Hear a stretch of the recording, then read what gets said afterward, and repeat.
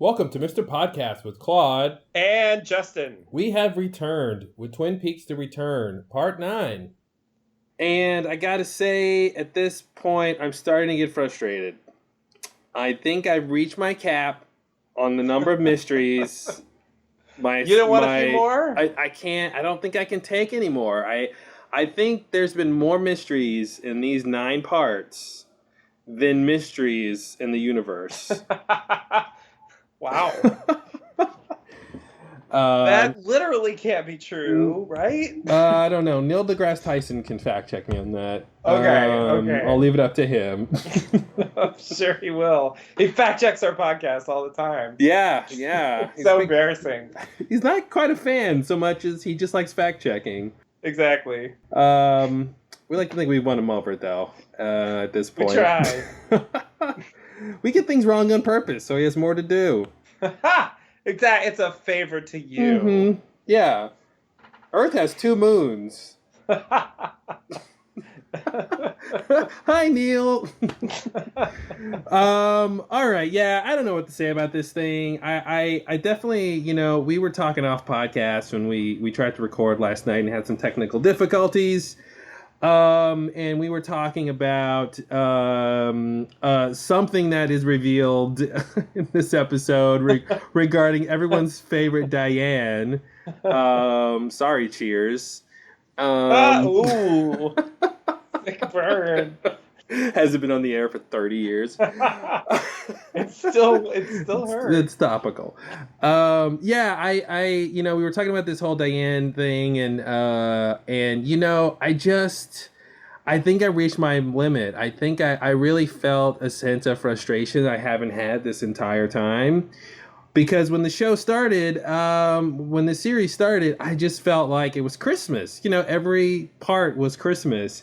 And Christmas just kept coming, and it was glorious. And I got all these gifts I didn't even know I wanted. But then Christmas just kept coming. And the trees are piling up. There's wrapping paper everywhere. I have no place to stuff the presents anymore. And then Diane walks in with her cell phone. Right. Is like texting. And I'm just like, oh, God, what's happening here? And in a way, like, it kind of makes sense that they would give her something else to do besides, just what her entry into the story was, which was, like, verifying, who Cooper is, Yeah. But, so, yeah, this is an interesting, this is going to be an interesting conversation, because I feel pugilistic in a way. I'm really, like, defensive now for some reason. Well, for the reason I just described. Where there's just so many mysteries, and they're great mysteries, but I can't keep track of them all. And, like, how is this really going to tie together? Like, when are they going to start answering things, Well, here's the thing. I mean, okay, sorry, go ahead. No, I'm ranting. Okay. So, in my opinion, it's funny. It's funny that you reach your breaking point just as I start to feel like, actually... the plot lines are starting to converge, and I feel like we are heading in the direction of answers. I mean, I think, we definitely had some reveals in this episode that kind of explain certain things, specifically about Hastings that we didn't really understand before. And some more specifics about pretty much every story thread that is and we have multiple story threads coming together.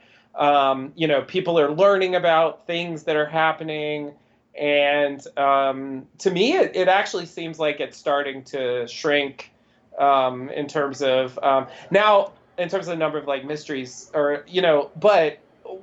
What I have to qualify it with is that if you watch, David Lynch movies, or, even consider the original series or Fire Walk with Me or something, I mean, I think it's worth paying attention or thinking about or just noticing whatever the form that answers take in David Lynch's work, at least specifically. And he does give answers. It's not, I wouldn't say that he doesn't give answers, but he typically doesn't give answers to every question. and sometimes the answers are kind of, you know, oblique. Like they're kind of like you have to work to understand that it's an answer to something. Yeah, and let me be clear, I'm not in this for answers at all. Like I'm not. That's not really what I want. I'm more affected by the number of mysteries than I am like upset that we're not getting answers at this point. You're right. There are some things that are converging, but I would contend that for every quasi answer, you know, in this part, there's 3 new mysteries. Like, for example, the Major Briggs, like, we got some Major Briggs answers. But there's still more questions. Of course, there's still more questions. But that's the thing, not going to go away. But it's every answer brings up 3 new mysteries. Seriously. I get what you're saying, but yeah, I mean, you know, so yeah, we are, you know, it's like we're trading one thing for another, right? Okay, we got some info about where Briggs was last seen, but like the description of what happened to him is still confusing. It's still confusing what exactly happened and how and why. You know, you know, we know something. We don't, you know, so I mean. Yeah, we know what happened to Hastings that night, but he said a lot of things that has like more questions. He was like, "There's a bunch of people there. Who are those people? Presumably the woodsmen, but we don't know. You know what that really means." So it's, and I guess that's what's weird is, I'm not. It's not about like, oh, I need answers to all these questions. I'm not in for that at all.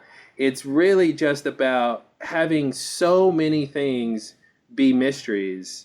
Like the things that still don't need to be mysteries. You know what I mean? Like there's just I think I'm gonna go back and write every sort of mystery / question for each of the parts because I really think it's gonna be insane. I really do think there's so many that it's hard to look at like any scene or any part of the show and not have a mystery about what's happening there.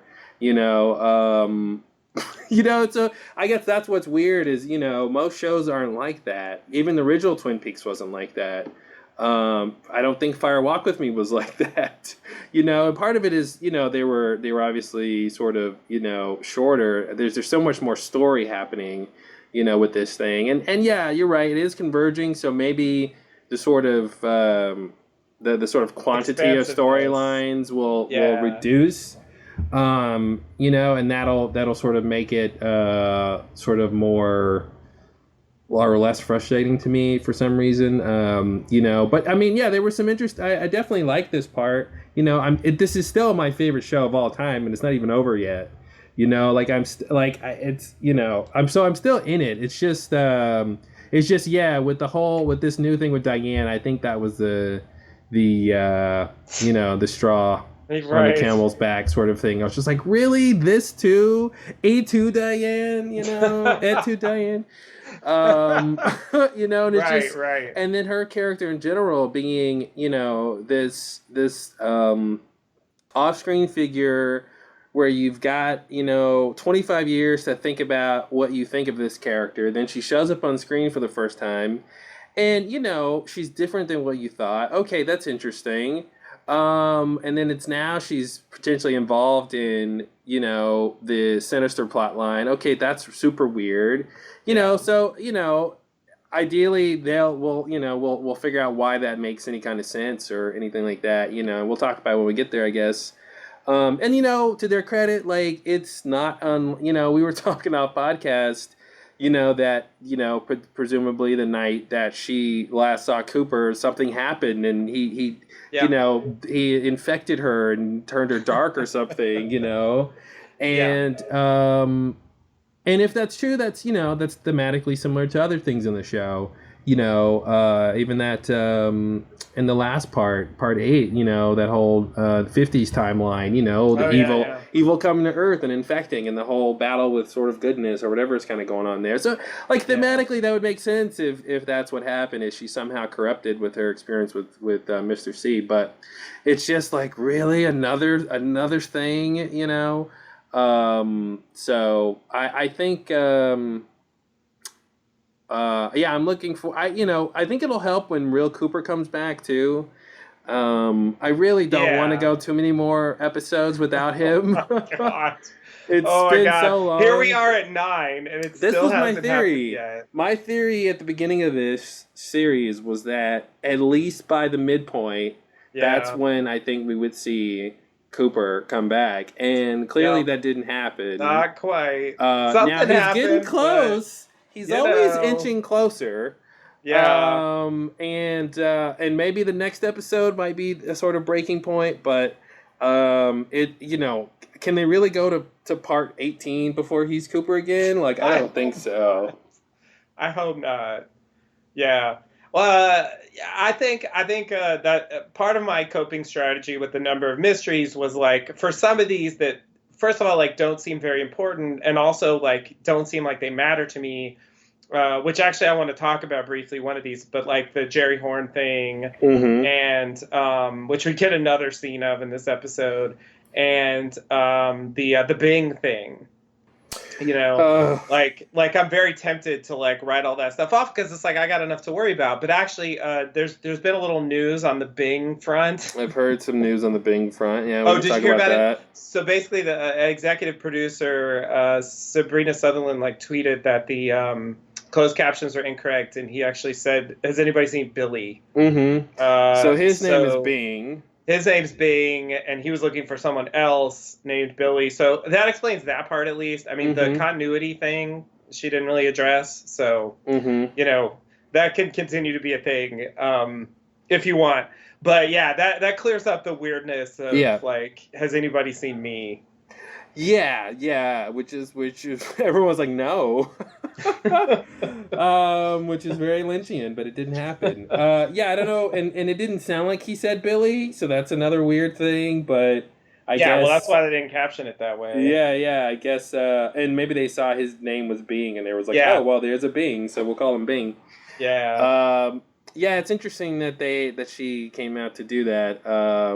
She's like Greg Nation saying. Yeah, because I feel like at some point it'll be clear, but maybe it'll be too long before they get back to that or something.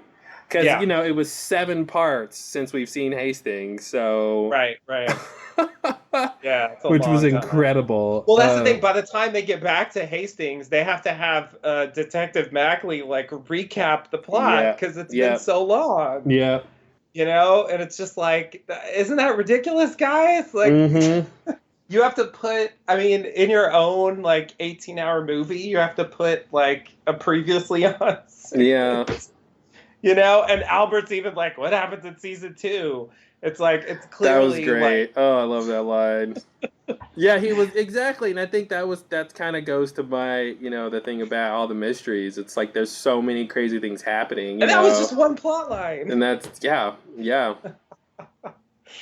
Oh, God. And even the scene where, like, Gordon and Tammy and Diane are outside, and, like, that scene's just weird.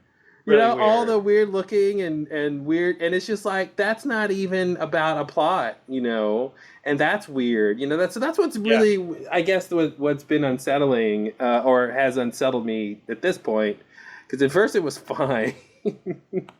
I got slowly and more increasingly unsettled, which is just there's almost no part you can rest on and not be wondering what's happening. Right. There's no like respite. Why did Lucy choose the wrong chair? This is what I'm talking about here, man. A simple comedic scene about a domestic choice, a couple trying to figure out what furniture to buy is baffling.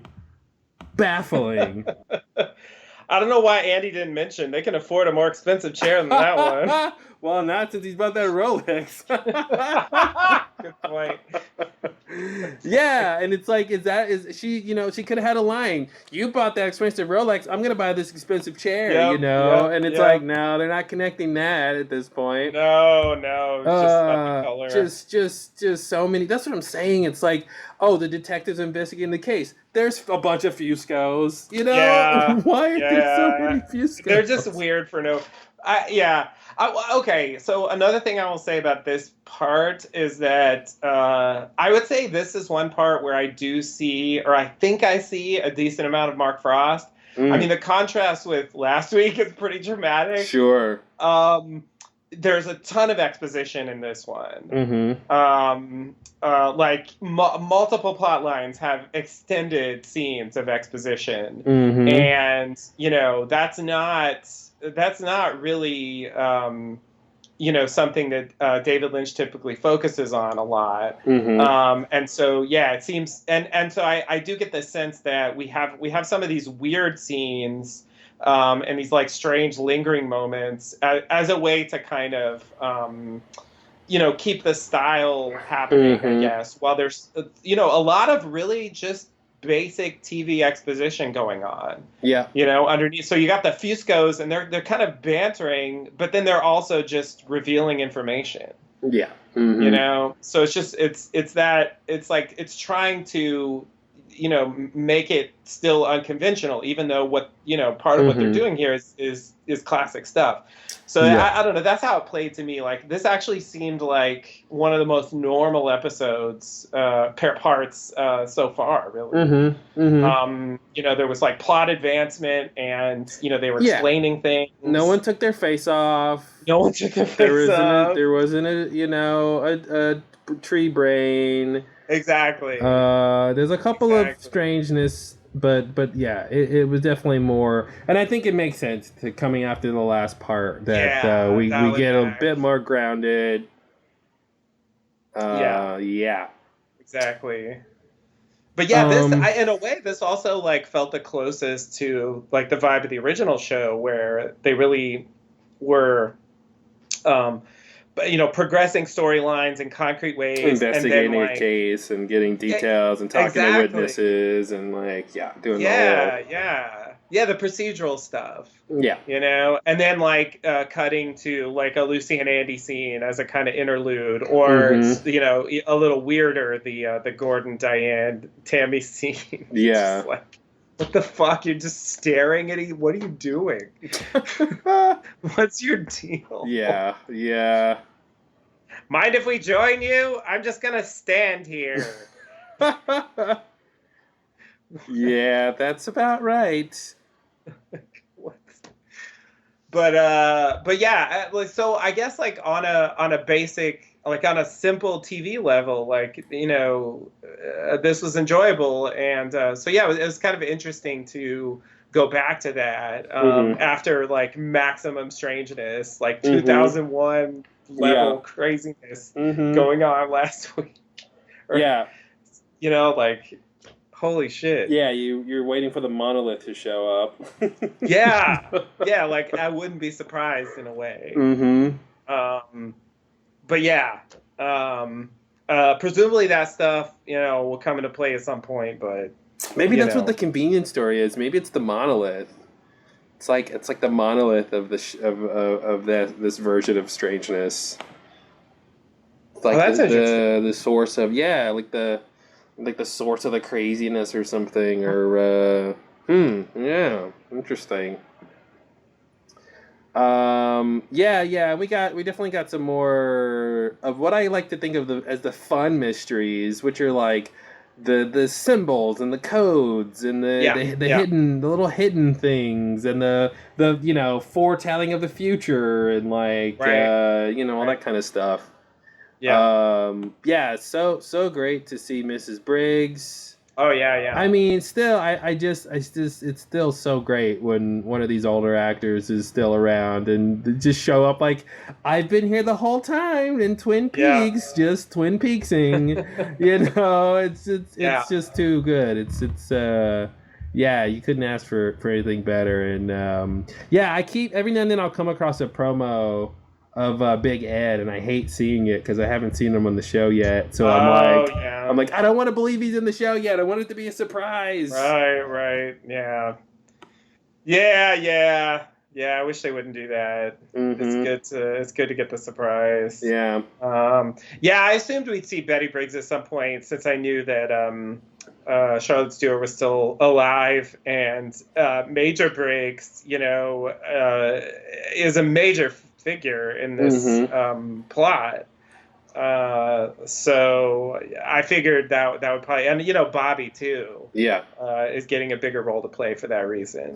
Yeah, I'm really enjoying Bobby Briggs. I love the whole change, and again, like the whole idea of going back to the cool character of Major Briggs, that whole dream he had that he tells Bobby about in season 2. They were definitely calling back to that. Yeah, that vision of the future, and he knew everything was going to be all right, and they like connect on a level they've never connected to before.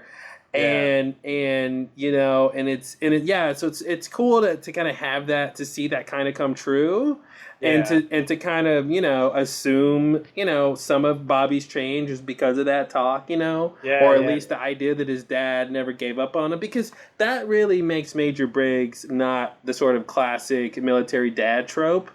Right. Because I think it's early in season 1 where like they're having dinner and he slaps the cigarette out of Bobby's cigarette mouth. that lands in the meatloaf. Yeah. Is that in Fire Walk with Me, or is that in? No. That's in the show. Okay, yeah, and like that's the only time Briggs was like that. There was the only time he was like the sort of super stern, paternal figure like that, Yeah, his character kind of changed. They were like, I think that's in the he doesn't need to be pilot. that. Yeah, exactly. Yeah, it's like he doesn't actually need to be like that. Yeah. And it makes it, and his character is like all the better for it. So it's so cool to see Bobby being a police officer, and like just seeming like a new man, and this whole, and it's cool too that we get to sort of dive into his character development over the years through this new plot line that's happening with Jack Rabbit. What was it, Jack? What was Jack it? Rabbit's Palace. Jack Rabbit's Palace. Yeah, this whole thing that like this secret code and all this stuff relates to, is going back to that relationship he had with his dad. Yeah. And I'm a sucker for that. I'm a sucker for the father son stories. That kind of thing, and so like giving Bobby this kind of redemption, over the asshole that he was when he was a kid, right? That like classic tropey bad boy thing he was doing, and like ruining people's lives left and right with his bad ideas, Right. It's cool to get that character development and see him like be completely different now, and also they do a nice thing where they contrast. You get to contrast Bobby with like Chad, Right. and you get to see, there's this scene where they want to have the conference room and they kick Chad out, and you see like no one likes this guy.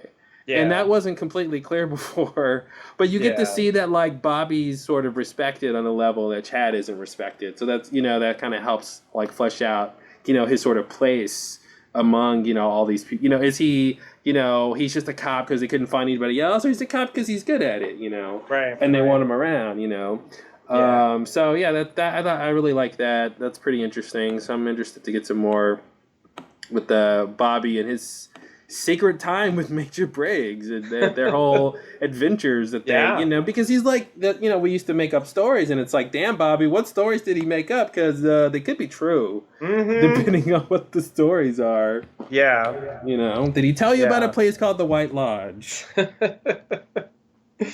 Yeah. Mm-hmm. Yeah. That seems likely.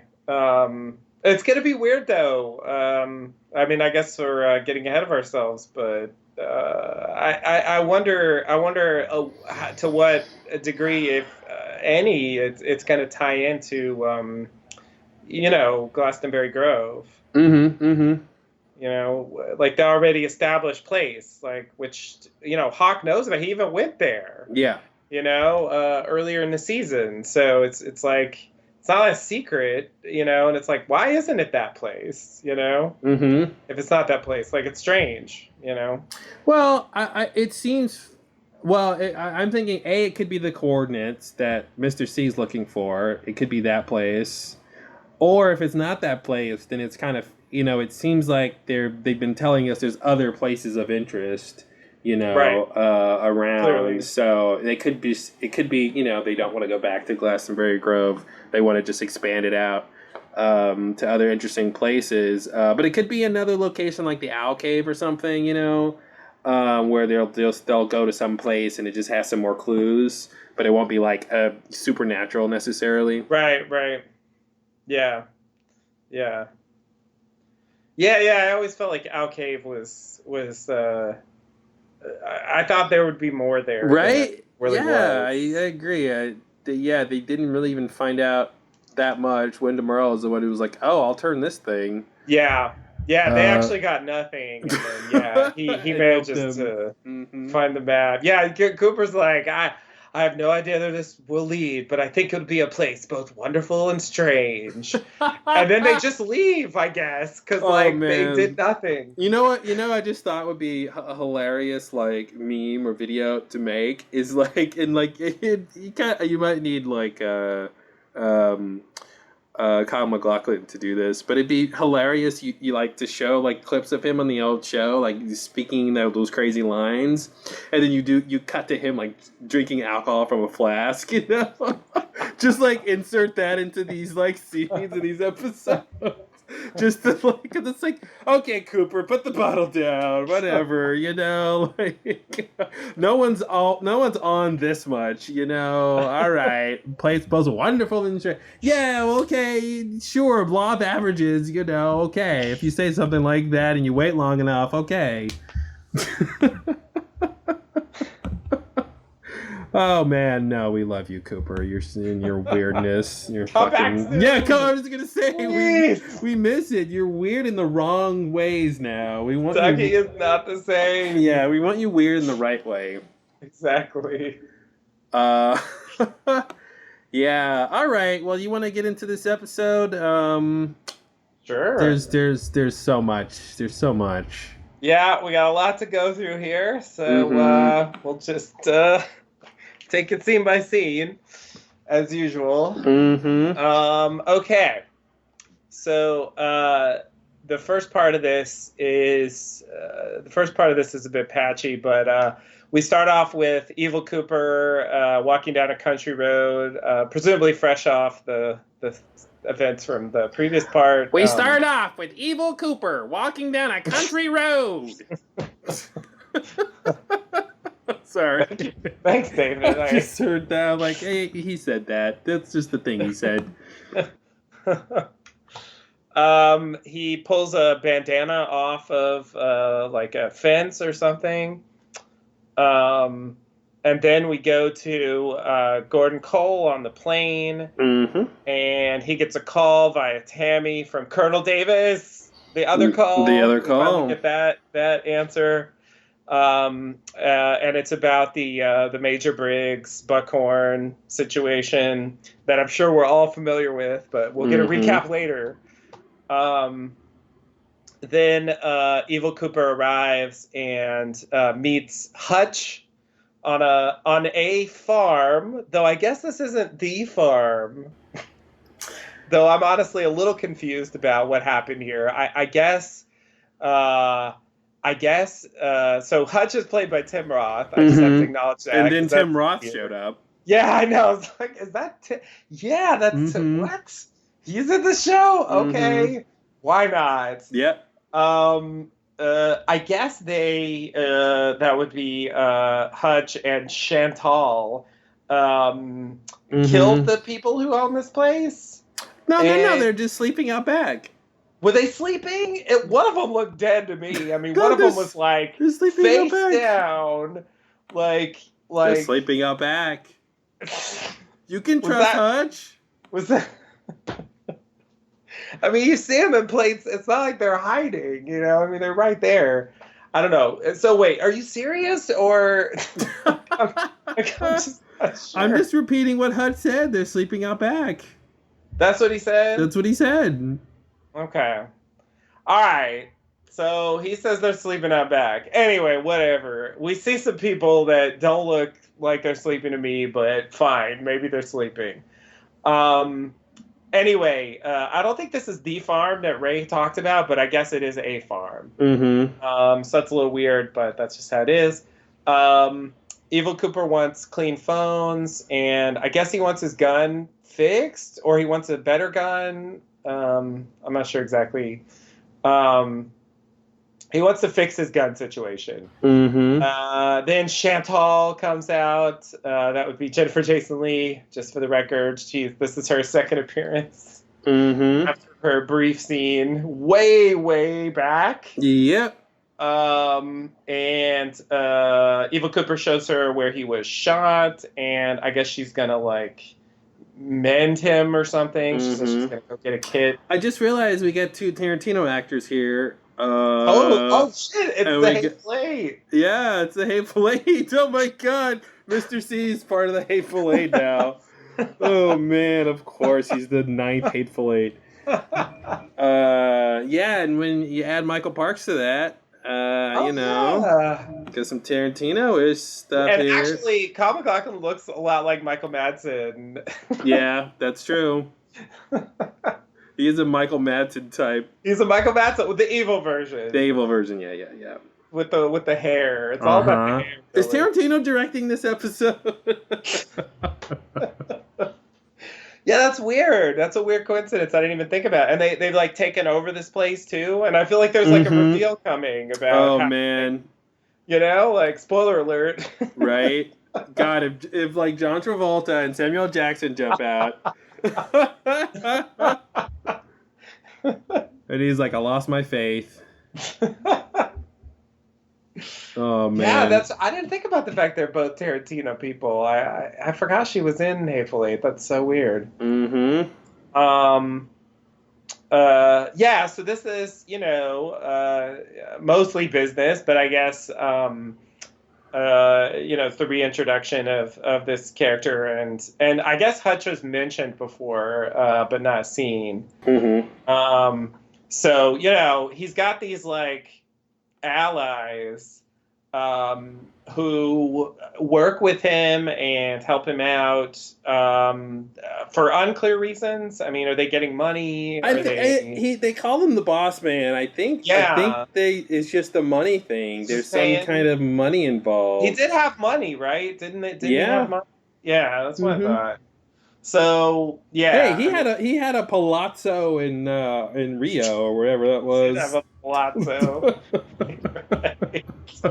It's like living the Miami Vice 80s dream. Exactly. Oh man, so many Blazers. Okay, yeah, you're right. They call him boss, so he's just hired some people. And yeah, I guess that's how it is. Let's see. So I guess we'll continue here. Feel free to stop me if you. Yeah, I mean, I guess there's a couple little things. We're gonna get more with these characters. Sure. So, but sure, go ahead.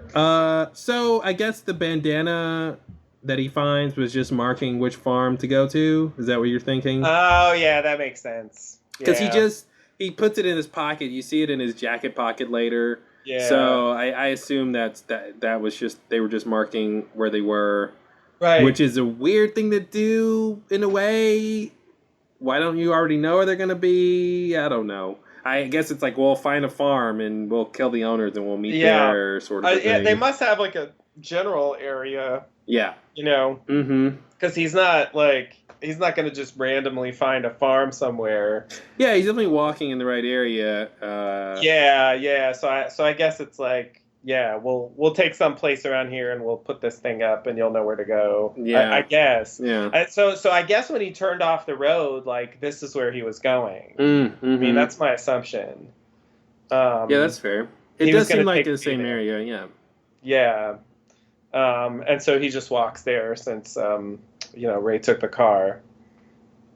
It's a little weird that like Ray was going to the farm and this is a farm, but it's not the farm. Like, but okay. I think when you're in farm country, it's nothing but farms. It's like we're gonna go to the house. You have a hard time getting your farm straight, Yeah. But yeah, it's interesting. I guess this wasn't the farm. Yeah, it just doesn't seem like it makes any sense that it is. So I wanted to mention that Mr. C has blood all over his face. Oh yeah, from the ceremony. Yeah, but I remember thinking, when he popped up after the Nine Inch Nails performance, like his face was not messed up like it should have been. Oh, that he didn't have the blood anymore? Yeah. So I Yeah. was like, oh, that's weird. And then, but now he's got Continuity. it. So yeah, maybe continuity error. But yeah, he's like super maybe they messed decided up. to cut in like him sitting up.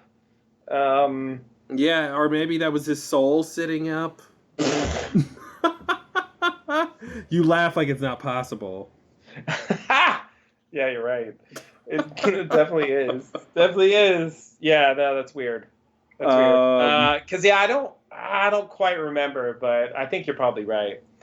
And it's Yeah, I remember seeing. I mean, that. they definitely rubbed blood on his face when he was Yeah. like lying there, but Yeah. yeah, that's strange. Oops. Oops. Yeah, right.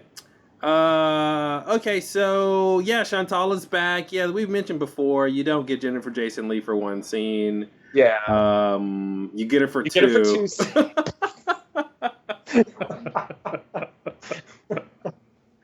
Yep, we both got there at the same time. I hope you were playing along at home, listening. Hope you got there too. I mean, I guess we'll see her again, but it's, I mean, they're supposed to go kill Warden Murphy later, so I mean, maybe we'll see that. I don't know. Only time shall tell. Yeah. That didn't work. That didn't work at all.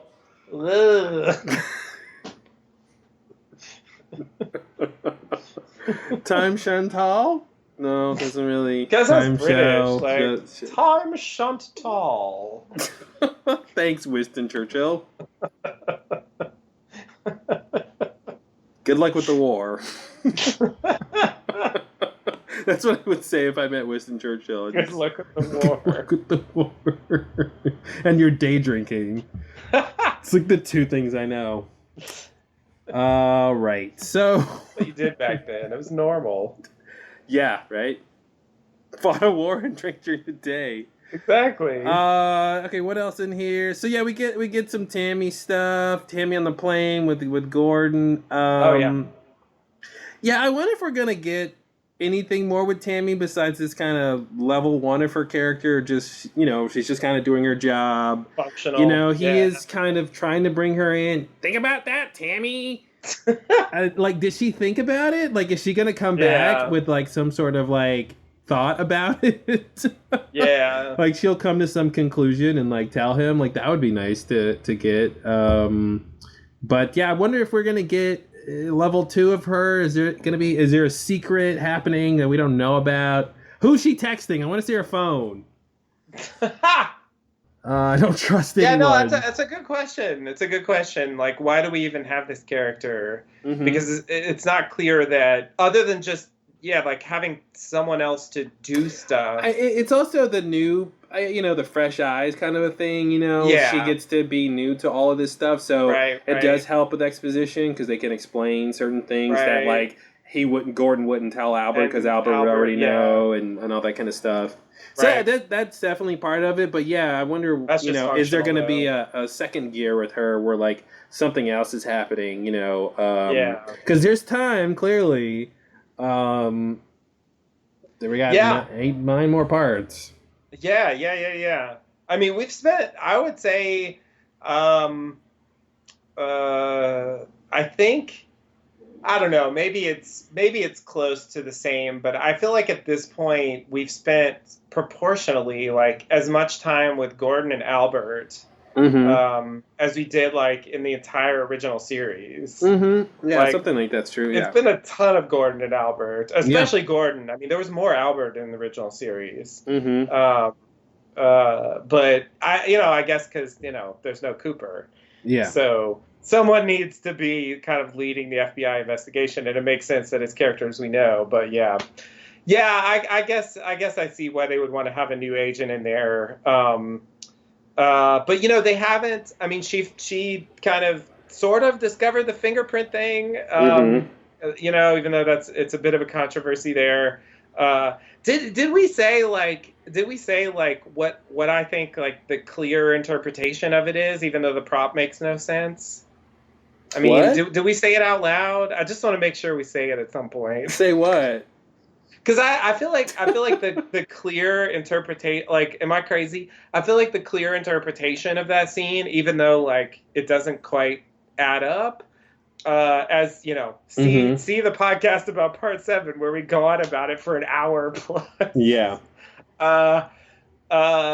Is that so the first thing he said, where it's very good to see you again, old friend, or what he said 10 words, right? Mm-hmm. And the very was the second word, and he said it backwards, right? Mm-hmm. And that's the same as the fingerprint that's like backwards, and that's the spiritual finger. Mm-hmm.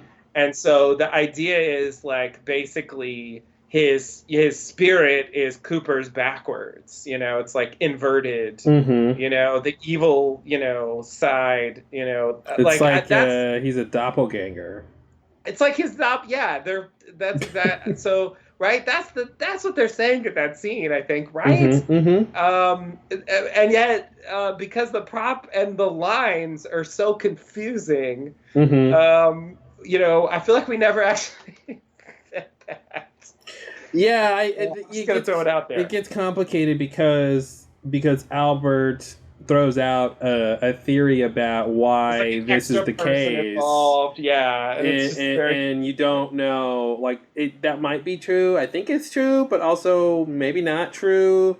It muddles the thing, and this goes back to too many mysteries. Yeah, and it's like, maybe it's just a prop error that like the way the prop the prop department fucked up, and like Albert's line would have been fine if the fingerprint was flipped around and the code was the thing that was flipped. Mm-hmm. Like that would have made more sense. Because it seems like that's what they were trying to convey, but it just didn't work with the actual prop.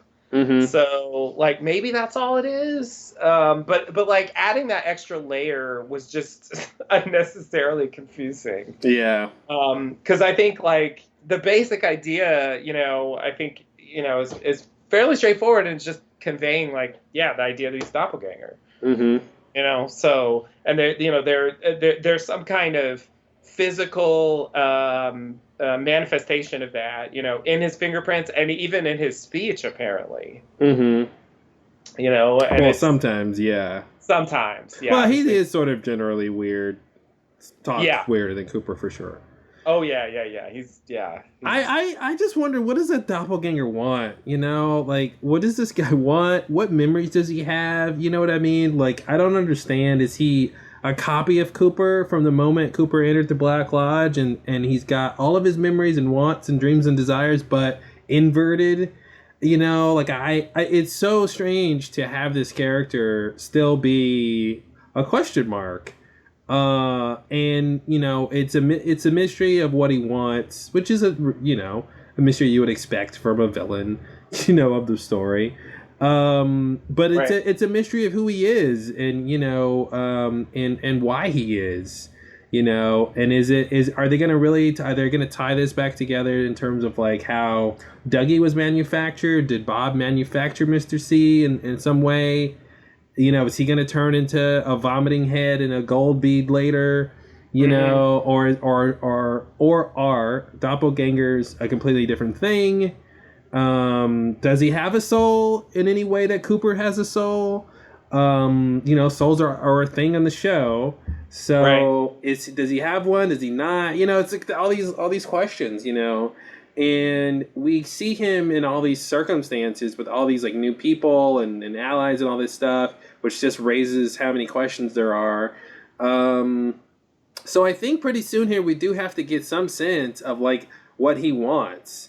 I remember the beginning when he just didn't want to go back to the Black Lodge, and that seemed like that was a good enough goal for the whole show. Right. And it's like, nope, that was for that one part. He passed that hurdle on to the main thing. That was just like the first thing. Yeah, exactly. And so besides wanting Cooper dead, like, is he just trying to live forever? Does, since there can be only one now, although, is that even true? What's the timeline on that? Do they have 100 years? Right. Do they have 5 years? Yeah, Do they have 5 days? So yeah, so it's just strange that we are getting a lot of screen time with the villain and his cohorts, but we don't know what they're doing, why, and people you think are allies are bad guys, and on the other side, and like I heard a crackpot theory that Ray might be FBI, and it's just like, oh my god. Yeah. I don't even think that's implausible. Unfortunately, it isn't implausible. I mean, it's really weird.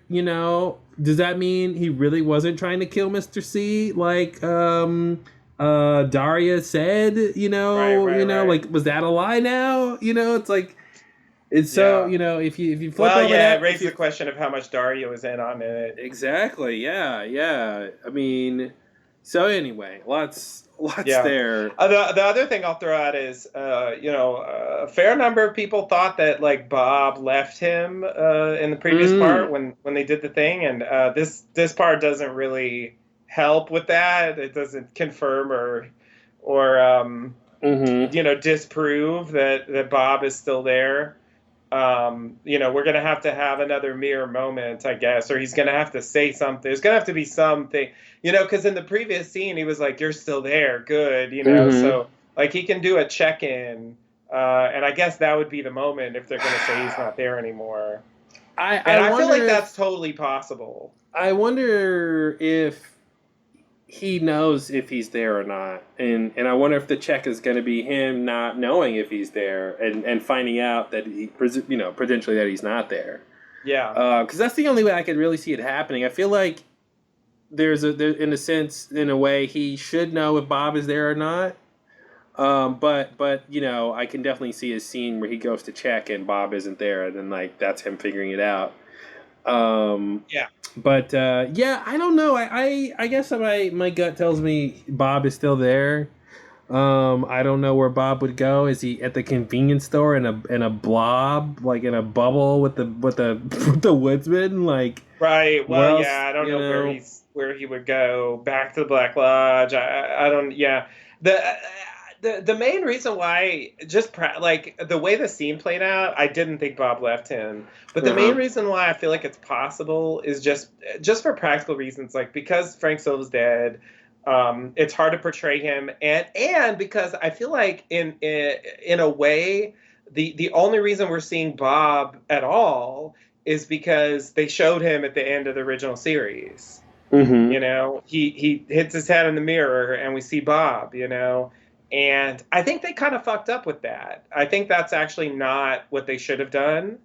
It's supposed to be Doppelganger Cooper, and he's his own thing, And so I think the compromise is that he's Doppelganger Cooper possessed by Bob at the same time, to kind of like sew up that loose end or clarify that that point that wasn't really clear. Yeah, I mean, I think it takes two to tango. I think I wouldn't necessarily say they fucked up showing him in the mirror. I think our interpretation was wrong. I think when that it's possible, because honestly, if you think about how it's just there, the end of the show leaves you with all these new mysteries, like just brand new shit. Like, oh, here's a doppelganger in the real world. Okay, thanks. What's that about? But if you think about how how they portrayed Leland when Bob was with him, it fits. Like that's that's what it was. When Bob is there and he looks in the mirror, you see Bob. So it fits in that way. It's just we didn't understand what this doppelganger thing was. And it barely still understand like what that really means. What's Mr. C without Bob? I don't know what that means. Because it's confusing to me if doppelgangers just exist always. Did Bob create this one especially because he had some plan of escape? Because he immediately takes Cooper and escapes. So I don't know. I don't have a problem with how they ended that. But I mean, I do take your point though that they might want to find ways to not have to keep portraying Bob. Although I feel like it just gives David Lynch a way to be creative, and that if he wants to show Bob in a certain way, he'll show. I think I don't think they're precluded because they don't need Bob to really do anything but look like Frank Silva, and they have footage of that, you Right. know, and so I think they could keep that going. But I do take your point that would be a reason to for for them to kind of get Bob out of Mr. C. Yeah, because I feel like effectively like Bob, he is consistent with the way that Evil Cooper behaves, but it seems like Evil Cooper also has his own thing going. And I mean, they showed like Bob and him like laughing together at the end of the original series, so like they're basically on the same wavelength. But he's basically a new bad guy, Mm-hmm. And so I don't know. I feel like in a way it makes sense that they give us an origin story for Bob and then kind of move on from Bob. Like now it's just about Yeah. Evil Cooper But and I what he's see gonna it, do. but they're also opening up the bigger forces at work here, and they're spending a lot of time on the bigger forces at work here, and I feel like Bob has to be a part of that. Now, unless they're like going to transition to focus on the Woodsman versus Black Lodge inhabitants or something, But Right. I feel like there's still a case to be made that Bob is still important to all of this, because I think his origin story almost increases that possibility because he is something that seems to be otherworldly and not just like, oh, he's just a Black Lodge spirit, or he's a guy that died and went to the Black Lodge and got some power and now he Right. torments, like he's almost some primal force, and I think a primal force in Twin Peaks, I don't think you write that off, I think you keep that part of the show, but Hmm. what that means functionally, of course, could mean we don't really see a lot of that or something, or maybe we get some more Bob at the end or something like that. But I do also like the idea I mentioned before about like if they took Bob and the bubble out of Mr. C's stomach, then Bob becomes like this thing, this like tangible MacGuffin that someone could get, Right. so that might open up some story, or maybe a way to kill Mr. C if you kidnap the Bob bubble or something, or kill it, or Right. if you take Bob back to the Black Lodge, maybe that kills Mr. C, or stop something, So that I think that's really interesting to me. Yeah. Yeah, that makes sense. I mean, and Ray did say, I think this might be the key to what this is all about. Mm-hmm. Mm-hmm. So, that suggests that the Bob thing will be important in some way. But yeah, and so I'm not clear on it, and this part doesn't really help. But it's I don't know. It's an interesting issue Yeah. in terms of like what they're going to focus on as far as Evil Cooper and his motivations. Mm-hmm. How much are they going to try to bring in Bob as far as that goes? Yeah, and again, it goes back to what did Bob want in the first place? I mean, did he just want to live vicariously through Mr. C and rape and pillage like he did with Leland? Or is there like a bigger plan, and does Mr. C get to choose his own destiny? Or is he just doing something that Bob wanted him to do? It's again, it goes without saying how weird it is to not know these sort of things, but I hope we will find those kinds of things out, Yeah. the sort of bigger, questions in terms of like motivation and stuff. Because it's hard to, identify with the character or root for them or to really know what to think when you don't really know. Is Mr. C trying to save the world? Is he trying to rid the world of evil? And he's like, like that could be a thing. He wants to kill Bob or something, and or something weird like that could happen. Um, for That a would be a long crazy shot, twist. but Yeah, I you know what I can't mean. imagine them doing that, but It's yeah, just so it's so open ended at this point that it's who's true. to say, except for we're really just going off of how they left us at the end of season 2 and like what he's the sort of bad guy kind of stuff he's done since. But Right. you can kill and murder for good reasons, or the sort of maybe not justifiable reasons, but like sort of a means to an end kind of a Yeah, thing. yeah, yeah. Yeah. Um, Acceptable sacrifice or yeah, whatever. collateral damage or something, Yeah. But and that would be a weird twist. Very weird twist. Very weird twist. Especially if he did all the stuff that we were talking about. Him having possibly done in part 7. It's gonna be weird. Like, no, it was for a good cause. He needed Richard for its plan. Oh, jeez. He had to. He better not be Richard's dad. And he needed Diane to help him save the world. Oh, yeah, I'm just saying, like, it doesn't seem plausible to me, but it would be a crazy twist. I guess, yeah, that's interesting though. It's an interesting thought. Hadn't occurred to me at all.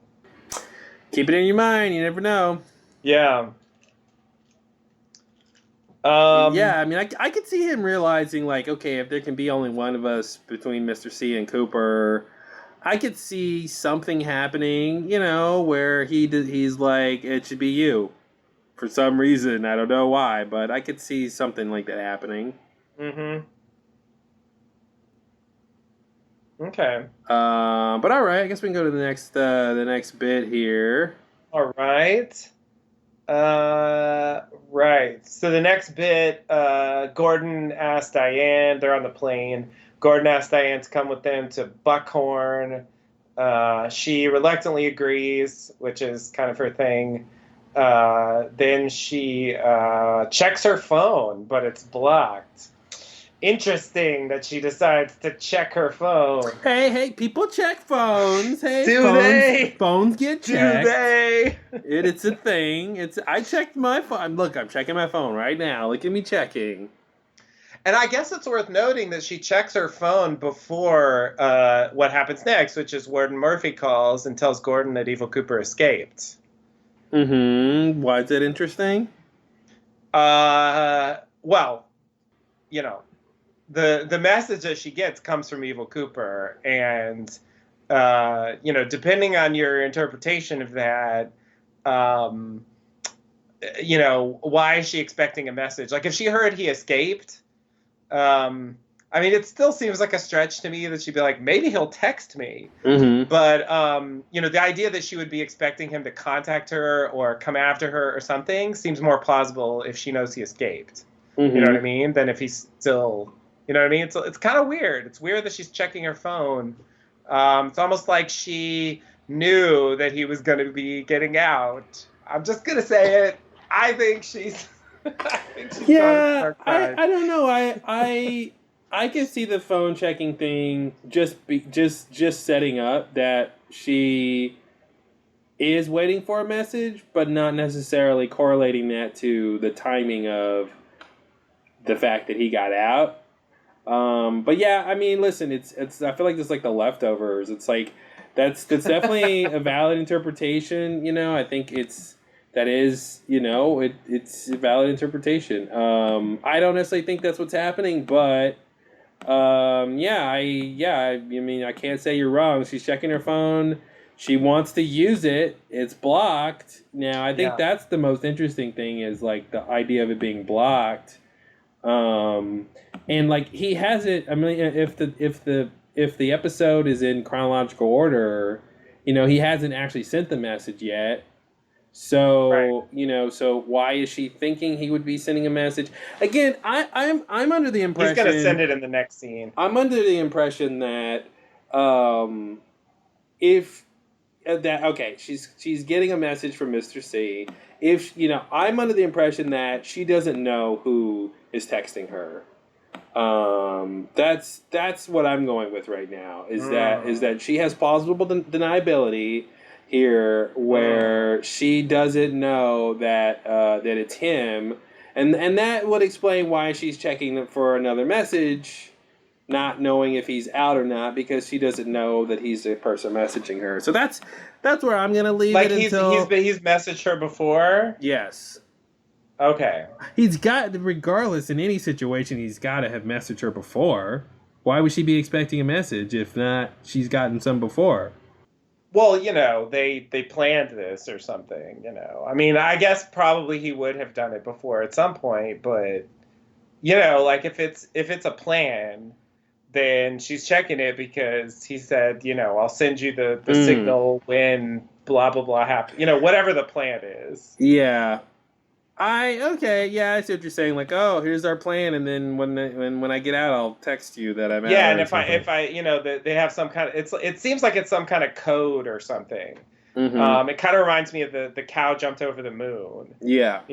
Like where it means something. And so like maybe depending on what happened or what he wants her to do or whatever. The vagueness or the message itself also makes me think she is, complicit. Because otherwise, like it's going to be pretty much meaningless, or except like there's some weird random person sending me weird messages. Well, it depends on what the messages are, and I mean, again, a weird person can send her the messages. only one we saw. But yeah. But I mean, she could have gotten a message before that. If she thinks, what, I don't know the circumstance clearly, but I can imagine a situation where she has gotten messages before, just the same way as if there was a plan or something, and the message is, at this time or this day, I will give you this code and it means XYZ, or somehow she knows what it means. It's a reference to some conversation, or it's a reference to, literature or something that she knows. I presumably, like, she could know what it means without having been told before. Like, okay, I'm going to send you this code and this is what it means.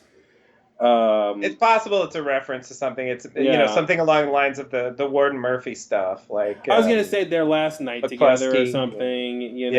Like maybe that was a phrase that came up, or something like that. So it could be that. I want you to so think devil's advocate here. Why would the show be telling us? You have to sort of be paying attention to get this, but why would the show be leading us in the direction that Diane is basically a bad guy now, working for Mr. C? Like, why would they tell us that so directly, really?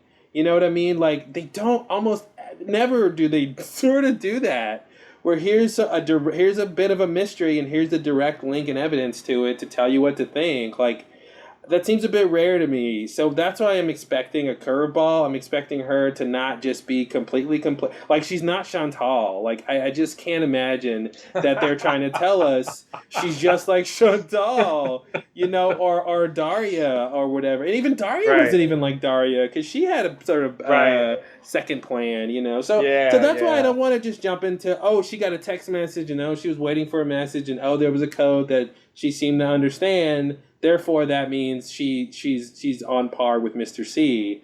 Like, now, that being said, if their larger point is, hey, Diane was a good girl, now she's a bad girl, you should be thinking about how that happened, and there's a mystery we'll explore there with how she got corrupted or something. Like that, and there's that whole, like, the last time she saw Cooper thing. Mm-hmm, like, it could definitely tie in with that. Sure, yeah, exactly. Like, that broke her or something, but I don't know why that would mean she would help him in the future if she knows the last time they saw, he broke her spirit or her goodness or something. Like, why would she help him? There's that question. But so anyway, I'm holding out hope that. Well, she hasn't done anything yet, so I think, like, the big tell is, like, what is she going to do? Because, like, in this episode, she gets the message, but she doesn't actually do anything. She just, like, goes outside and smokes. At this point, though, if she knows that if she knows the person, sorry, what am I trying to say? If she's been working with Mr. C in any way or communicating with him, then when she went to the interrogation and she told Gordon that wasn't Mr. C, like, either she's lying, which is a bad thing she's doing, but I mean, she's telling the truth, though. So it's weird, right? But she's, like, sort of playing along, I guess, with the truth, because that's what he wants her to say, right? Or she's like, oh God, this guy isn't Dale Cooper, but yet I'm still helping him. I'm mortally afraid of what the implications of this. Yet I'm still helping this guy. Like, that doesn't really gel with me. You know, is she that good of an actress? I mean, I know Laura Dern is, but is Diane that good of an actress?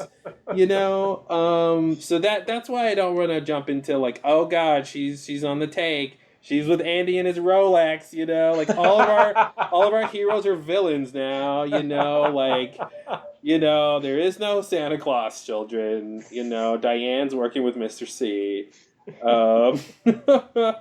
You know, fuck you, kids, as she would say.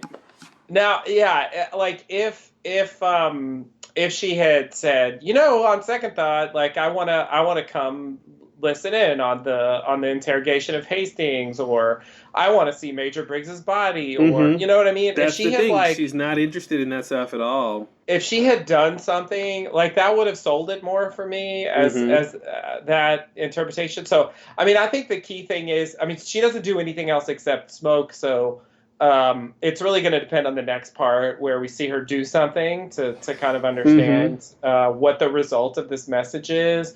Is she going to share it with anyone? Is she going to mention that she got this? If she suspects it's from Evil Cooper? You know what I mean? I mean. What's the next step? To me, it just seems so suspicious on so many levels. I agree, it is problematic also on so many levels if it's true. So I don't discount the possibility that there is a innocuous or relatively innocuous explanation for why she's checking her messages, why she got this message, and what her reaction is. But I'm definitely leaning right now in the direction that she's in league now. You know, I don't know what she believes about Evil Cooper. I don't know, you know what I mean, why is she doing it? I mean, those are open questions, so, you know, who knows what they're going to say later, but... I just had a thought. I'm like, why would Diane, what would she be doing with Mr. C? What good would she be to him? So I'm thinking, even though we just said she really wasn't in on the sort of top secret FBI stuff that's going on, that she's not sort of being asked to be a part of, maybe she's supposed to be the spy. Maybe he wants, you know, her to spy on them and let him know what they're up to. But then another thought came to mind that what if there's a long con here, and maybe Mr. C knows that in the end game, like he's thinking, yes, I have to kill Cooper, but maybe he will have to convince the FBI or people at large that he's the real Cooper at some point. So maybe this is all a ruse, and Diane was a plant to verify, oh no, this guy's not Cooper 100%. And you believe her, you trust her because he doesn't seem like Cooper. He's weird and scary, right? And then later, Mr. C, you know, to his plan, presumably, kills the real Cooper / Dougie or whatever. And he tries to take his place, and he goes, hey, look at me. I got my clean-cut haircut and my suit, and look at me. I'm Dale Cooper. Give me some coffee and pie. And then Diane comes and says, oh, yep, that's him. That's the real Cooper. Him. Yeah. Yeah. That's interesting. She's like the Diane the Touchstone. Yeah, yeah. If she's the authority, and that's ouch. Ouch, Diane. Yeah. And you know, the show I just said Touchstone, and because I was reading about alchemy and stuff, and it really applies though, like that idea that like she's the one to decide, you know. Wow, that's interesting. Yeah. That is interesting. So there's that, but if it's not that, then she's innocent, and how dare you impugn her? It's not that I really want it to be true, but I do think it's an interesting twist if it is true. You know, but here's the thing. David Lynch considers these characters his, like, family, right? He said that. And would he really do that to Diane? I mean, that family includes Leland, right? I mean, that family includes, you know, Leo. But listen, Leland was mostly innocent. He just had impure thoughts about his daughter, but he didn't do the stuff Bob made him do. So, you know, Leland's sort of innocent on that front. You know? Well, we've talked about that before. I'm not so sure about that, but okay, I see what you mean. But I I mean, mean, he's not. Hank. I mean, there's a ton of bad people on the show. You know, all the bad guys. I mean, there's plenty. Yes, for sure. There's bad people, but I'm saying because bad people exist, right? But what I'm saying is like taking a good, character and turning them bad. That's a whole different thing. Right. Again, like Andy, if Andy's like corrupted now, like that would be the crazy thing to do to a character that wholesome. Yeah. And I think Diane is sort of in that vein, although we don't really have anything to go on except our suppositions about how she was before. Right.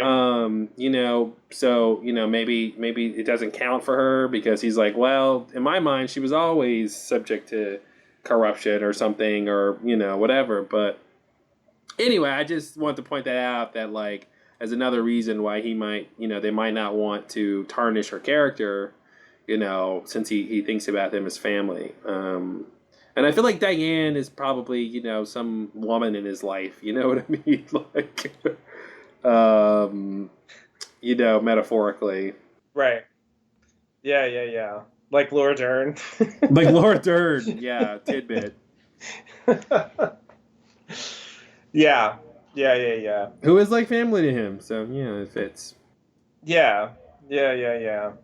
I mean, I see what you mean, but I mean, I think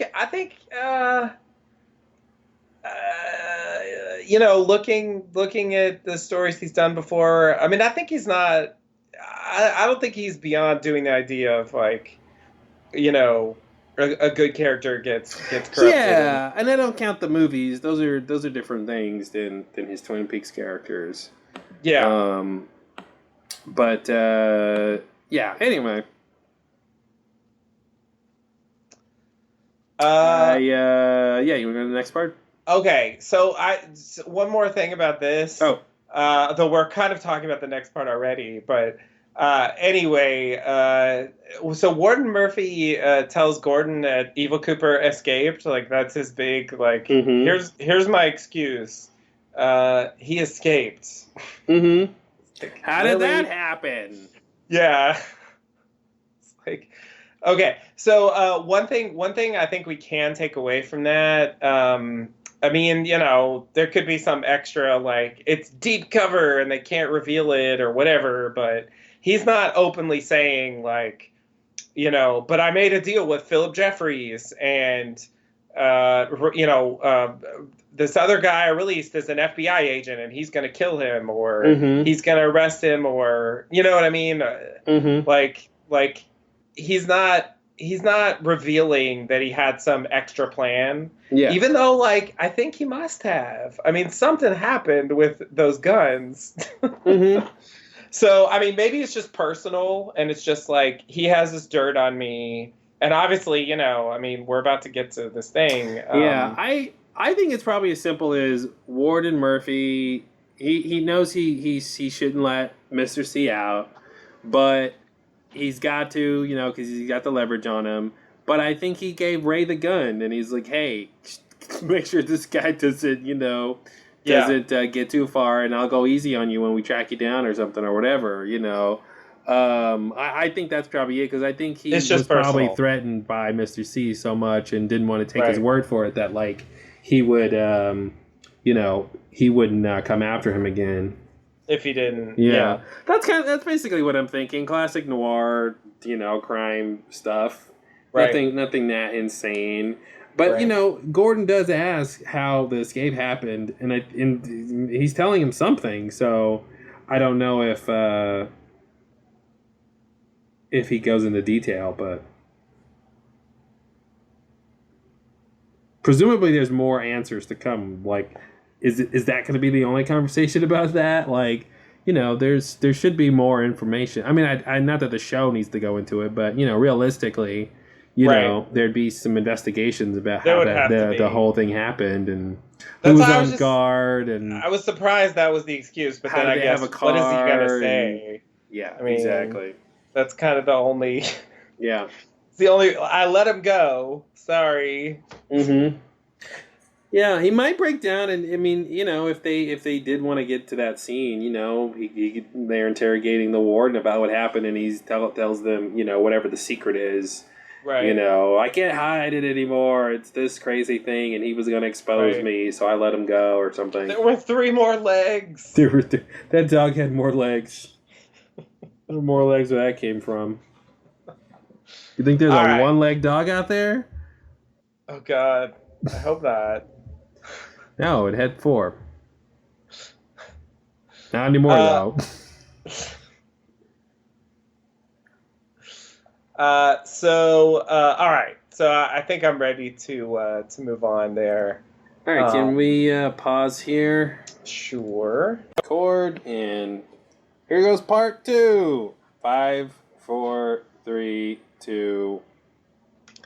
Okay, so the next scene, we are back at the farm, not the actual farm, but the farm in this particular part. We see 2 passed out people, asleep people, possibly dead. They're completely asleep. We'll see. Or maybe we won't. I don't know if it matters. Anyway, Eva Cooper sends a little text message mysteriously right after Diane checks her phone. I should have already suspected. Anyway, when I look at this order, I'm like, it's immediately after that she checks her phone that we see this it's like message reversed order, though, right? It's so weird. It should be he sends a message and she receives a message. Right. Her phone's blocked. She's not going to get it. But they reverse it, and then they back it up to him calling Duncan Todd. Right. And that confused me originally. I thought, oh, he was texting and then called. I didn't think about the whole Diane thing. Right. Yeah. The editing makes it. The logical choice would be to show this first, and then you see her checking her phone and it's blocked. That would be a bigger tell, though. That that's where it's going. So it's more. It was more of a surprise, at least for me later, that they did it this way, because I didn't catch the connection. But yeah, anyway, the text message says, around the table, the dinner conversation is lively. So that's whatever that means. We'll find out later, maybe. So then he calls Duncan Todd, as you mentioned. Is that a reference to the convenience store in Fire Walk with Me? Around the table, the conversation, the dinner? Because they were eating garmonbozia and having a conversation. Oh, God. I was just thinking, what table were people around and talking? This is a Formica table. Oh, God. We're like light years beyond that. It's so strange. It's so strange to be beyond the crazy stuff. Yeah, that was as crazy as it got back then. Like, that scene was really weird. And there were woodsmen there. There were woodsmen there. You can't say there weren't woodsmen there. So, yeah, that whole connection is yet to be clarified. But, and like the convenience store versus the Black Lodge. I mean, there's plenty of questions there. But yeah, that's an interesting connection. I was not thinking of that as dinner conversation. But hey, why not? If they're eating and they're talking, yep. And it's the right time of day. There you go. What else is it? Breakfast for dinner doesn't count. You got to be eating dinner foods at dinner time around a table. Doesn't have to be a dinner table, though. No. Hey, here's a question. Okay. When is a dinner table not a dinner table? Oh, God. I'm afraid. When it's a Formica table.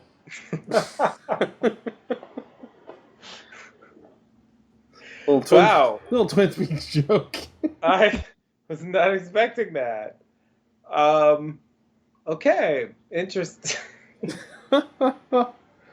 Come for the theory, stay for the jokes, folks. That's what we have to offer here. Okay, so so he calls Duncan Todd, who says that he didn't do it yet, And Evil Cooper says it better be done next time he calls. All right, good luck with that. So I want to point out like multiple things about this. First, this clearly establishes that Evil Cooper is indeed the one Duncan Todd's taking his orders from. Mm-hmm. So like this is the first time they actually communicated directly. So that's kind of a reveal. Another thing that this does that I really appreciate is like put the final nail in the coffin, if it wasn't already there, that it's a different timeline in Las Vegas. Because he's able calling to, him? Yeah, he calls him and You sure he's not calling through the space-time continuum? Well, that's the thing. Like somehow the motel key, like not that I think the USPS would like pass through a vortex or something, but like because of that intangible like middle period where wherever the key was, like you could imagine some crazy scenario where like it's a Black Lodge mailbox. And, it did get sent by the United States Portal Service. Exactly. She didn't read the fine print. Exactly. Oh man. But it's just there's a little more room for doubt there with the key, even though I think that was the pretty clear proof already. Yeah. But it's like we know where Evil Cooper's timeline sits because we followed him at various points in the storyline, and we know that is in the present. And so then having him call Duncan Todd, and he's like, no, it's not done yet. That we know where we stand. Like those timelines are basically happening at the same time. Did you think about the fact that there could be a time barrier, and time is running differently because of the time barrier? Not a time. And the satellite phone. Please tell me this is not the it. island again. It's always the island forever. Do we have to do a payload again? Payload experiment. We need a scientist. Quick, get Jeremy Davies. Oh shit! We already have him. Quick, do some science. That won't matter. Oh, jeez. Be wrong about something. Yeah, be wrong about something super important later. Yeah, he's really good at that. Oh man, jeez. Yeah, well, it's nice to know that there's not multiple timelines, because who's got the time for that? Yeah. Really? There's too many mysteries. Already. Yeah. We don't need that shit. Like, no. Come on. No, I never liked that theory. I'm old school, as Gordon Cole would say. I like my theorizing to be formulated by what the show is giving us, and to try to mitigate adding external contrivances that might help explain things. Like, it's multiple timelines. Right. Because other shows have done that recently. Therefore, this show could be doing that recently. Although they never did that before, maybe they're doing it now. And so, I don't really like that line of thinking. It's also part of the school of thought that's like, everything in the Matrix was a dream. And, like this thing where, like, somehow people want to make stories more complicated than what they just appear as on the surface, which is like regular storytelling and filmmaking. It's like, I forgot the guy's name, but the popular Fire Walk with Me theory that first segment is all a dream. That goes in there too. It's like, you don't need that to be a dream to make it make sense. It actually makes less sense if it's all a dream. I looked into that, by the way, just to clarify a little bit. Although I still didn't read the whole thing because it's the long as shit. No, it was TLDR. No offense. Anyway, it's just the prologue. It's just the Chet Desmond, Sam Stanley, that part. Is the dream. Like the Laura stuff is real. For sure, yeah, but that's what I'm saying. Like, that's what I thought it was. Just that part. I thought maybe I didn't clarify that. Yeah, anyway. And so, but even that to me doesn't make sense. That doesn't make sense that Cooper would dream. I mean, he's got a lot of explaining to do if he dreamt a whole investigation of a real person that he'll later will be talking about, and dreamt a whole reality that he never really fully acknowledges. And on top of that, in the dream he says he had a dream. Like Right. is the Desmond, I'm sorry, the Philip Jeffries stuff part of that dream? Yeah, I think Yeah. so. So That's in why the he says we live dream- inside a dream. That's why he says that, but then Cooper is like, okay, but then there's no objective reality then, right? Because if in this dream Jeffers is saying we live inside a dream, then you're never outside of the dream? Or is the dream real but reality's also real? You know what I mean? Like it's like extra complicated and it Yeah. doesn't give you anything. Like it doesn't make the story simpler, it doesn't make anyone's motivations make more sense. It doesn't tie together any real mysteries. It's not like, oh, well, if the prologue part is a dream, then this thing makes sense now.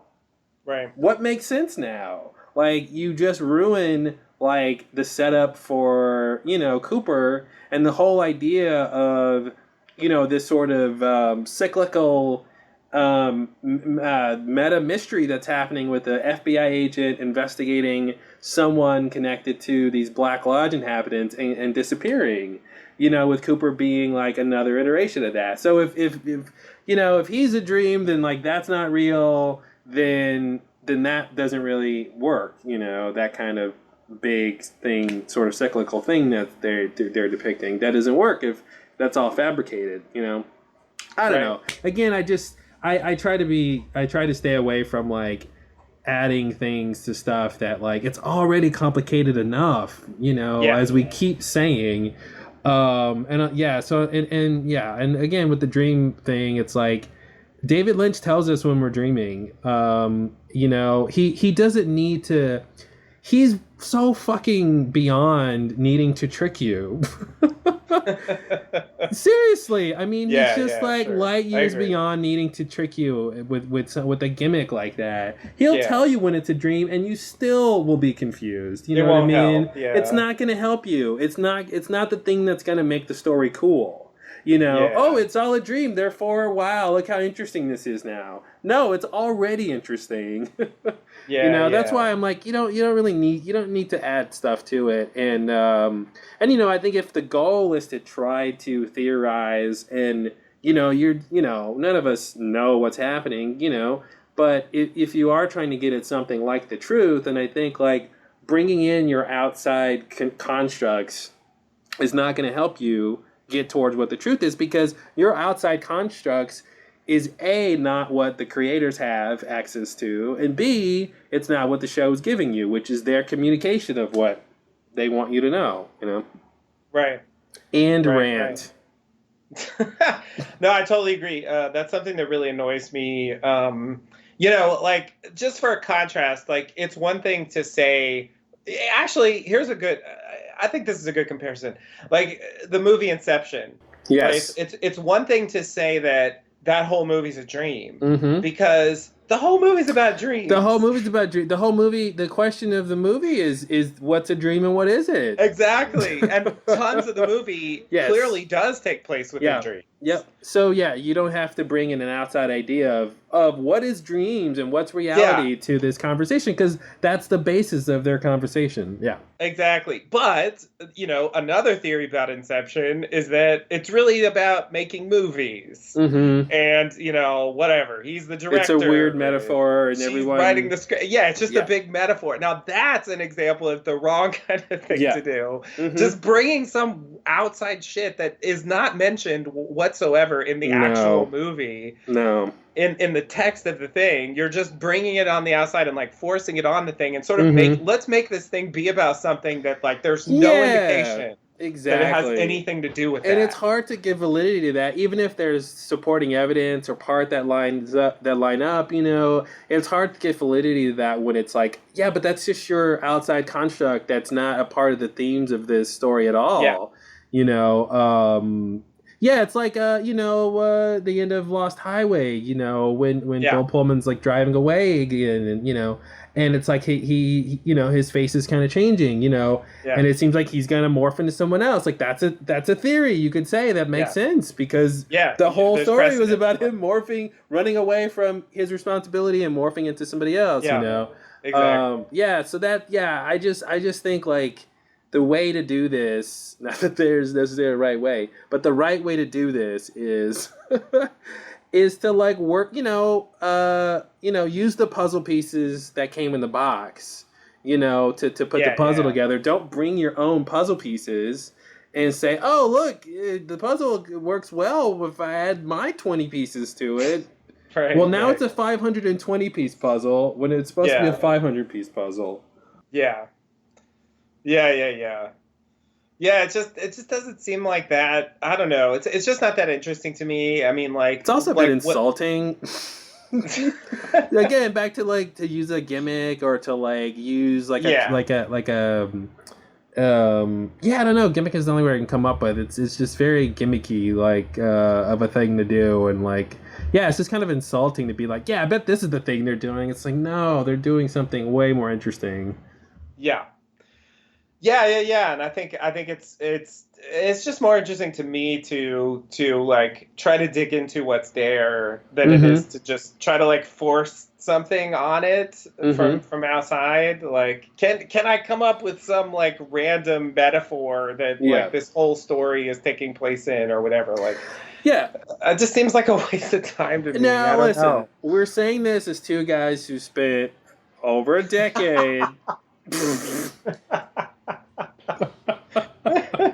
doing the thing we're saying we don't like, but when it came to Lost theorizing, I think we were still even in our crackpottiest things.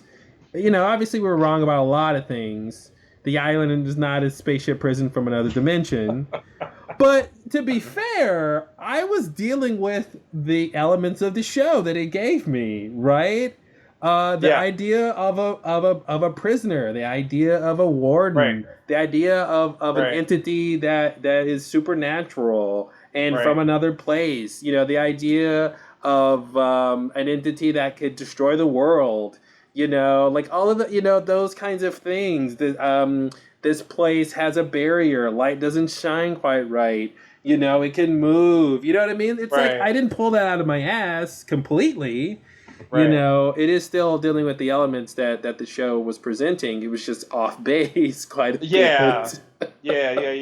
I mean, it's out there, but I mean, and I guess like that line could get blurry at certain points, but to me, like that's clearly like it's wrong. Well, and what I did was, which is still a bit in keeping with the show. The show is a bit sci-fi, but I brought a heavier sci-fi element to A Big Answer. I was like, oh, here's a big, clear, cliche, clear-cut sci-fi answer to what's going on, which was just kind of off base with this sort of ambiguous, spiritual, supernatural, vague thing they were shooting for, So anyway, caveat that, sometimes we're guilty of probably what we're lambasting here, but we like to think that we do it the right way because there is a right way.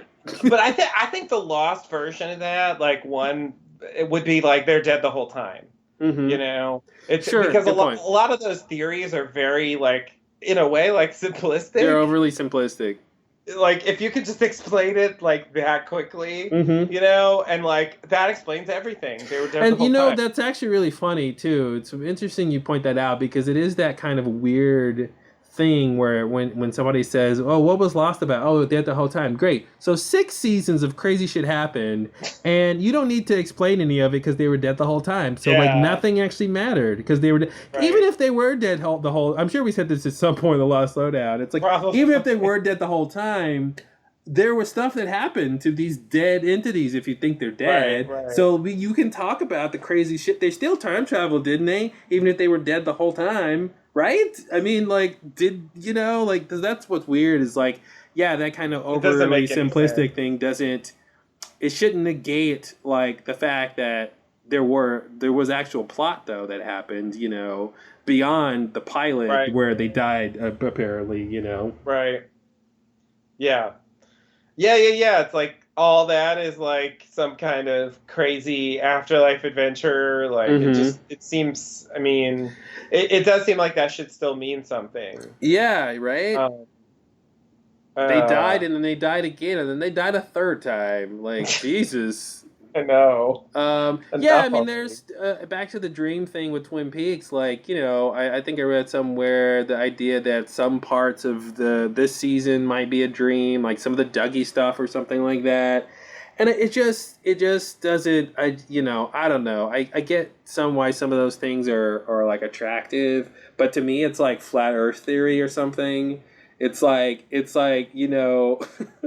bringing in this weird overly simplistic idea that like solves things. Like, oh, you know why that's Right. so weird? Because it's a dream. Great.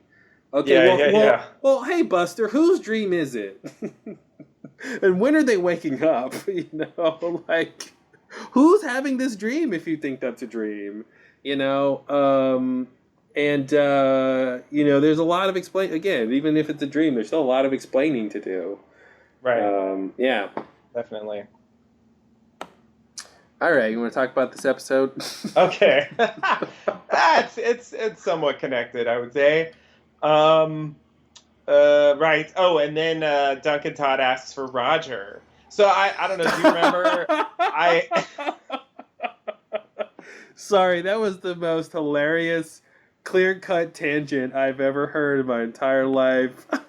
We left off on the Duncan Todd scene, ran in for like 45 minutes, and then Duncan Todd asked for as if like nothing changed. As if that didn't happen. That's great.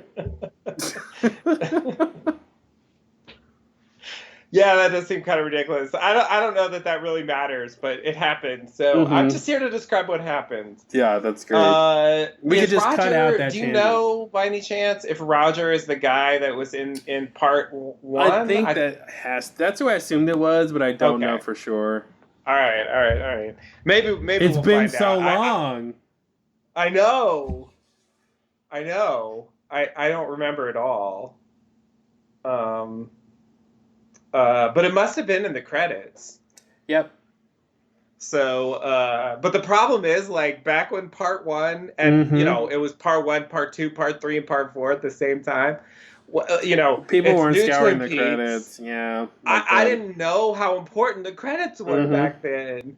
So I wasn't paying attention. And I was like, well, like Sam Colby or whatever, they never named him on screen. So I'm like, well, that character just doesn't have a name. Oh, well. Yeah, it's like you didn't give the credits any credit. Hey, I see what you did there.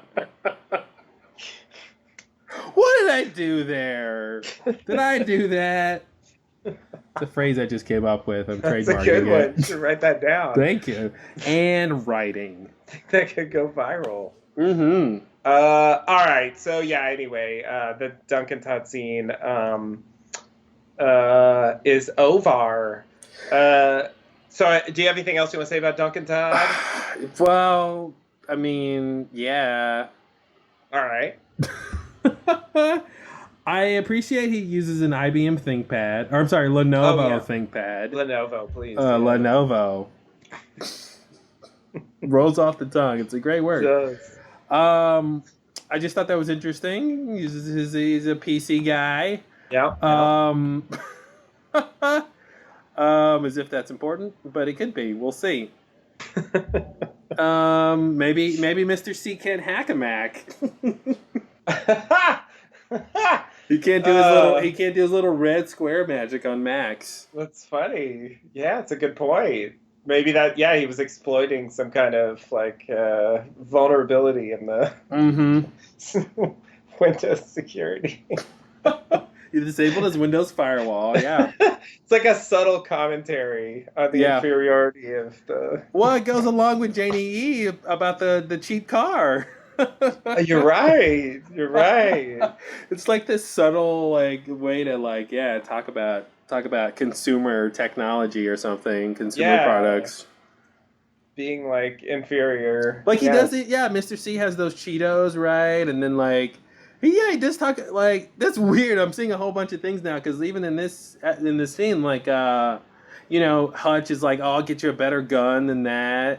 And wasn't there something about the phone? He's using like a shitty phone. It's a weird phone, that he throws away. I don't even know where the phone came from. Yeah, but there's a whole theme here about shitty products. Yeah. That's strange, but seemingly true. Not something I would expect to come up. But hey, Mm-hmm. Twin Peaks is a lot of things, apparently. Lots of things.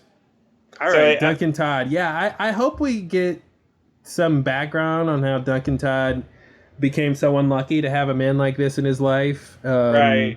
What's going on there? Why is he working for him? Is it just a Yes. money thing, or Is is he being it? blackmailed? Is there some kind of Mhm. extra, because he's not serving Eva Cooper the way Mhm.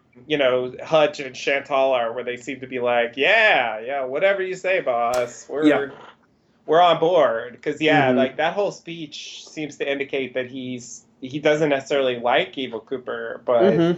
he feels compelled to do what he says for some reason. Yeah. So yeah, maybe it's just threats. Maybe it's blackmail. Maybe it's both. Maybe it's money. Sorry, I was just thinking about this actor being in Mulholland Drive. Mhm. And I don't know if you mentioned it before, since The Woodsman became such a big deal on this series, but Oh yeah, but the guy behind the dumpster yeah, is like a woodsman to me now. yeah, Like definitely. it makes sense why it looks like that after all these years. Before it's like, oh, it's a weird homeless person or a demon Right. or but like now I'm like, it's a very similar motif to the woodsman. So I wonder if it's like a similar concept. Yeah. This evil that lurks around. Yeah. Because I was just thinking of Duncan Todd, how he met Mr. C, and I'm like, he met him behind a dumpster or something, He's got there's Right. a dream that happened, of course, and Yeah. yeah.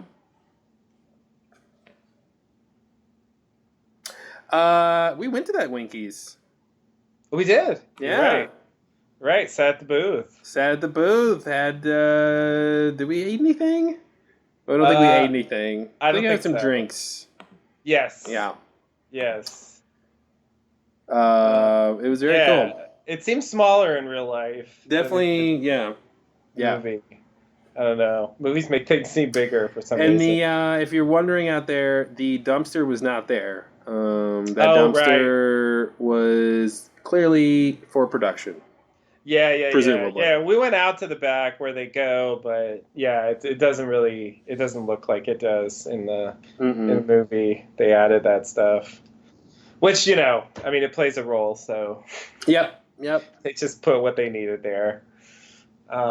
Which happens. Mm-hmm. Oh well, real life isn't as interesting as movies sometimes. Is that why we spend our lives podcasting? All right. It might be related. Mm-hmm. But yeah, I wasn't even really worried about Duncan Todd's motivations, but that is interesting. That's a good point. Because he's part of this network, He's got all these people. The Evil Cooper Network. The Evil Cooper Network. The ECN coming to you live. Yeah. And presumably they all have their reasons. For what they're doing. Mm-hmm. We still don't know, she got the job, what what that was. What was that, Tracy? Was that, have we seen that yet? What was it? Was it Lorraine? Yeah, that reminds me. You mentioned Tracy, with the whole box in New York thing, and that goes to the theory that maybe the billionaire is Audrey, Oh, right. which now connects back to the idea that maybe Mr. C raped Audrey, or maybe and now which connects to this idea of whatever happened with Diane and Cooper the last night they saw each other, if she, got corrupted or something. So now, it's all these circular connections now, neither really answering the other or itself. But now it makes me think, Audrey could be behind, if she's the billionaire, if she's behind the box, but she could be behind the box at the behest of Mr. C, who's like, oh, maybe this will trap Cooper or something. That could have been, the same way that Mr. C has the hitman waiting for Dougie, outside of Cooper, outside of his house. Maybe the box was like a dimensional version of that. You know, like, oh, here's a way he could come out. And if he comes through this way, I'll try to trap him in this box, and it doesn't work, or something like that. Right. That's interesting. I didn't think about that. I didn't either, so just now. And why wasn't the security guard there? I mean, there's so many questions still about that box thing. Mm-hmm. And I guess we see Experiment in there, which like has a completely different context now that we know a little more about Experiment. I just don't want to believe it's the same thing. I know it's the same. I know the words are the same. Trust me. I know, I get it. You can't discount the connection, but I just don't see how those two things are the same or related. One's, it just seems like a completely different scale of entity, and so I don't. My brain can't figure out how, even though one's experiment and one's experiment model. Like, I don't know what that means. I don't want to think Experiment came into the box and was like regular size now, which I don't know how big she was before. You can't really tell scale in that space, but she seemed huge, and came through and like killed Sam and Diane, not Diane, Tracy. Yeah, I don't know. I don't want to think that's the same entity, but the words are the same. What are you gonna do? Yeah, I mean, I assume it is, or it's at least, related. And the mother character too. Don't forget about Mother. I think that's part of the story, and I mean, I think that entity is going to play some role in the story going forward, and I wonder to what extent. Experiment knows or cares or is in any way involved with the Evil Cooper plot, I'm so upset by that sentence. So this marks the first time that we've had to consider what Experiment wants as a character. Not necessarily as like an entity creating evil in space, but as like a down-to-earth character who's just a busy city gal who wants it all, like we all do. God. Oh, man. Unbreakable Experiment. Oh, God. Hi, I'm Kimmy Experiment. Yeah, geez, I don't want to have that conversation.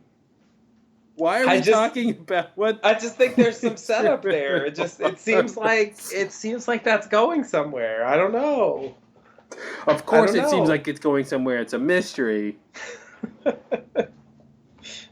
God. Yeah, this is frustrating me, and I don't know why I'm frustrated, but I am now. I'm so frustrated. I don't know if it's. I don't know. I don't know if it's, a billion years of podcasting and I'm full up on mysteries. You finally in general, like I've hit maximum mystery or something, or if it's Twin Peaks specific maximum mystery, or if it's just, or I really feel it's just the exacerbation that comes with not only more mysteries, but just nothing to grab onto. I have nothing. And you're asking about Experiment's goal and want. What? How? What am I supposed to use to? Well, her hands are backwards, so that means, like, I don't get it. She's in a box, so that means, eggs came out of her mouth. Great. Where does that leave us? Oh yeah, the 50s storyline that has to get. She's connected to that as well. Yeah. And so therefore possibly the Woodsman also. So there's some larger story here. I mean, they might not necessarily tell us that much about it. She might just be this kind of ominous supernatural figure that's connected with this crazy zone or whatever, this dimension or this place that kind of encompasses the Black Lodge and this other place, and maybe she represents some particular aspect of that, or is just an individual entity. I don't know. I mean, I don't think they have to get too deep on the the character development. I hope they don't. Let's say, yeah. I totally understand. I guess I'm not really frustrated with it, but I don't know. Maybe I felt that way like even in part one or something. Like I guess I've been kind of saturated with mystery the whole time, and so it just feels like normal to me. And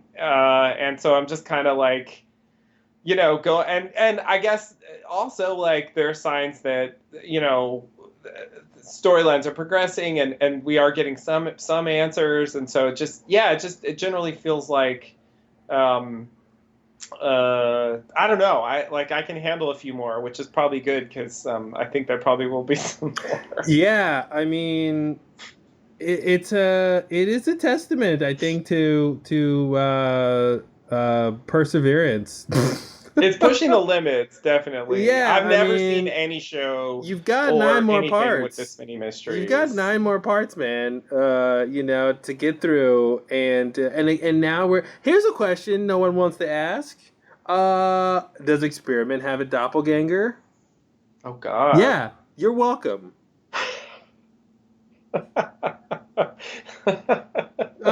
That's where we are. Oh God. That's yeah. Ugh. Mm-hmm. Ugh. And would the doppelganger be worse or better? Oh jeez. Yes, is the answer to that question. Oh man. Oh jeez. Yeah. See, that's where we are. Yeah. It's a tough one, and realistically, I don't think there's any way they're gonna like fully answer all of these things in 9 parts. Yeah, some of this is gonna have to be left to speculation, or maybe we can draw it out somehow if we talk about it long enough. Maybe it'll make sense. But yeah, I can't imagine. It's gonna hit some kind of point on a plot level, and then we'll just have to pick up the pieces at the end. That's what I'm expecting. The missing pieces. Exactly. Have to buy that Blu-ray set and go through those extra things and peruse the searchforthezone.com. Oh, jeez. Oh, no. Should we talk about that? I guess you brought it up. Sorry,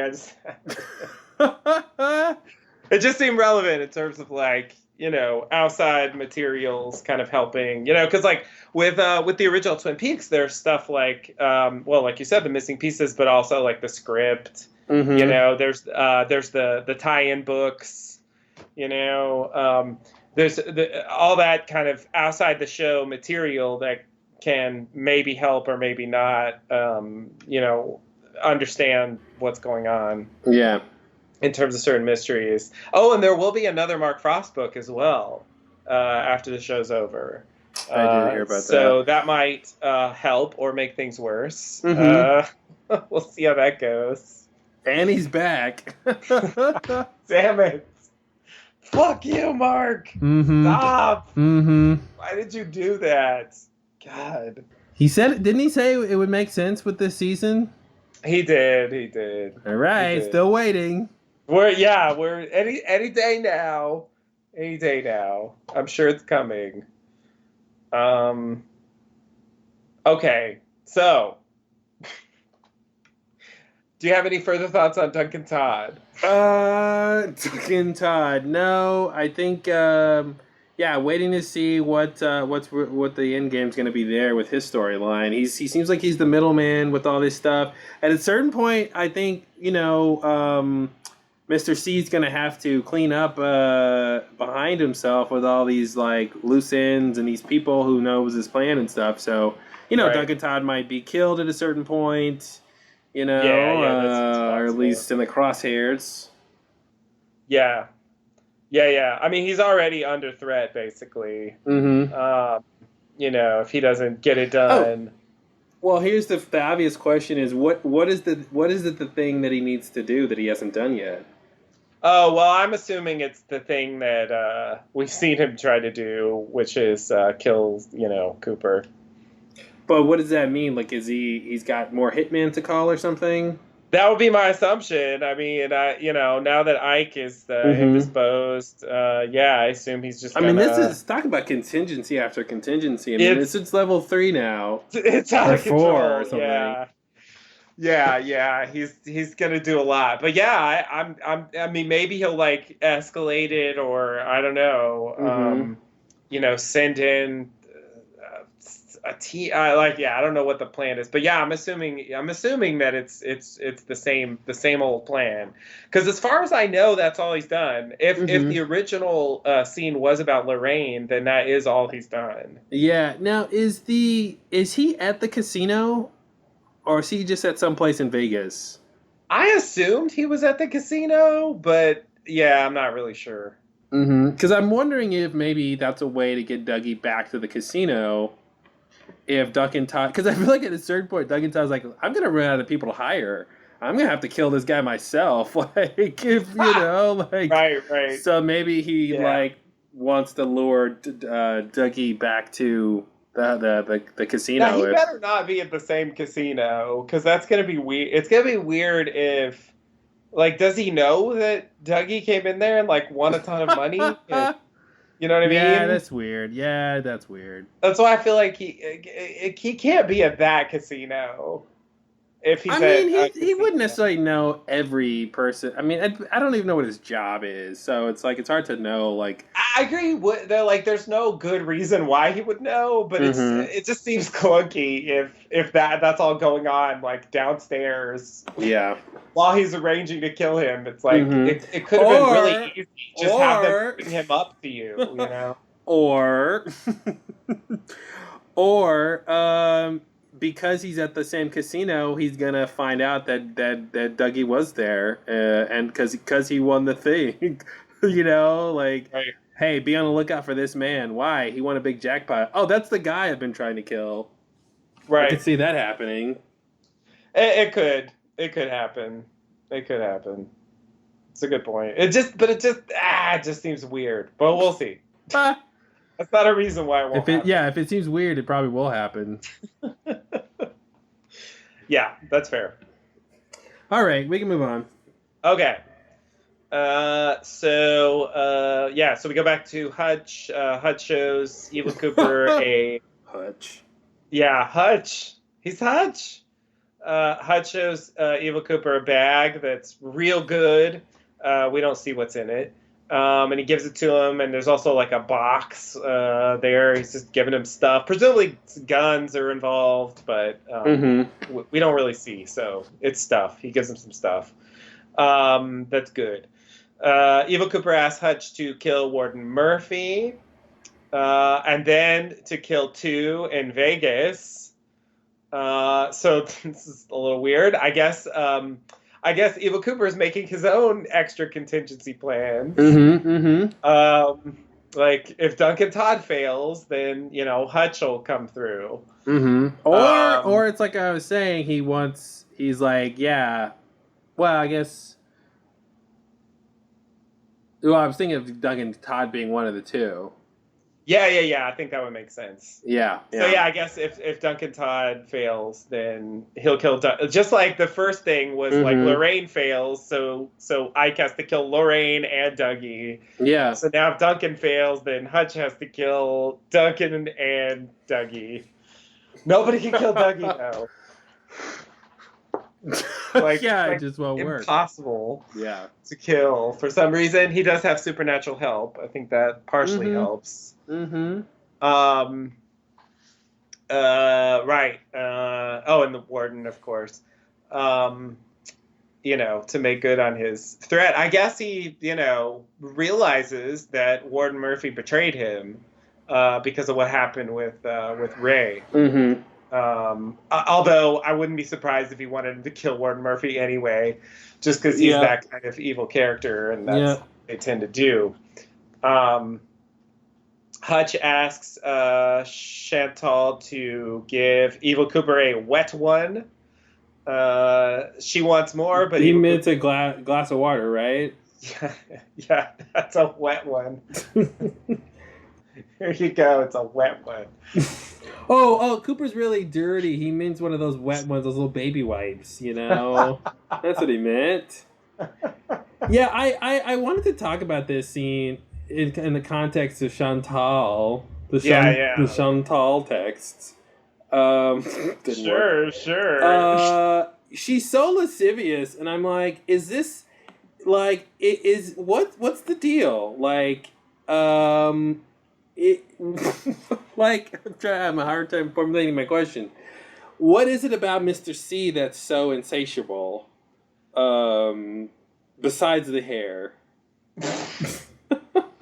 Yeah. Like, is this a oh, he's a bad boy thing, or is this a supernatural I'm attracted to darkness thing? Yeah. You know, is it a I've been corrupted thing?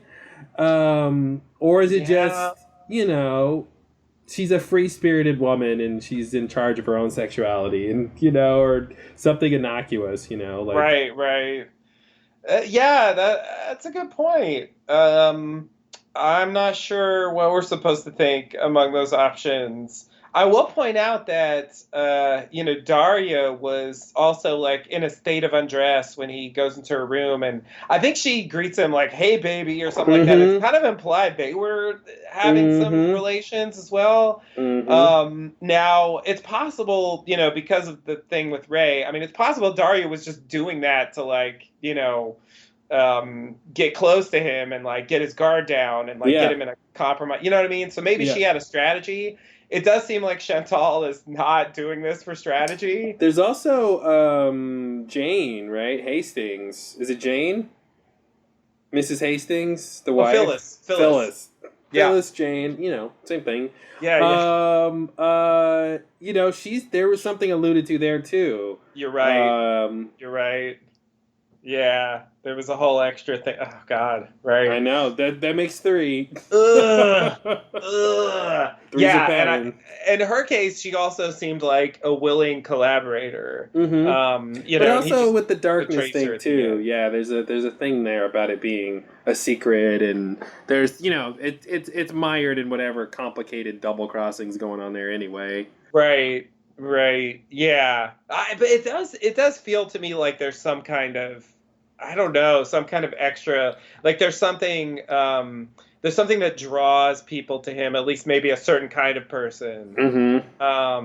You know, like I don't know if it's like he's literally controlling them, or they're just like, it seems over the top for just, like, you know, normal behavior. Yeah. That sentence makes sense. You know, for criminals and, you know, you know what I mean? It's just, it's like, it's weird. It's also weird that Hutch is like, do this, you know, like, like, why, and like, why is that a part of the deal? We just take care of the boss? Is it a this is what your job is, this is why you're here thing? It's almost like, are they a couple, you know? But he's just weird, you know, which is a classic Tim Ross character to play. Definitely. But yeah, so I don't know, lots of questions added to the list. It's just, she's like, I want more. And it's like, why? Yeah, that was the thing that is like the icing on the cake with that idea, because it's not just that, oh, give him a kiss, you know, whatever. Like, but it's, and then she's like, no, I want to do more. Like, oh, I wish it was more. Like, okay, you're making this a deal. You're calling attention to this whole attraction you have to him, because he's just like, whatever, you know. It's not like he said, hey, give me a wet one, right? He wasn't asking for it. He would have left without it, you know. There's something there, you know. And even you could even throw in Tim Roth's like part of it, like, of that dark attraction or something, that he would you know, goad her into doing it, sort of a thing. Yeah, and I don't know, is it just me? I feel bad because I mean I haven't seen like Hutch and Chantal in action, and maybe maybe they're like top-notch assassins, but like when he's saying like go kill Warden Murphy and then Mhm. kill these two people, like I'm just thinking like can you really rely? I mean, how good are they? I don't know. Mhm. It just seems I don't know. Yeah, I see what you're saying. They don't seem like hitmen necessarily, but Not really. I think for what is required, it seems like it'll be pretty easy to kill Ward Murphy. I mean, if you just know where he lives, just shoot him when he gets home. You know what I mean? It's not. They don't have to be like spies. You know what I mean? So that's how it comes off to me. Like it'll just be very pedestrian sort of an attack. You know, I guess so, but they'll it carjack him or just something. You know, seems I can see risky. I mean, Chantal. maybe he doesn't care, but Yeah, I mean, but I can see Chantal like doing a sexy thing and distracting right, Warden Murphy, and then like Hutch comes and kills him. You know, like yeah, they seem like Bonnie and Clyde, 2-bit criminal kind of right, characters that they could pull that off. Like I wouldn't imagine it like they could get into the jail, into the prison, and attack him in his office, but like right, they could get him when he's in a vulnerable place. I think right. that's what I'm imagining, that kind of thing. Yeah, The same okay. way they got the scoop on the people who were sleeping in the back. Wait a minute.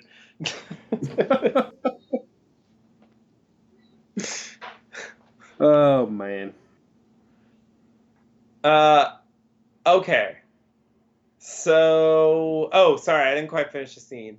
Um, uh, Eva Cooper throws away the phone and says to kill it and leave that place. Then he drives away, and Hutch shoots the phone with a shotgun, I believe. Yep, that's how you hang up a call. So that's took care of that problem. Yeah. Yeah, I guess for tracking purposes or something. Yeah, that makes sense. He's going through a Uh, lot of phones. yeah, he already threw one out the window. Mm-hmm. And I don't even know where that phone came from. Uh, it's just there all of a sudden. Like, was that Chantal's phone? Was that Hutch's phone? Was that a phone from one of the farmers? Oh, I I thought you meant the mean, phone he threw out of the car. no, no, no, the one he's using in this part. Yeah, where did that come from? I don't think they showed where it came from. He didn't. He pulls it out somewhere. He just suddenly has it. It's like, why? He Why? manifested a phone. Oh God, he fabricated a phone. Technomancy strikes again. He definitely has some technological No, wizardry. yeah, I think, oh, those are the Cheetos in her back pocket. Where does the phone scene? Where's the phone? There's the phone. Oh, did I didn't mention the Cheetos, did I? No. She gives him a bag of You Cheetos. cheated us out of that. What the fuck is that? Here, take that. What the fuck is that? Mm-hmm. Mm-hmm. A bag of Cheetos? Are you shitting me? Is it because they're made out of corn? Like what is the thing I there? think that's Chantal's phone. I'm Okay. assuming that, yeah, we just didn't see her give it to him. Uh I don't know. It's a snack. It's just really weird. I don't understand. Like for the road, like okay. You say so. Are you saying it was a cheesy thing to do? Oh God. Yeah. Oh God. It's just okay, like I can't I mean, the number of times I've seen like a bad guy hand another bad guy like a bag of Cheetos is Mm-hmm. like zero. That's not a thing that happens. Yep. So it's like in context, And it just she makes no didn't like sense. say anything, right? No, she just hand here. Maybe it's not Cheetos in the bag. Well, that's what I was wondering. You don't get a close up. It looks like a Cheetos bag from far away, but Uh-huh. yeah, is it something else? What could it be? I mean, why is it a Money. mystery? I thought you weren't frustrated by all the mysteries. What happened, Mr. Cool? Mr. Cool. This does not need to be a mystery. This doesn't need to be a mystery. No. But what Experiment is thinking needs to be a mystery. Well, will she find Mr. Experiment and live happily ever after?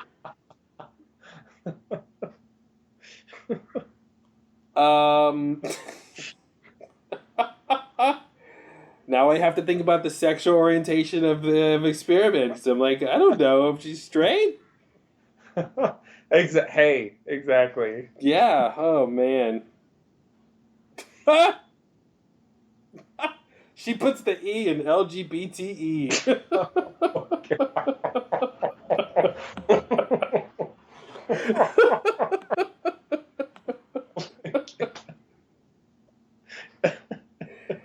That E's for me. Can you add the E for me? Yep, that's exactly what happened. And they took one look at her backward ass hands and it was like, yeah, we can. Because you're giving me a thumbs up and you're pointing down, sister. You're pointing down. Yikes. No, this means good job. Exactly. Oh, jeez. If I ever hear her talk, it'll be too soon. Jeez. Wow. Wow, Bob. Yeah, wow. That's it's a bit much. Yeah, the Cheetos. I mean, I thought maybe there's money in there, but then he kind of like when he puts it in his other hand, he kind of squeezes the bag, and it looks like it's a Cheeto. You know, there's like air in it. So yeah. I hope it's like money or some passports or something. I don't know why it'd be in a Cheetos bag. Who's he hiding? Is she hiding it from Hutch or something? But it seems like the fact that they didn't like acknowledge it verbally makes me think there'll be a reveal about what's in the bag. Yeah. What's in the bag? What's in the bag? What's in the bag? It's Gwyneth Paltrow's head in the bag. She shows up. Everybody's on this show. Why not? Yeah. Why not? Why not? It's covered in Cheeto dust. Ugh. She's like, it's good for my skin. All right. All right. So yeah, I guess that's it for that scene. Mm-hmm. Are you ready to oh yeah. move on? All right. So now we're going to change gears completely. We're going to move over to the Las Vegas Police Department. You mean the 2003 timeline? No, I do not. Why not? His car said 03. It was March. It expires in March. Get over it. Mm-hmm. Though the numbers in the purple room or whatever, those still don't have an explanation, and it did help with that. Mm-hmm. But it didn't help because it was wrong. Well, there you go. So, yeah, so never mind. Clearly, if the numbers mean anything, they don't mean that. Yeah. So that's good news. So anyway, at the Las Vegas Police Department, we have Dougie and JDE waiting in the hallway. Bushnell Mullins is being questioned by the detectives Fusco. They are trying to figure out why someone tried to kill Dougie. So I guess this is the follow-up from the Ike the Spike attack. Mm-hmm. I didn't even think about the fact that there would be a follow-up there. Ditto. As soon as this scene was happening, I was like, oh yeah. I didn't think that they would actually like investigate that and like do more than that little camera like newscast thing they were doing at the end of that. Yeah. Yeah. That in a way, like that would kind of increase the stakes on the story about the car. Yeah, and it's like another lead from the follow. Like at first it's just a weird thing. His car blows up, but now Yeah. here's a second attempt on his life, and it actually puts into context what actually happened with that car. Because they just thought, oh, some known carjackers were trying to jack this car and it blew up, but they didn't know why, and now they know. Right. It was a car bomb meant for Dougie. Right. Which I guess that was assassination attempt number 1. Mm-hmm. The car bomb, and then since he gets in Jade's vehicle, that doesn't work. So then they try to kill him directly, but they don't see him there. Mm-hmm. So that was foiled attempt number 2. God. Yeah. They really haven't done a great job so far. Ike was 3. Yeah, Ike was 3. And number 4 is going to follow shortly, seemingly. And number 5's on the way. Oh, that's great. Don't forget about 6, 7, 8 coming around the corner. Yeah. And Dougie's like not really good at avoiding things. So I mean, he did have a battle mode, so I guess that's something. But I don't know. Right. So apparently, so they're trying to figure out why someone tried to kill Dougie, and they mentioned that apparently Dougie had a car accident before he started to work for Bushnell. It took us how many parts to get an answer? He experienced lingering effects from time to time. Yeah, but that was the key right there. That was the key part of the explanation. It's because we all could have imagined, well, something happened to Dougie and he's weird and that's why people aren't really calling it out. But it's this weird quasi state where something happened to him, but he's not always like this. But sometimes he is like this. And when he is, it's not abnormal because he's like that sometimes. And that's a thing that we wouldn't have guessed. It's a weird answer in terms of a car accident. Like, he had some kind of obviously brain injury. And but he's fine sometimes, and sometimes he goes long stretches and he's weird, and we just deal with it because I guess it's discrimination otherwise or something. Like it's a mental handicap or something, or it's a medical condition or something, so they can't fire him necessarily if he can somehow draw enough stairs and ladders to keep his job. So I don't know.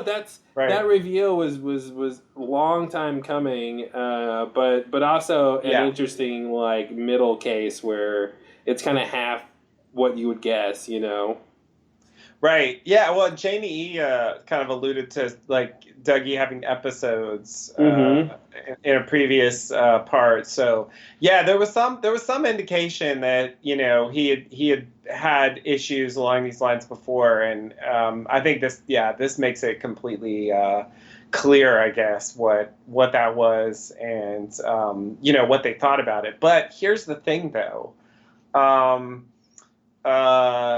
This is Dougie, right? They're the actual Dougie, because I mean the body swapped, right? The actual Dougie went to the Black Lodge and then turned into a crazy head and a little golden marble or something. Yep. So as one is wont to do. Yeah. That was the true Dougie, and this is actually Cooper, I believe. So the effects shouldn't necessarily be the same, and if they are the same, why are they the same? What? Well, and I think that's the question I was going to bring up too. Sort of the reverse way of how you phrased it is what does Cooper being like this say about Dougie's previous episodes, right? Because now that tells me those were maybe not just episodes. Maybe that was some other time when he was taken over by an entity or affected by whatever cosmic shenanigans is going on, or it's a defect in his manufacturing, something like that, that those, they attributed these episodes to the car accident, but perhaps it was something else that was happening periodically. That's what I was wondering about, and the fact that it was a car accident, I don't think this is true because this is just a step too far, but I was thinking about how. Is that the sequel to the '90s show Step by Step? Yes. It's the spin-off of Step Too Far. Is that Evil Cooper, like when the switcheroo happens, Evil Cooper's driving, and he has a car accident. And I guess I guess he didn't really suffer lingering effects, at least not clearly.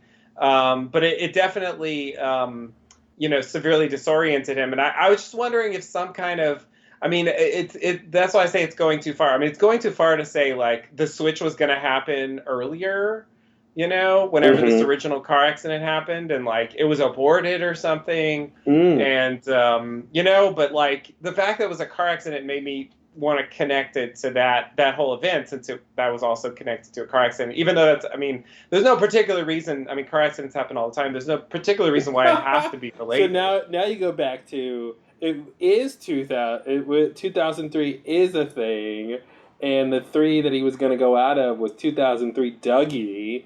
And Dougie was in a car, and it made him crash or something. Oh God! There's the theory. Yeah, and it made him crash his car. Oh fuck! That's the theory. Yeah, that's the theory. Oh shit! Oh yeah, it was like time travel, like misfire or something. None of the stories actually taken place in 2003, but 2003 would be a proper time for what they're talking about to have happened. Ooh, spooky. I like that. That kind of works. Yeah, and I don't mind that because it's not making an entire plot line take place in an alternate timeline. No, not at all. It's all. It would be all off screen in that case. And it provides like a weird context. For I guess his life since then. Yeah, like it'd be something. And there was that weird thing when Cooper was trying to put his trying to get into the barrier to the machine in the purple place, and his head was kind of going in the thing or whatever. So Dougie had some brain trauma, so there may be a connection there. Heads are a big deal. Right. I forgot where I was reading, but somebody outlined a bunch of head-related things on the show. Oh, yeah. I think I saw that on Twitter. Yeah, it's on Twitter, someone wrote a tweet about, head trauma and that sort of focus in Lynch work, which is true. There's a lot of that. There's a lot of that. It's not something I really thought about, but that's one of his favorite ways for people to be injured or killed. Which, of course, it's also a very effective way to injure or kill someone. So, there's that. But there's that. Okay, so yeah, we get kind of an answer there about Dougie. Speaking of answers, the detectives Fusco tried to dismiss Bushnell. He thinks it's strange that the car blew up and the assassination attempt happened shortly after. He kind of lingers there thinking about it, I guess. They dismiss him again. In the hall, Bushnell gives Dougie the rest of the day off and promises they're going to find answers starting tomorrow. Oh, no. Bushnell's on the case. You mean former prize fighter Bushnell Mullins? I do. Wow. I do. He used to be called Bud, apparently. Oh yeah! Wow. And, he's not he's I don't know. He's not going to throw in the towel. Nice. I'm surprised how committed he is. But I guess it is a very strange situation. Yeah. And what does that really even mean? What does what mean? We'll find answers starting tomorrow, whatever he said. Oh yeah, well, I mean, I'm assuming he's gonna try to like figure out who's trying to kill Dougie, and like I don't imagine he's gonna get very far with that, but Mm-hmm. I'm assuming that's what he means. Like, I don't know. I guess I took it as more of a platitude than an actual plan of action. oh, okay, well maybe it's just that. Yeah, Maybe yeah, it's just but that. But yeah, it just he lingered on it. It yeah, just it seemed like it was bothering him, and so mm-hmm. it made me think he actually meant it. Yeah, that's But fair.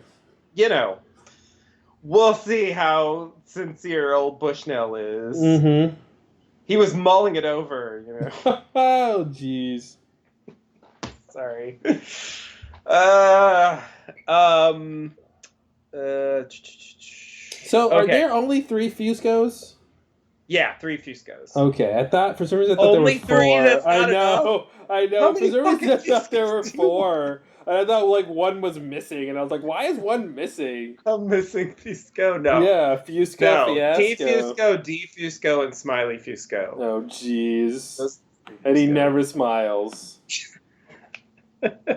That's why we call him Smiley. That's how those things work. All right. Okay, so this kind of continues. So I guess I'll Mhm. just kind of keep going here. You got to get to the good part. The good part, yeah. So the detectives Fusco, I'm just gonna call them Yeah. that. Right. So they're just in their office by themselves now. So we kind of go in with them as Bushnell's gone now. Dougie and Janie are out in the hallway, and they say there's nothing on Dougie before 1997. What? No tax records, school records, birth certificate, Witness social protection? security number, all that stuff. So yeah, they consider the possibility that he's in the witness protection program, which is I think that's the I'm gonna answer. call this a reverse Damon Lindelof.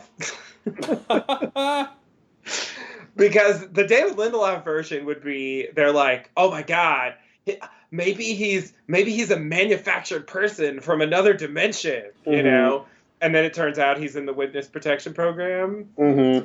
This is the reverse of that, where the Yeah. answer they come up with is the reasonable thing, but they're wrong. It's the crazy thing. Yeah. Yeah, I mean, I definitely believe that's what the real answer is, but I do want to leave 2% room for a muddling of the two ideas. And by that I mean put it in a cup and smush it. Sorry. That's what modeling That's is. what it is. That's what I meant. Right.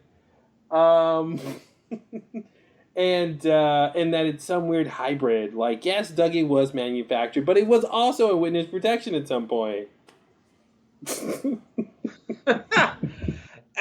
Yeah, it's possible. Like I said, I had 2% room for it to be a little from column A, a little from column B.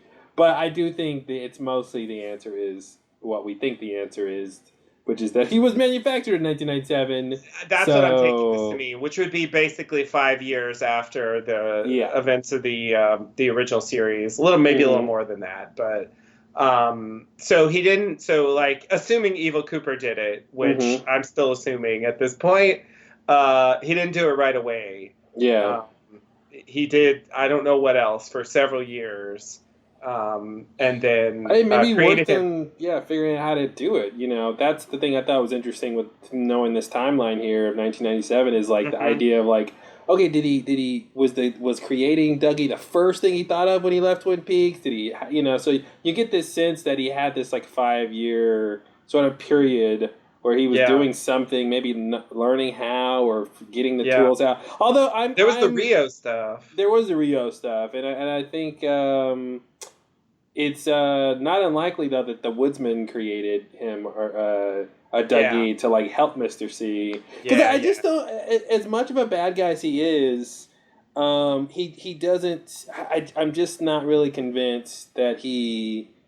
I just see this sort of delineated strata of entities, and he seems on one level, like in Lord of the Rings, the Valar, are like the high spirits, Versus, and then like Gandalf is like a lower spirit, you know what I mean? And so like Sauron versus Saruman, you know what I mean, sort of a thing. So I don't want to give him that much power, because if he's creating people, God, I just think things shouldn't be so hard for him in a way. He shouldn't be relying on so many like people who can't get things done. I feel like his plan should come together better if he can create people. Yeah. It's a fair point. I mean, I feel like it's definitely a very strong possibility that he did it, collaborating, or it was done on his behalf or whatever. But I feel like I think he clearly knows about it. So I think he had some role in it happening, but whether he could actually just do it by himself, I mean, that's not that. I agree that does seem kind of preposterous. And but Bob, the woodsman, any of these like crazy experiments, any of these crazy entities that might be on his side, could have helped. Yeah. And, maybe he summoned them, or, you know what I mean? Some kind of ritual. And it's not something that he can just do. I mean, I think that's what they'd have to say. It's not something he could just easily do, whenever he wants. Oh, I'll just fabricate another person, I mean, there's a lot of questions about his activity during that time. And I wonder how much we're going to really be able to find out. Because it's a huge gap there. How do you even make a person? Like, what memories does Dougie have when he's created? That's weird. Yeah, it's a tough one. Is the car accident an implant, like a fake memory? And he was never really in a car accident. It's just a cover to explain his like periodic weirdness, which is a product of him being manufactured, Or was Janie there for the accident, or does he have objective proof it happened? That's the thing. Bushnell says like his wife would know more about that, and I was like, yeah, if Janie corroborates the accident, like that she actually knows it happened, then I would believe it more. But yeah, if it's just something he says to people, like then it's possible it was just implanted, because I think he must have had some implanted memories. Actually, you know what? That actually might be his cover, whether he knows it or not, because he's not going to have. Well, in one scenario, it could be that he doesn't have any memories before 1997, and that could be his answer why. So it's like, oh, I was in this car accident in 1997, and I have retrograde amnesia, and then I'll have these periodic bouts where I'm a little slow sometimes or whatever. So maybe that's part of it. Yeah. That's interesting. Yeah. I do feel like this also tells us, I think, that that Janie is real and Sonny Jim is real. Oh, of course they're real. Jesus Christ, you don't cast Naomi Watts unless she's real. Unless she's going to be fake for a little bit and then real later in the movie, okay?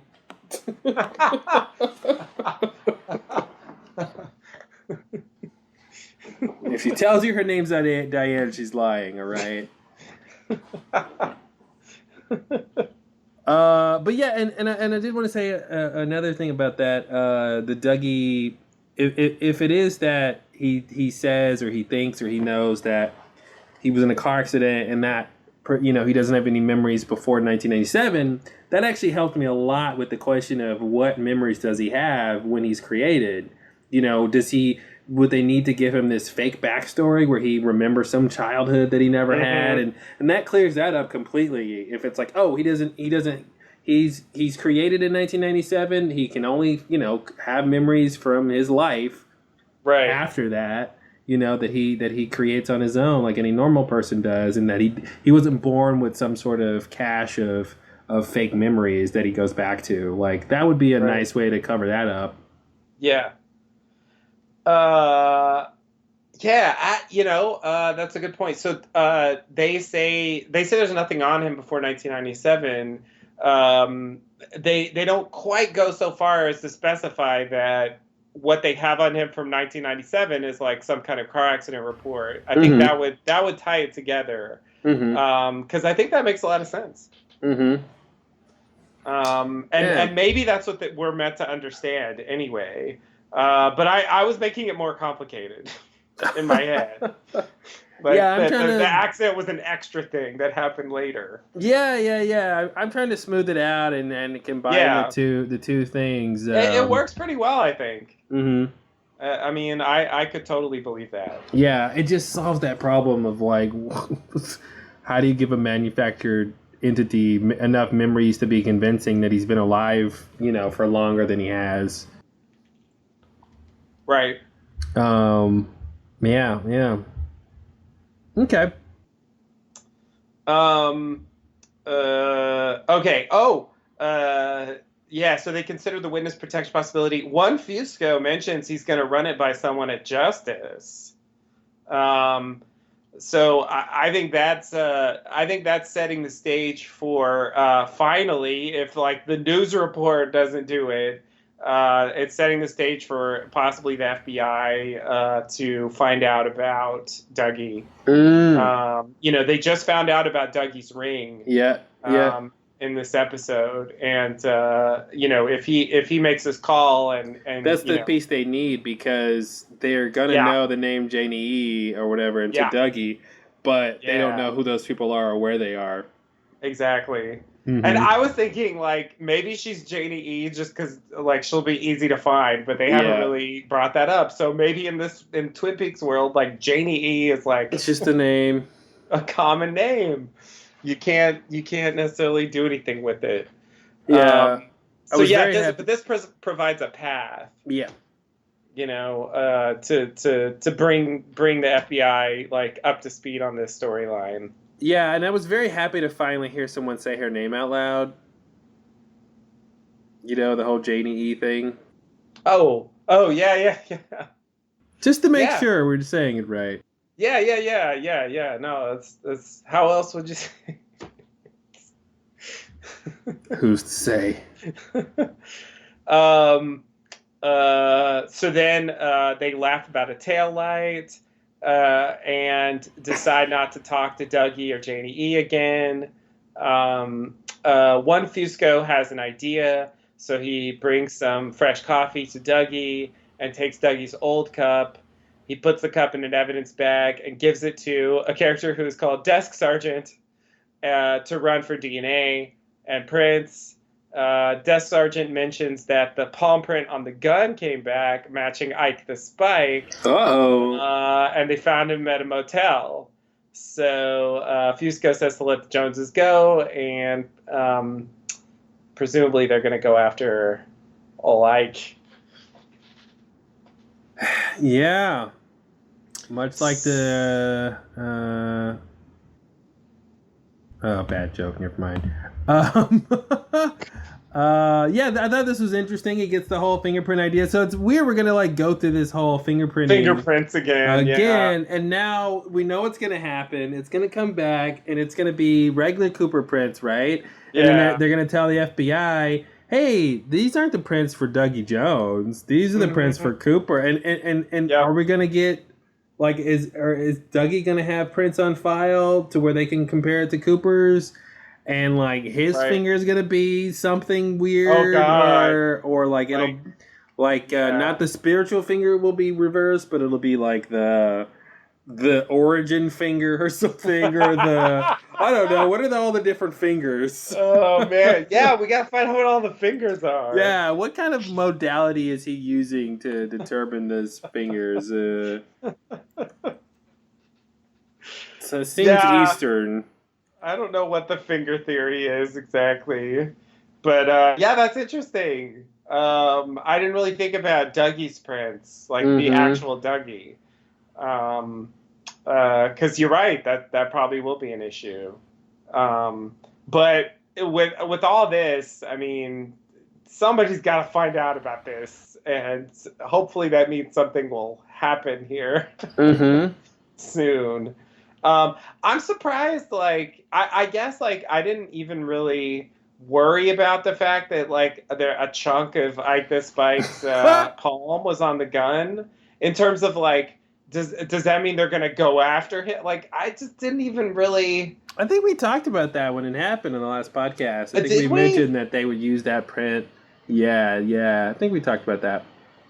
Because like it's logical, right? I mean that's how like police work goes. You know, you find something and then you go after the person if it comes up a match.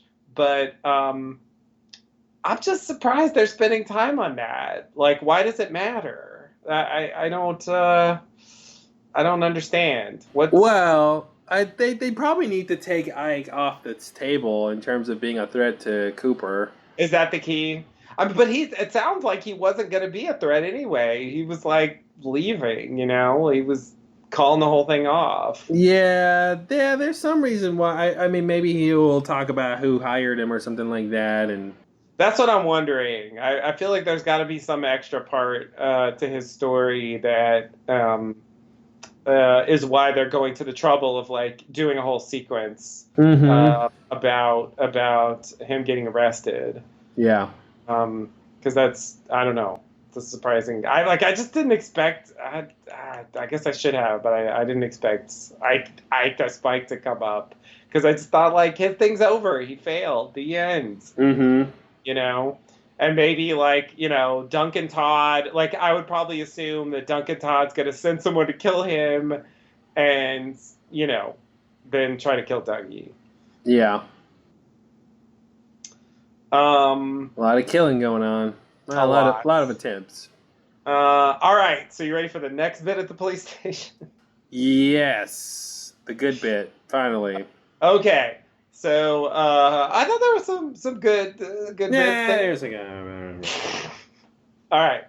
So and actually, well, okay. Sorry. Let me not comment on it before I.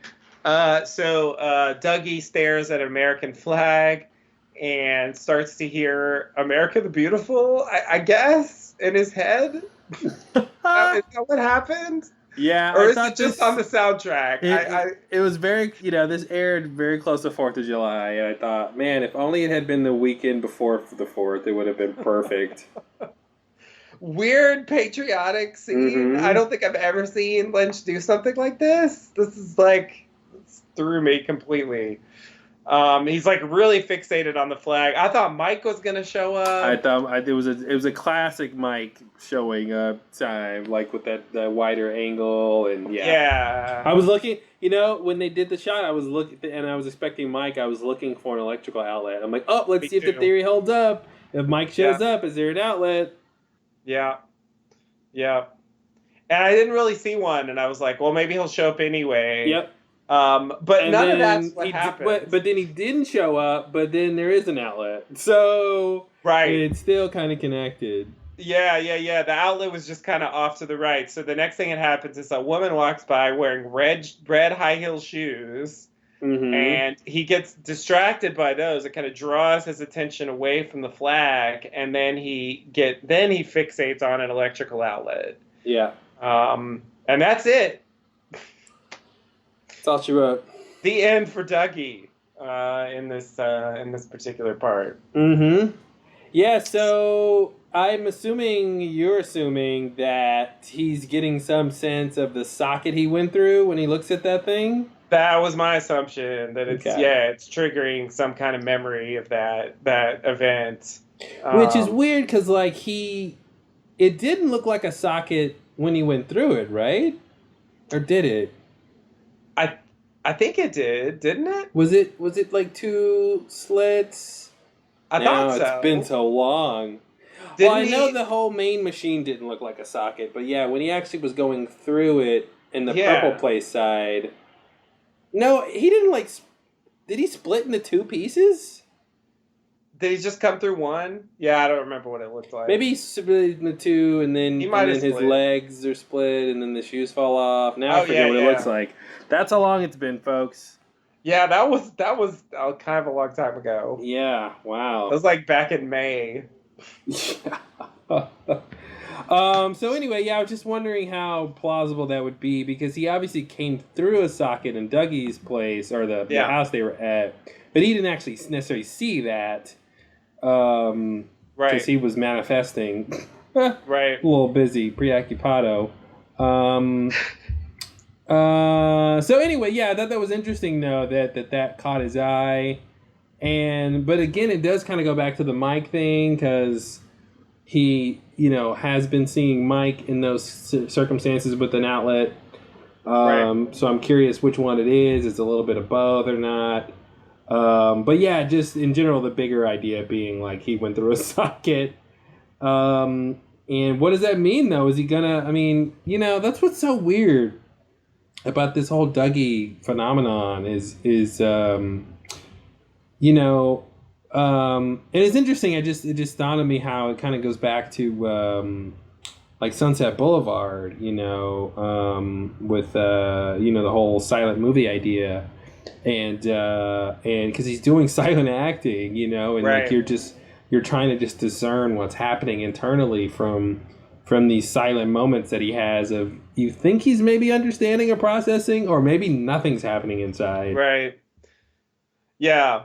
I mean, I've thought that so many times now. I guess that's why, like, a scene like this, to a certain extent, I guess, like, yeah, if I'm frustrated or impatient with anything, it's this stuff, where it's like, great, do something, like, like I'm ready for like the next. I mean, I've been ready. I want something to happen because like just staring at things isn't doing it for me. It's interesting that it's an electrical outlet, and I don't know what the American flag, like if that's triggering some kind of FBI thing or whatever. That's what I think that's supposed to be. Yeah. That seems like a reasonable idea, and he has like had several moments like that, but it's like, what's it gonna take to snap him out of it? Yeah, just thinking about that, like, what is that really gonna look like? I mean, is he gonna be like regular spaced out Dougie, and then in one moment, and then the very next moment he just snaps to because of some catalyst? Is it gonna be a big? I'm assuming yes. Well, let me finish. Go ahead. I have 15 ideas. No, I'm sure you do.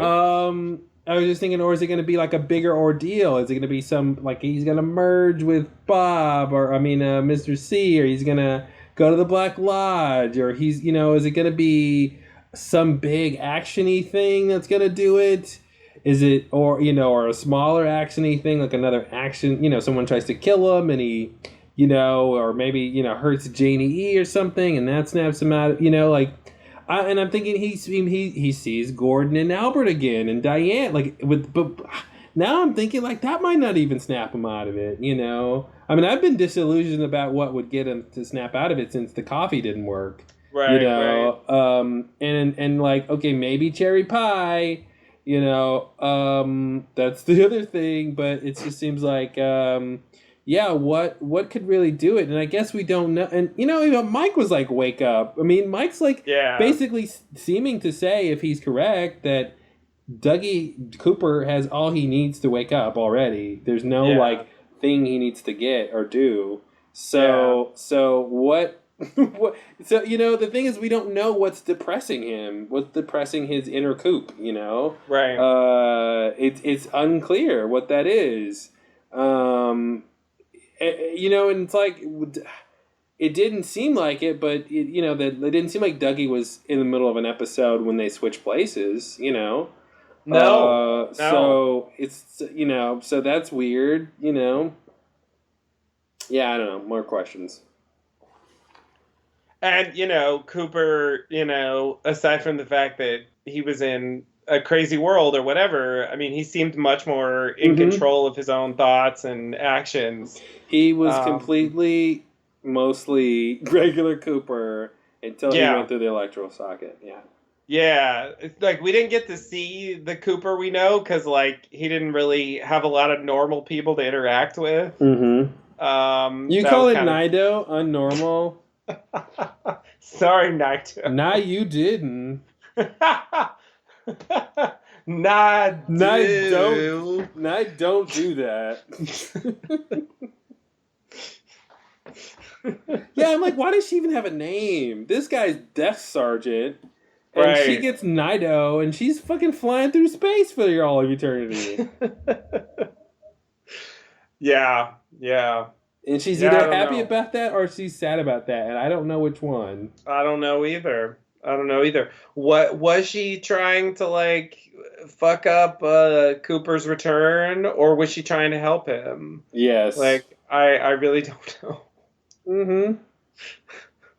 It's Oh, Mother may I indeed. it's confusing. Exactly. Experiment walks in and she's like, I just want to make sure you were sitting 6 inches apart on that sofa. You kids leave the door open. Don't lock this door in my house. It's Mother. What are you going to do? Wow. Uh... That's gonna be great. Right? It's like rabbits, but it's Mother. Right. All right. Okay, so we got this thing. I know some people pointed out the red high heel shoes. Yada yada Audrey, something like that. Oh yeah. I'm not convinced by that. Yeah, who is? I'm not convinced by that for a couple of reasons.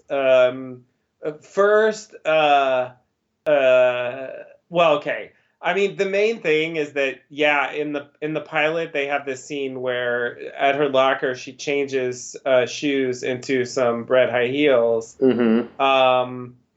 I don't think, and correct me if I'm wrong, I don't think he necessarily saw her in those, though. I mean, that's what she was wearing at school, outside of school, which is where he saw her all the time. You're forgetting that was a dream, and it was Cooper's dream.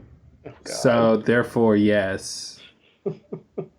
Next, please.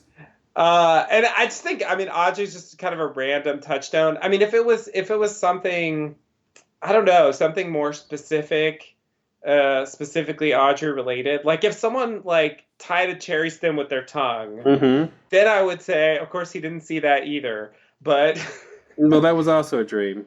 but like if it was some very specifically Audrey thing, maybe I could believe that was ringing a bell. But like red high heel shoes, like is that Well, even? She here's didn't the even thing. wear red high heel shoes that often. It happened one time. It was clearly to take his focus from the flag to the electrical socket. So that was what it did. It broke Yeah. him away from the flag. Yeah, exactly. I don't think he even cared about the shoes. It just kind of drew his attention to the right. Mm-hmm. Because he's Dougie. He doesn't really... He saw a shiny object and he focus followed very well. it. Yeah.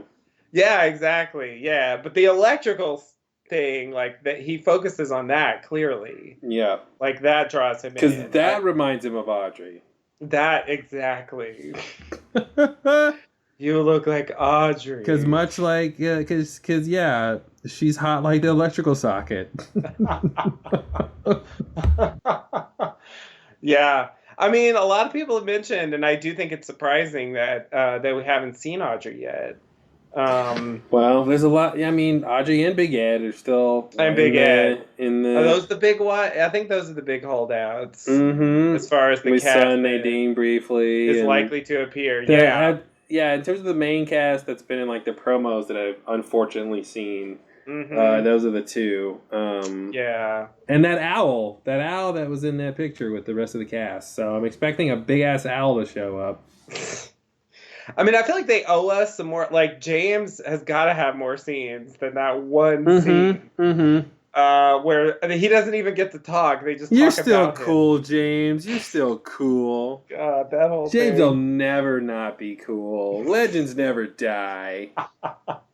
They only get quiet. Oh man, The Quiet this is Legends. sad. Yeah, the Quiet Legends. That's great. Yeah, so I think we got to get more of that, and I wouldn't be surprised if we had another Nadine scene, especially if Big Ed's coming back. Um, and One where I she don't actually know. talks. I think, yeah, That'd be exactly. great. Yeah, I think she should have some lines. Uh, and I think we should probably have some more Shelley and like Becky stuff. I mean, That's that was a what's whole weird, man. There's thing. so much going on that I really feel like we might get not cheated, but we might not get enough time with some of these older other Yeah, characters, yeah, that's definitely because they're true. That's dealing with already like true. yeah, it's definitely already true. But yeah, I mean, if like you said with James, like if they don't get back to some of his stuff, whatever it might be soon, then yeah, you really it'll just be like these kind of extended cameos. It won't be like they were really back on the show versus like Yeah, Hawk, and Andy yeah, and Lucy, who like actually they're get sort of plot. back for real. Yeah. Yeah, yeah. Yeah. I think yeah, Andy and Lucy have had like multiple scenes. Hmm. In the style of their old scenes on Twin Peaks. Yeah. Yeah. You know. So yeah, I think that's something that we should get more of, but I do think, yeah, if you look at, and it might just be, the way they're structuring the season, and maybe I think we probably Hmm. will get more Twin Peaks in the later part of the season. Yeah. But I still think it's probably it is going to be true that the old Twin Peaks cast is much less emphasized than they were on the original series. As a little aside, I was just thinking. You just mentioned going back to Twin Peaks at the end, and I was just thinking, maybe that's what happens. Maybe Gordon and Albert and Diane, they go to Las Vegas. They find Dougie from this phone call they're going to get from the Fuscos, Yeah, and they find Dougie, and he's weird, and he's not Cooper, but maybe his prints say he's Cooper. And they think to take him back to the scene of the crime, which is, Glastonbury yeah, Grove. So yeah, they take him back to Twin Peaks to like investigate. Then they team up with Sheriff Truman and yeah, Hawk, and yeah, they talk about Laura's diary, and they get the yeah, the yeah. message from Annie, and they good Cooper. Because later in this episode, in this part, Hawk makes the connection between two Coopers. Yeah, So that'll be a thing that they can tell. right. They already have this idea of two Coopers. Yeah. So I think that might be a thing. So it could just be leading back to, really going back to Glastonbury Grove and going back, trying to get back into the, I was going to say the Swan Station. Ooh. Because What? I was gonna say Black Swan, and then it made me think Swan Station. Oh, okay. Sorry, Black Lodge. Black Lodge. Yeah. And yeah, so maybe that's kind of the end game. But I do wonder, yeah, what that final battle is going to look like. Do they, can they not maybe kill Mr. C in the real world because of the Woodsman? Maybe he has to get back into the Black Lodge, and they both have to get back there, and then like he has to just be like sort of trapped back in there or something. Mm-hmm. But again, we mentioned before, but I do think I really want to see Cooper go through his test, in the Black Lodge again, and like not succumb to fear and fail. Yeah. And somehow, because I think that might be like the epilogue or something of the story, is him sort of going, maybe he does sort of die or is sort of not in the real world anymore, and goes to his Black Lodge test and passes and goes to the White Lodge and maybe finds Laura, and sort of we get the end of whatever that part of the story is. Maybe this idea of Laura being more than Laura or something. She did take her face off. And they were hinting at that, and it just didn't. We didn't have anything to compare it to, in terms of is she different, is she special, can all dead people take their face off? Right. Is that just what happens when you die? You're a pure soul or whatever that was supposed to represent, or but now in this context from part 8, it seems like maybe she was more than just a person, which maybe there's this idea of combining. Metaphysical entities with human beings or something, and that's how they created Dougie, and Laura was some sort of thing like that. Right. which I don't really buy, but I'm keeping my mind open with what they're giving us. Yeah. I mean, there's something. The Laura thing has some kind of otherworldly component, but we don't really understand what that is yet. Yeah. So. Yeah. But yeah, anyway, yeah, that's all I'm going to say about that. All right. So, in the next scene, we see the detectives Fusco looking at the tail light, presumably that one of the Fuscos mentioned earlier, spending $200 or something to get it fixed, for whatever that's worth. $239, $249, something like that. Yeah. I thought it added to the list of like this whole theme of consumer product reviews. And, like, things not being worth what you pay them. Right. And, yeah, exactly. Like, I guess in this case, it's kind of a service ripoff. Mm-hmm. Unless we're supposed to believe that, like, the taillight shouldn't have been broken in the first place. And, like, it's a terrible Ford. Yeah, no, I think it's just costs so much for a taillight. Yeah, I think it's a lot though, but you need those. It is a lot. You do. They tend to be things that you kind of need. Yeah, there's also an interesting thing. Safety. Yeah, a lot of reasons. There's an interesting thing here too that's kind of meta. Just in that, like, one of the things that's sort of known that a cop will stop you for is a broken taillight. Right. So it's just interesting that this cop has a broken taillight and they're talking about it. Yeah. It's almost, but not quite ironic. Almost, but it's good enough to be in Alanis Morissette song. Exactly. It's like a cop with the broken tail light.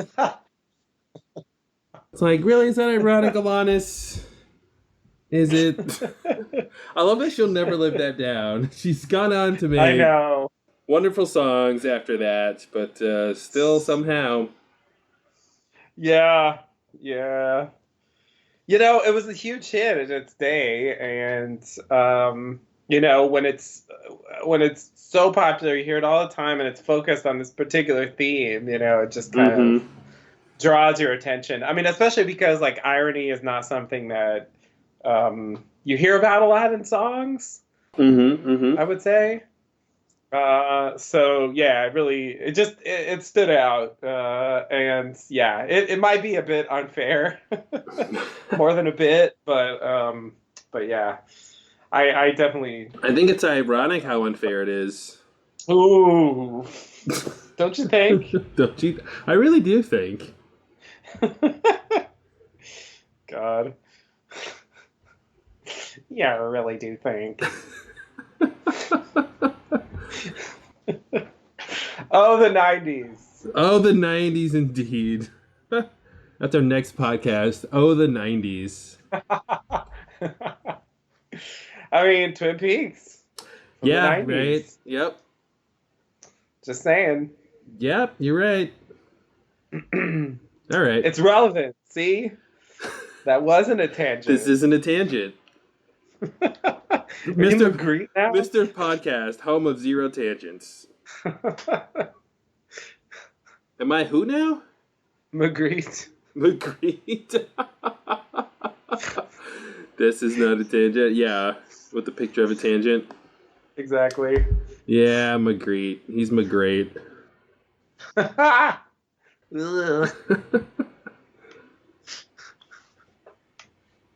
right. So shall we continue here? Yeah. We shall.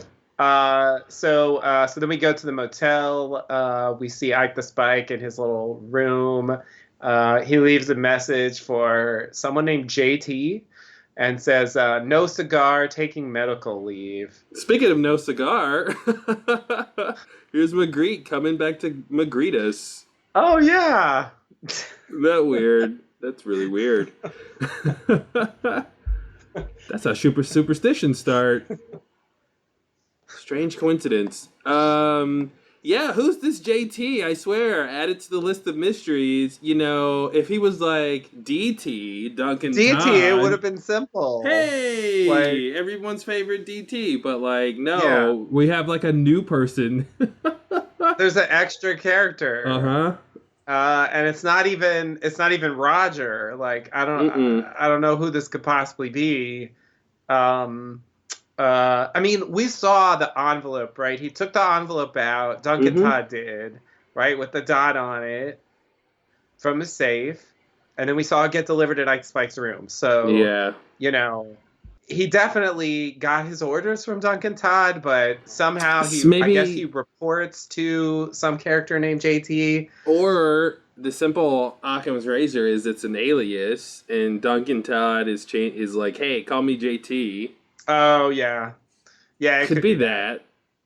It definitely could. It was also a bit disorienting to have a scene where Duncan Todd says, um, "It's not done yet," Mm-hmm. and then the next scene is, I mean, not literally, but time wise in the story is like the Spike saying, you know, I failed. Mm-hmm. You know, I mean, I guess Duncan Todd knows like what happened already, or is he really just saying like I haven't heard yet, so it's not done? You know, Or is this one of those like weird it was on the things? news?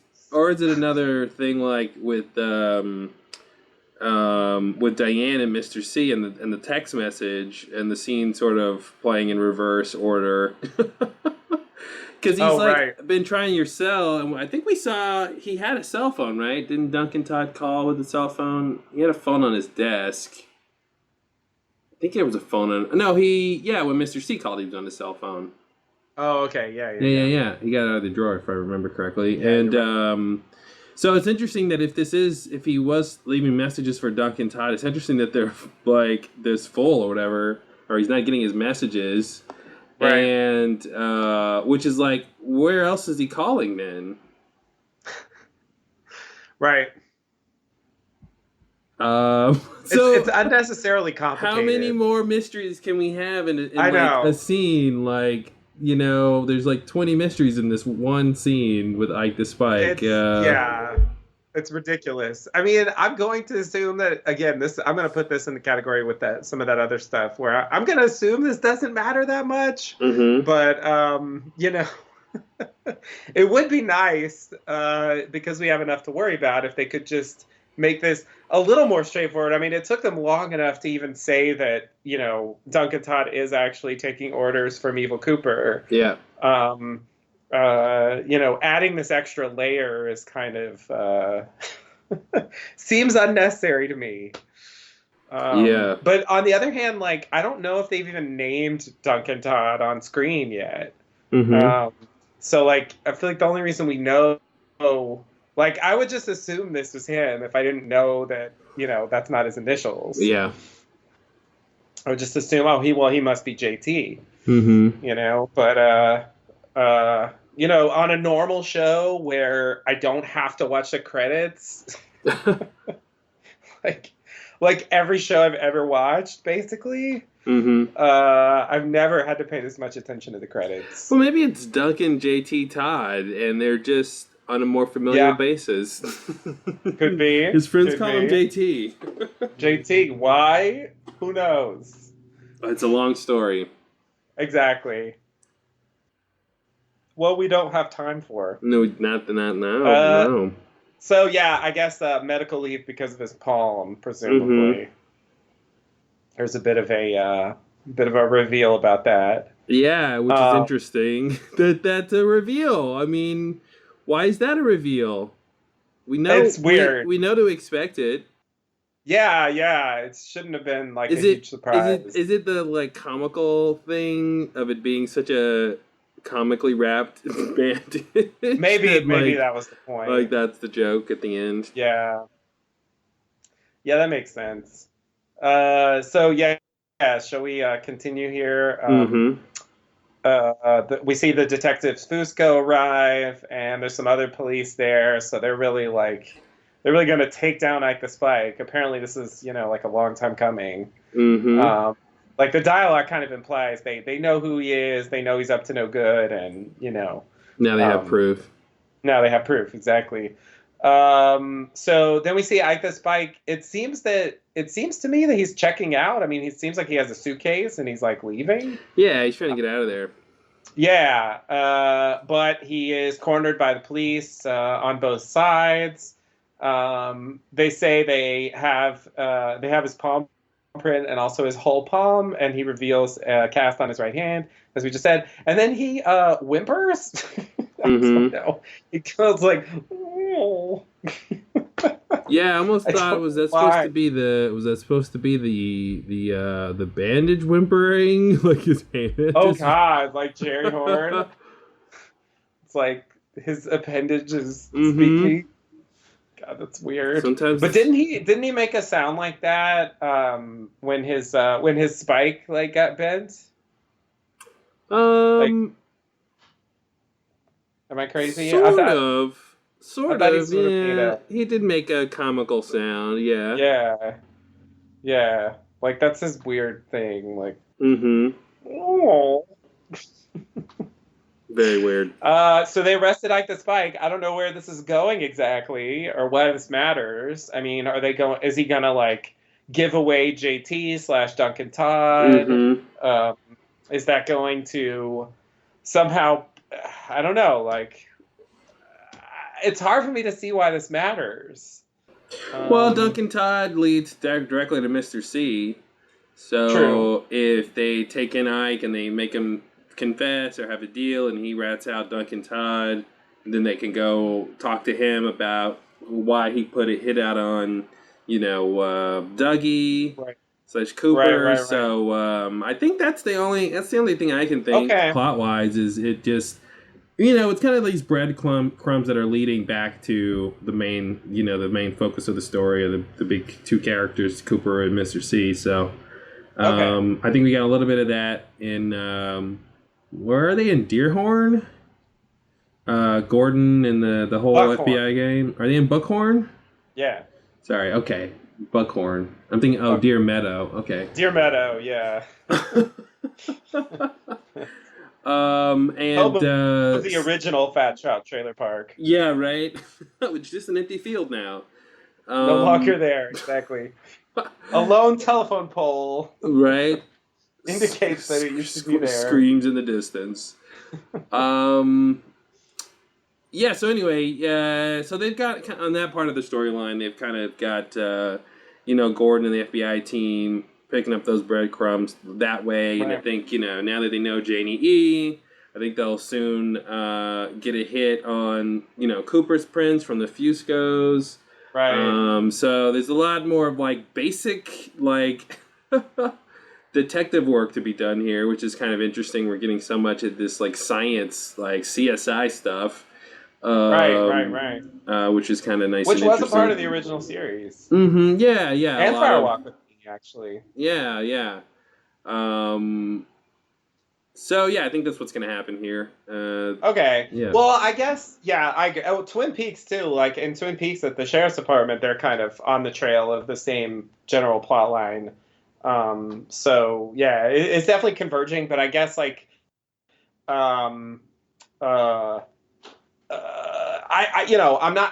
don't think that the Las Vegas Police Department is gonna bring down Evil Cooper or anything. So I guess that's where I'm wondering what the point is. Sure, they're gonna progress, but maybe they'll just pass along information.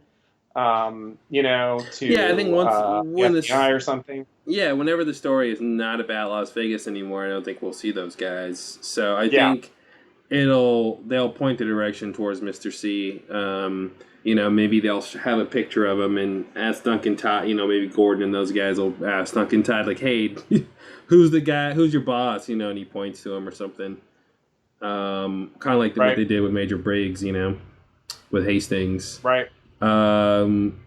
And then they can, at least figure some things out. Yeah. I mean, there's a lot to do in detective-wise to really figure out what's going on here. Unravel everything. But they're getting there. They're getting sizable pieces of each of the pieces. There's multiple pieces. So many pieces. Mm-hmm. But yeah, you're right. Progress is definitely happening. Yeah. In pretty much every storyline here. Yeah, it's got to go. It's got to ramp up. Yeah. All right. So, are you ready to move on here? Okay. So we go to the Twin Peaks Sheriff's Department. Lucy and Andy go back and forth on the color of a chair they're looking to order. Eventually, Andy gives in, but Lucy orders the one that Andy wanted, which is the red one, anyway. There you go. Marriage. Yeah. Hashtag marriage. Yeah, I don't know, right? They should cut to like Hallmark or something, like a Hallmark ad or something, like this Valentine's Day. Sacrifice a little bit for your home decor. Yeah. Exactly. Yeah, what a weird classic Twin Peaks scene, you know, of just a really mundane thing presented in a really strange and baffling way.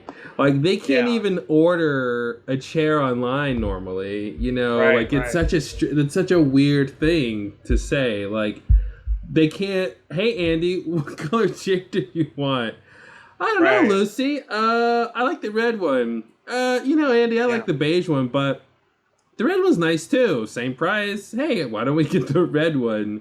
That's a boring scene, so I guess that's why they don't write it that way. But it's interesting. And again, it's not just that they go the weird back and forth and very stilted conversation they have and childlike, but that twist at the end of her getting the other one.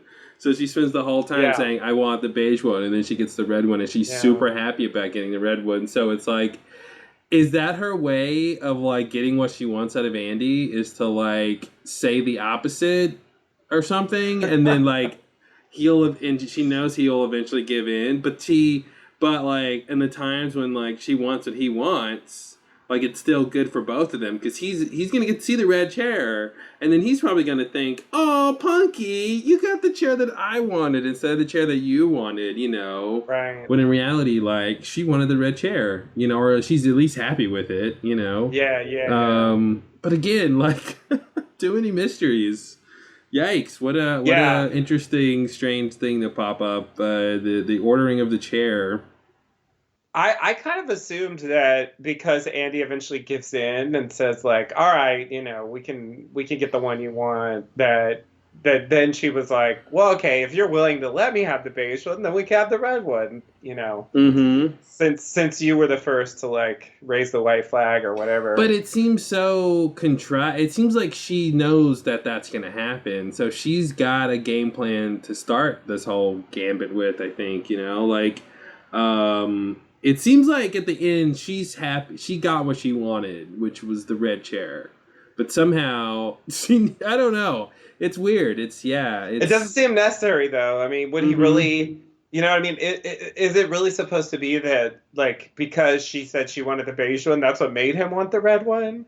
Like, is it really reverse psychology? I don't know if it's that, or if it's just... She's like, okay, look, I really want the red chair. Maybe that's why I feel like it's got to be something else about, like, what's going to happen when the chair arrives, Oh, God. Which is why am I thinking about that? Mystery. I don't know. I just feel like she played a little short con here, and she seems really. It's not. I don't know. And I'm reading her acting, so this is subjective, but, like, it seems to me that she was, like, secretly like, oh yeah, look, I secretly got what I wanted the whole time. Not like, he's a good guy. I'll give him what he wants and sacrifice. Like, I didn't really get that. I got the sense that, like, that was her whole plan. Now, what makes the plan weird is that he wants the red chair and she wants the red chair.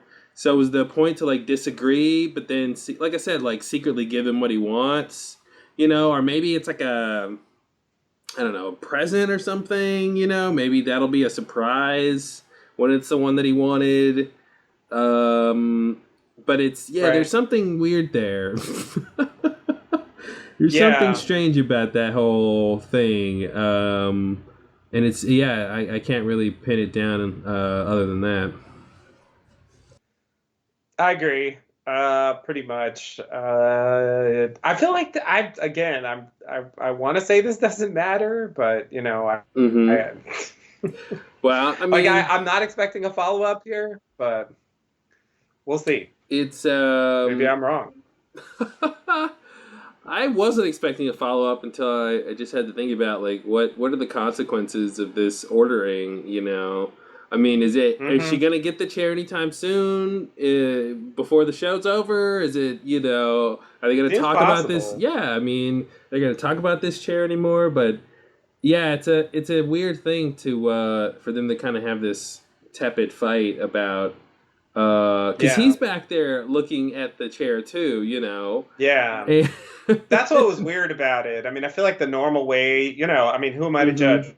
But I feel like the normal way to do this is you both look at the screen at the same time, the same screen, and then you go back and forth with the colors, and you both look and say, you know what I mean? It's just you miss out on. It's just weird that they're separately looking at the same page, and then like walking back and forth. But that's the like acting part, like that's the like staging of it, having them like go back and forth and having to walk to each other gives you that weird staging feel. But yeah, I agree. They're definitely not doing it the normal way. I think there's also a little bit of like, they kind of look like they might be working if anybody passed by. Oh yeah. Because unless they're on their lunch break, it's like, what are you guys doing? Right. This is why the government, is too big. Because of bureaucrats like these guys. Oh man. Yeah, anyway, it's very strange. Why are they buying a new chair?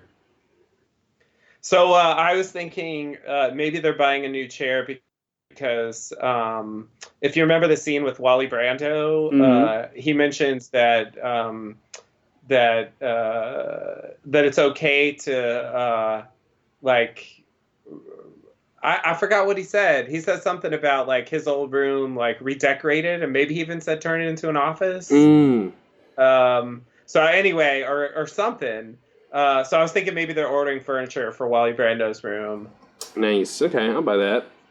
Since they specifically mentioned that they can like redecorate a room. But we'll see. I mean, it's one of many important questions. Okay, so you ready for the next thing here? All right. So then we move to Johnny Horn running around. I'm not really sure where we are here. Is this supposed to be the Great Northern? I really don't know where this is taking place. Anyway, wherever we are, some kind of building. Johnny Horn's running around. Sylvia calls for him. Eventually, Johnny runs into a wall, I guess, knocking himself out. And Sylvia comes over and kind of looks at him, stands over him, is concerned, etc., etc. So Sylvia and Johnny Horn, this is their entrance. Yeah, wow, Johnny Horn still around. So Johnny Horn is not played by the same actor who played him in the original series. Oh, interesting.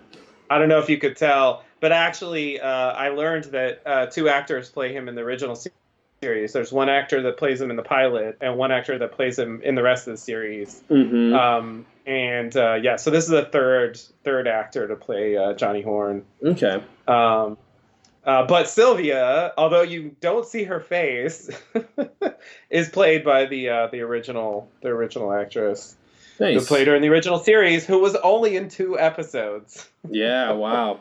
Which is very strange, and they're both David Lynch episodes. So he's a fan of that character for some reason. Like he brought her back for the series finale. She shows up when Ben Horn is revealing to Donna that he's her father to say, yes. don't do it. What are you doing to this family? Get out Yeah, of here. yeah. I was like, yeah, that's right. You rarely see her. She shows up like she's been there the whole time. Yeah, yeah, exactly. And then there's the dinner scene in episode 2. When Jerry bursts in with the baguettes and makes Ben. Well, he willingly does it, but he eats one of Mm-hmm. them in front of them very Mm-hmm. enthusiastically. Yeah. Uh, I think that's the other scene that she's in. Mm-hmm. Yeah, it's so weird. It's weird, yeah. It's like it's kind of like Donna's sisters, where like there's the idea of this character, but then in most of the series, it really doesn't seem like they exist. Mm-hmm. Yeah. Yeah, But 'cause she's back. yeah, I feel like throughout the whole part of the of season 2, when uh Audrey does the whole thing at One Night Jack's, and she realizes Yeah. what her dad's into, and then she confronts him about sleeping Yeah. with Laura. I feel like the whole Yeah. idea of of his wife is not really in there. Yeah, you're right. He That- seems like the mother's just not in the picture, and it's Yeah. still bad what you did, Dad. But it's like, yeah, it's interesting. Totally forget about that character. Yeah, yeah. And you would think also she would be at least somewhat concerned Mhm. about Audrey being, kidnapped and held for ransom. Mm-hmm. Yeah, clearly she By, didn't find it. dangerous criminals. I don't think Ben told her. You might be right. That's what I would guess. It But doesn't then seem like didn't she something. notice that Audrey was gone for like? Oh, she's on a trip for business, darling. Okay. She's with Uncle Jerry. You'll buy that, right? Oh, Sylvia. Yeah, so Sure, there why was not? he does not like hit his head, I think, on or knocks down a picture of the falls. So Oh, yeah, is I don't that know what if this that is I don't know if this is supposed to be at the Great Northern, or like a house attached to it or nearby or something. But I Doesn't assume look they like a have familiar place. But... No, I assume they have their own house that's not at the Yeah, Great you Northern. would think so. I mean, I don't think we ever see in the original series like where they sleep. Mm-hmm. I don't think they ever show. Like Ben is always in his office, and Audrey's always like floating around the hotel or somewhere else. But I don't think we ever see them like at home. No. There is that dinner table scene, but it seems like that's just in the Great Northern. Mm-hmm. So, yeah, I don't know. Yeah, you're right. It makes sense, but it came off to me like they live in the hotel. Yeah, it seems like that. Maybe their house is far, and Ben's like, I'll just stay here. It's easier Yeah. to commute. Yeah. Therefore, and I can have all my exploits, without Right. the wife watching. So is this guy supposed to be dead or what? Dead? Nah, he can't be dead. They don't kill Johnny Horn like that. I mean, Come on. I mean, the fact that it's like a different actor made me think, oh, well, if they only want him for this one scene, But yeah, he hit his head pretty hard. There was a lot of blood, Yeah, it's pretty severe. Yeah, I agree. And that is more or less the way that Leland killed himself. Mm-hmm. Oh, and I was gonna say it's what he did to Maddie. When Bob had taken over. Oh, and he him, did to he's- Maddie also. Yeah, he's like, go back to Missoula and smash her head into a picture of Missoula, a painting or something. Right, yeah. So third time's a charm with that whole way to hit somebody in the head. Well, and here's the big mystery of the scene: who let him out? Oh, yeah. Good question. That's the mystery. Who let him out? That's what I'm saying. Who let him out? I Clearly, it was a think bad idea. did Bob do it? Oh no, not Bob. Experiment let him out. Oh no. You can go out now, Johnny. There it is. There's the scene. Of course he's running Oh, away you know, from that. Yeah, no, it's actually terrifying. That reminds me, I was gonna bring this up. Do you remember? I think it was in. Well, okay, it was with 1952? Dougie, so it must have been like part 3 or 4. Mm-hmm. there's that scene, the scene when Jade drops Dougie off at the casino, Yeah. and she says, "You can go out now." Yeah. And then he has this flash to, or they flash to, I guess, like, it's up to its interpretation whether he's seeing that or not. But to Laura saying the same thing, in the Black Lodge. They haven't done anything like that since then. I remember at the time thinking, like, oh, he's gonna keep seeing things that, like, trigger, memories or something. That's the only time that happened. I think it's really weird that they did that, knowing now that they weren't planning to go back to that at all. Yeah, that's a good point. It seems like that what they did was sort of evolve that idea into not just him having these like flashbacks to the Waiting Room Black Lodge stuff, but like the Waiting Room Black Lodge people will start actually helping him, and I think that kind of replaced that sort of idea, But yeah, you're right. It's interesting that they didn't keep doing that thing or have him. Yeah, he's not really in a lot of situations like remembering back like in those instances. You're right. So, and we thought like that would be part of a way that he would wake up or something, right? So it's like, it seems like, right. That's not it. And even these people helping him is not necessarily how he's going to wake up. Mike told him to wake up, and I'm like, if that doesn't do it, I don't know what will do it. I mean, right. I feel like something, there's some piece that he needs, and maybe Mike doesn't even know that it's missing or something. I'm telling you, those shoes, man. If they go back for those shoes that he left in the purple place, oh right, the shoes, yeah. Like Nido's gonna show up with his shoes, Our American Girl. Yeah. And then he'll be like, these fit great. Now I'm back. But yeah, good point. Yeah, that was a whole. Yeah, I was just kind of reviewing some of the old stuff because there was a lot of stuff I forgot about, and it's so much has happened since then that I just didn't really. It's hard to keep it in your head, all of it at the same time. Yeah, and that's one moment that kind of sticks out as being kind of not really fitting with what they do later. But I mean, I guess the casino thing was kind of along those lines too. Although I guess the follow up to that was the insurance thing, which also hasn't really had a payoff yet. I think that's what's going to happen tomorrow, maybe. I guess so. When he talks to Bushnell Mullins about the answers. Answers. Like, is Bushnell going to come to the conclusion that like, what's his name? Anthony is like trying to have Dougie killed because he uncovered his fraud scheme or something. That's interesting. Yeah.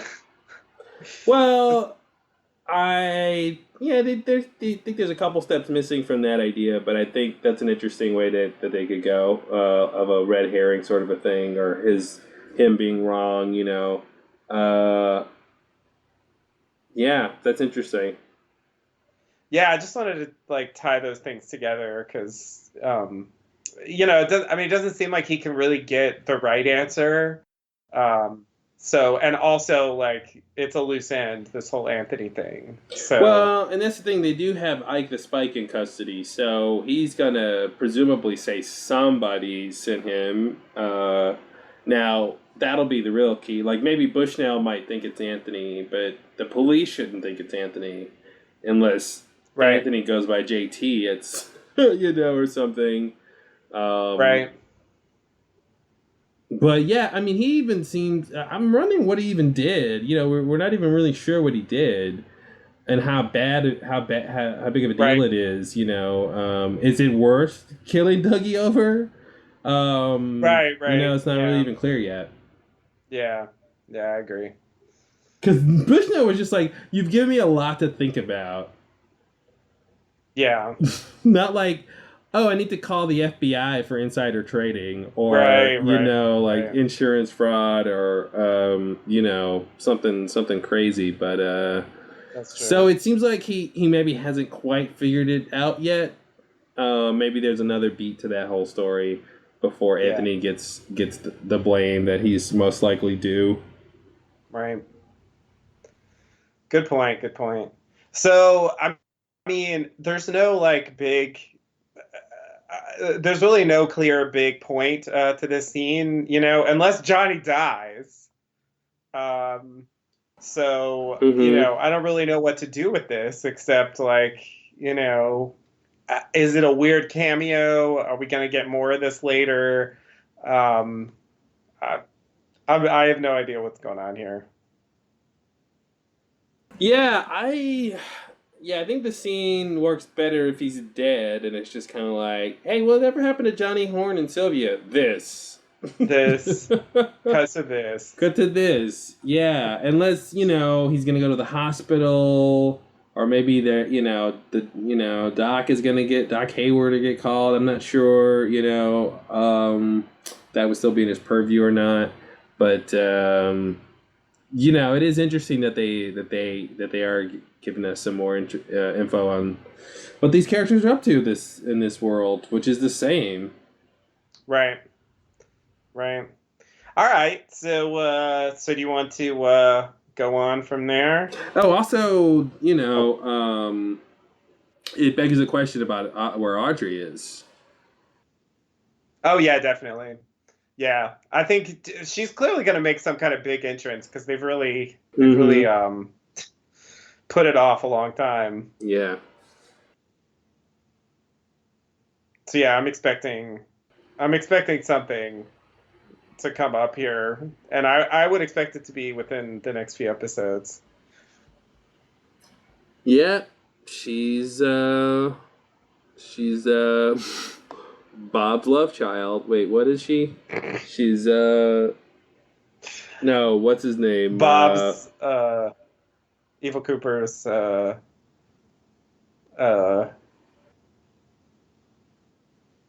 baby mama. Baby mama. Oh no, he's doing all this work trying to find coordinates so he can get some money for alimony and child support. He's like, I might be evil, but I'm not a deadbeat dad, all right? My dad was never around when I was growing up because he was a demon. Oops. Yikes. All right, let's go to the fun scene. Okay, so in the next scene, Bobby comes with Frank Truman and Hawk to ask his mother, Betty Briggs, some questions about Agent Cooper and Major Briggs and their meeting and so on. But before they can really actually ask any questions, she reveals that the Major Briggs told her that this would happen one day. I guess it was right after he met with who would have been, I guess, Evil Cooper at the time. Mm-hmm. And he told her to give them this. And so she brings them to a chair and I guess pushes some kind of button under it or something and reveals a secret compartment on the top of the chair. And there's a small metal cylinder type thing inside. And so she gives them that cylinder and then they agree to have coffee. Mm-hmm. All right. What a great scene. Yeah, it felt very much like old school Twin Peaks. Yeah. Gotta love Major Briggs. He's just even in death, he still got tricks up his sleeve. Yeah. Yeah. They've definitely made him very significant in the new series. Despite the fact that they don't actually have the actor. It's they somehow got him involved. He's involved in the Hastings plot. Mm-hmm. And now we have this where like he knew what was going to happen, like 25 years in the future. Sometimes you see the future. Yeah, it's interesting. Yeah, there's a lot to. I mean, yeah, we have the next part too, where they kind of open that thing. Yeah, it's interesting. It seems like Briggs knew just enough to not stop this from happening. You know, like he's in all these different parts of the plot, and he sort of has some sense of the main game being played here, but it's not enough that he could actually stop what's going to happen. What's clearly still going to happen, you know. Right. He can only kind of leave some clues for the future. But yeah, and I love, you know, this whole thing with still Bobby, like, you know, his dad still having surprises for him, and oh yeah, and I love that whole. He knew that Bobby would be there. Yeah, exactly. Yeah, and that like Bobby would be with, you know, Hawk and Sheriff Truman. Like he somehow knew it would be these people coming, and which is so weird. Like even if he time traveled to this time, right? I mean, is he out in the bushes?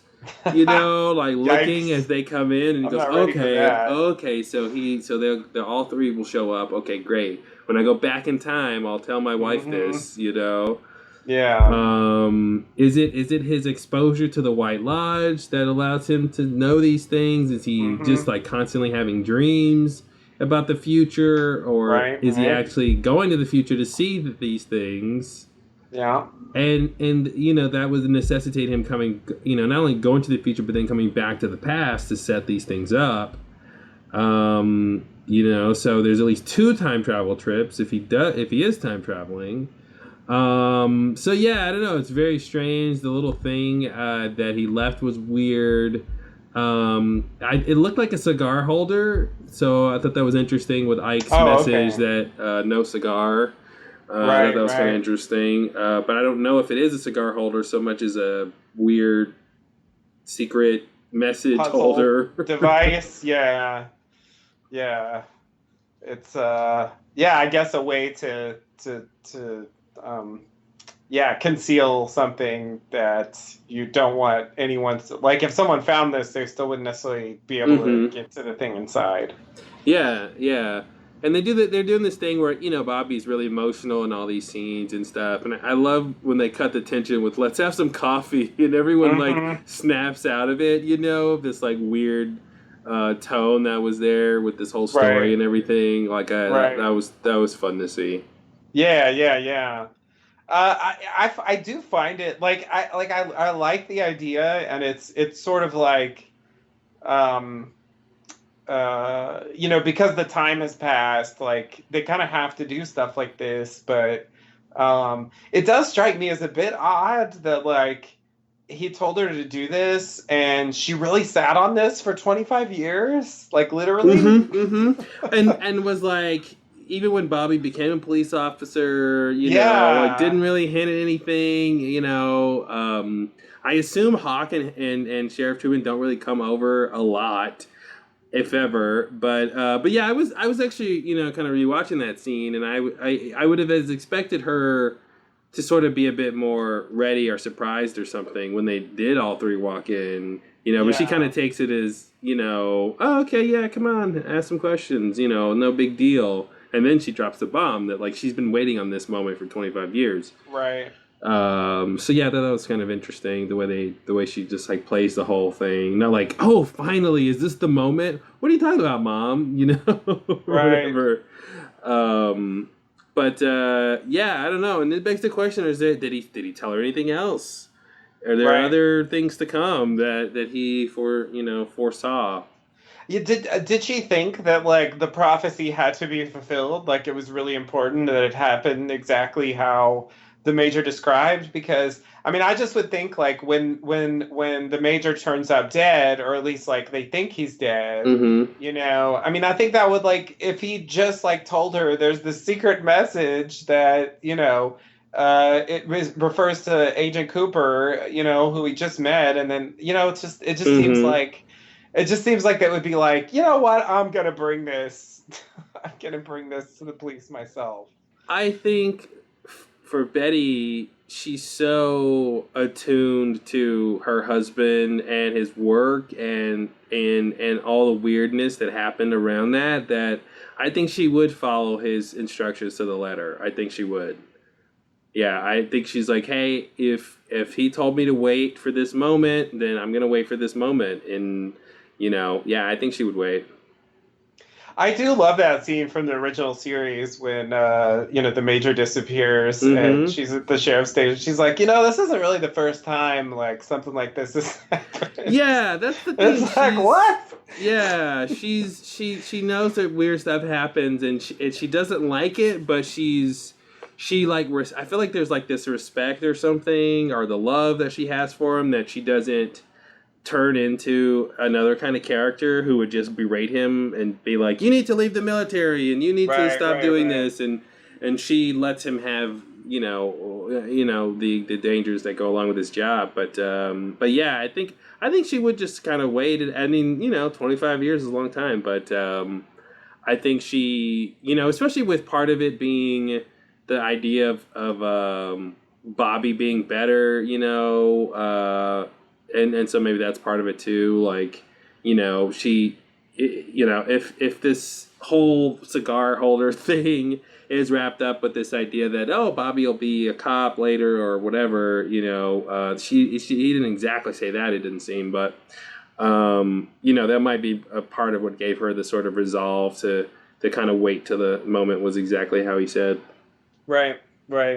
Yeah. I guess that makes sense. It's really just like thinking about it. Like if I got something like this, it would just be hard for me to sit on that for 25 years. And you're like Catherine and Andrew with their puzzle box. I'm exactly like, yeah, you're right. Mm-hmm. You're like, I can't wait. I gotta open this box. I don't care who sent it to me. Yeah. Yeah, and then it's like, wait, why are we opening this? Mm-hmm. Who was this from? Yeah. Why is this treasure? Yeah, right. Why? Yeah, why are we assuming this is valuable? Yeah, our nemesis left us something in his death. Yeah, we better. Yeah, we gotta go find it because it's gonna be great. It's gonna be great, and I want it, and you can't have it. Yeah, it's weird, but yeah, fair enough. I guess it's consistent, but it is still really crazy. I mean, it's sort of like the the thing from The Constant, but even longer, Well, and to some degree, she probably forgot about it, It was probably one of those things that, like, from time to time, she will remember something. But I could imagine that being the kind of thing that you kind of forget about, even though it is a weird setup, But after a while, she probably, when she's dusting and cleaning, she's probably not thinking, oh, that chair has a secret compartment and there's that thing in there. And yeah. So I could see that it being a little bit more just kind of like, this thing that happened. Oh, by the way, yeah, here's the three of you walking in. Okay, here we go. Game time. Right. All right. So we'll get more on this later, obviously. So shall we continue? Mm-hmm. So we go to the Buckhorn morgue.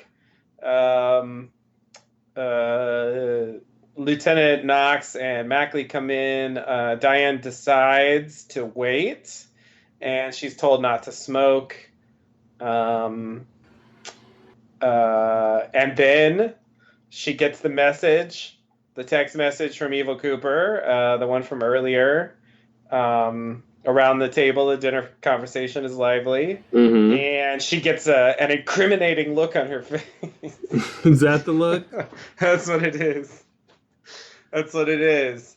Yeah. I'm starting to, I guess, like, I buy that she doesn't necessarily care to go with him or whatever, but I do get the sense that she's also isolating herself so she can get this message. And it's like, what are you up to, Diane? I am still a little confused about the morgue, versus the police station, but I think they made it clear that the morgue is at the police station. Okay, they did. Yeah, because think that's what they said. Okay. I think like we're going to the morgue at the Buckhorn police station.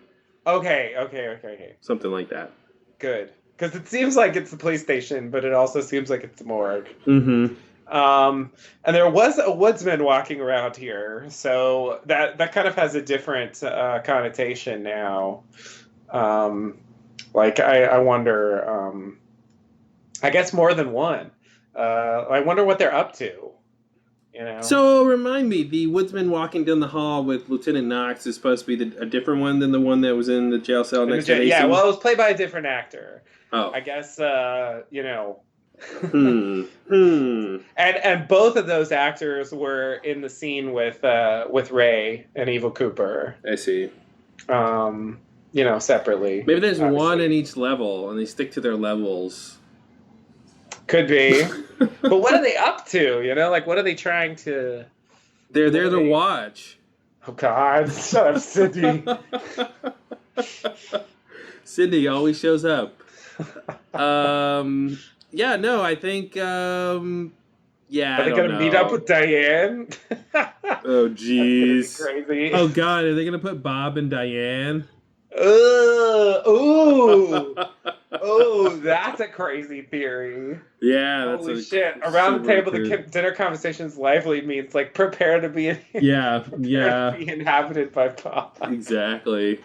Oh my God, that would be so weird if that's the plan. There's no way that's the plan. There's no way that's the plan. I am not ready for Diane Bob. No. Holy shit. Bob and. She's evil enough already. Oh, jeez. She doesn't need Bob's help. Yeah. For her duplicitous schemes. That's one thing we haven't seen, though, is like, I don't think we haven't really seen like a male inhabiting spirit in a female's body. Yeah, I mean they did it a little bit with Laura in Fire Walk with Me, but and they they said that it could happen and that's what he wanted to do, and she has those brief moments, and there is the thing at the end where you see her look in the mirror and she sees Bob, but in general you're right, like they don't actually show it going on for any real extended period like the other possessions that we've seen. Yeah. Where they're like walking around and doing stuff and occasionally looking in the mirror. Check in on old Bob. See how he's doing. Yeah, so I'm still not convinced Diane is on the take. I think, she seems eager to get some information from whomever is texting her. So, it doesn't mean that, I don't know. I see this as someone who's like, has got a weird message from somebody seeming like they know something important and she wants more from them or something. It means to me that, of course, we have to leave open the possibility that, well, okay, let me back up from that even. It's clear that certain things happened off screen here, right? This show is like full of shit that happened off screen. That's like the name of the game here.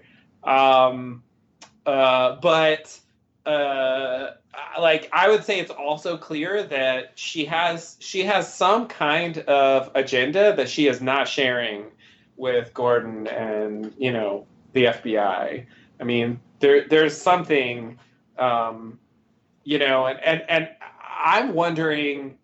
I don't know. I'm wondering if she wants to be in Buckhorn, if she's got something to do there, if that whole like pretending not to want to go was a ruse and that's why she agreed in the end. Pretending to not want to go with the FBI, because like that whole thing made it seem like, oh, you're dragging me into this thing. Yeah. But now she's up to something. Even if she's not evil, she's definitely up to something. Here's a couple of things. You know what I'm saying? One is, I don't necessarily think she's got her own agenda. My hunch right now, like I'm saying, is that she's being pulled into something, and I don't think she's really in it yet. But that being said, the one thing that's kind of an interesting detail that might prove your point is the Lucy and Andy scene. which is about this woman who pretends to not want this thing she really wants. So that's kind of an interesting connection to that. Like, maybe that's a reason that scene is like the way it is to give us this kind of subconscious clue on another character who's doing that kind of thing. Right. But that being said, so anyway, I just want to throw that out there. But that being said, I don't really get that from her. I'm not really getting this, like, she had an agenda the whole time. I really feel like when Albert showed up, that was a surprise. She didn't really want to be pulled back into this stuff. Well, then when did she start expecting a text message? I mean, that's the question. I don't know. I mean, like I said, I think she could have. I think all it takes is one text message, one that says the one right thing for her to be where she is now. But she's also not sharing it. You know what I mean? So there's nothing to share yet. There's not necessarily anything to share yet. Oh, there's something to share. I mean, she got. She got what? She got a message, but she might got not. The look on her face. I don't think she knows what it means. Yeah, I mean, I don't think. I think she's. I don't know. The look to me seems like she's trying to figure out what it means. Does she really have no idea who this is coming from or what it means? I mean, even still, I would think under the circumstances, she would want to share that with the FBI because, hey guys, I got this text message around the table. The dinner conversation is lively. Oh, okay, Diane, what does that mean? I don't know. If she thinks it's, I don't know. Maybe she thinks it's nothing, but if she thinks it's significant, then I think she would. But I think there's a gray area, and I think she thinks it's significant because she's trying to check for it. Okay, I hear you, but I think there's a whole gray area where she can just not. I mean, we've seen this before, right? Where a character is in this kind of situation. They don't know exactly what's going on. I mean, it could be something, a threat against her, right? It could be that was the first message, was something that she finds threatening, and that's why she doesn't want to, like, necessarily tell them what's going on. I just feel like we don't know what it is yet. We don't even have an inkling of what it is. So it's hard to say that, like, she's got a whole motive and she's got a whole plan and she's been planning this the whole time and that she's in on it with Mr. C. I mean, I feel like that's going from 0 to 60 before we really, like, figure out, really anything else about what she might know. Like, I think it's possible she was playing a ruse and she wanted to come along with him, but she's also not sticking her nose in things, right? Like True. She would be if she's there to spy on them, right? Yeah, that doesn't seem like that's the mission. I think that's really what we have to see is like what she does next, because I think that will give us some indication of what the purpose of this message is, what she's supposed to do. But I really want to know, when did she start expecting a message? Because that's, and it's before she even hears that Eva Cooper escaped, so... but yeah, listen, Cooper did his weird shit, before in the prison. He could have sent a message then or something. He could have sent a message before then, it's really tough to tell when off screen this could have happened because there's so many areas. But my point is, like, it doesn't take much for her to get to this point of being intrigued, but not really know what's going on to the point where she would be compelled to, like, share this information, But it depends on what she has to hide. Maybe there's something that she's done in her past that Gordon and Albert don't know about, so she's got, they've got some leverage on her or something. Maybe that's why she's not saying anything. But I feel like she hasn't really crossed the Rubicon yet for me in terms of, like, oh, you really are, going against what's probable for a character to do, in this kind of situation. Like, I think she's still on the edge for me, and it is going to be what she does next. If she does anything outright against the investigation or reveals any information, that she might have, then I think we'll have a better sense of, like, where her alignment is. But, she could just be in the process of getting corrupted by Mr. C now, it might not have happened yet. Right. Yeah.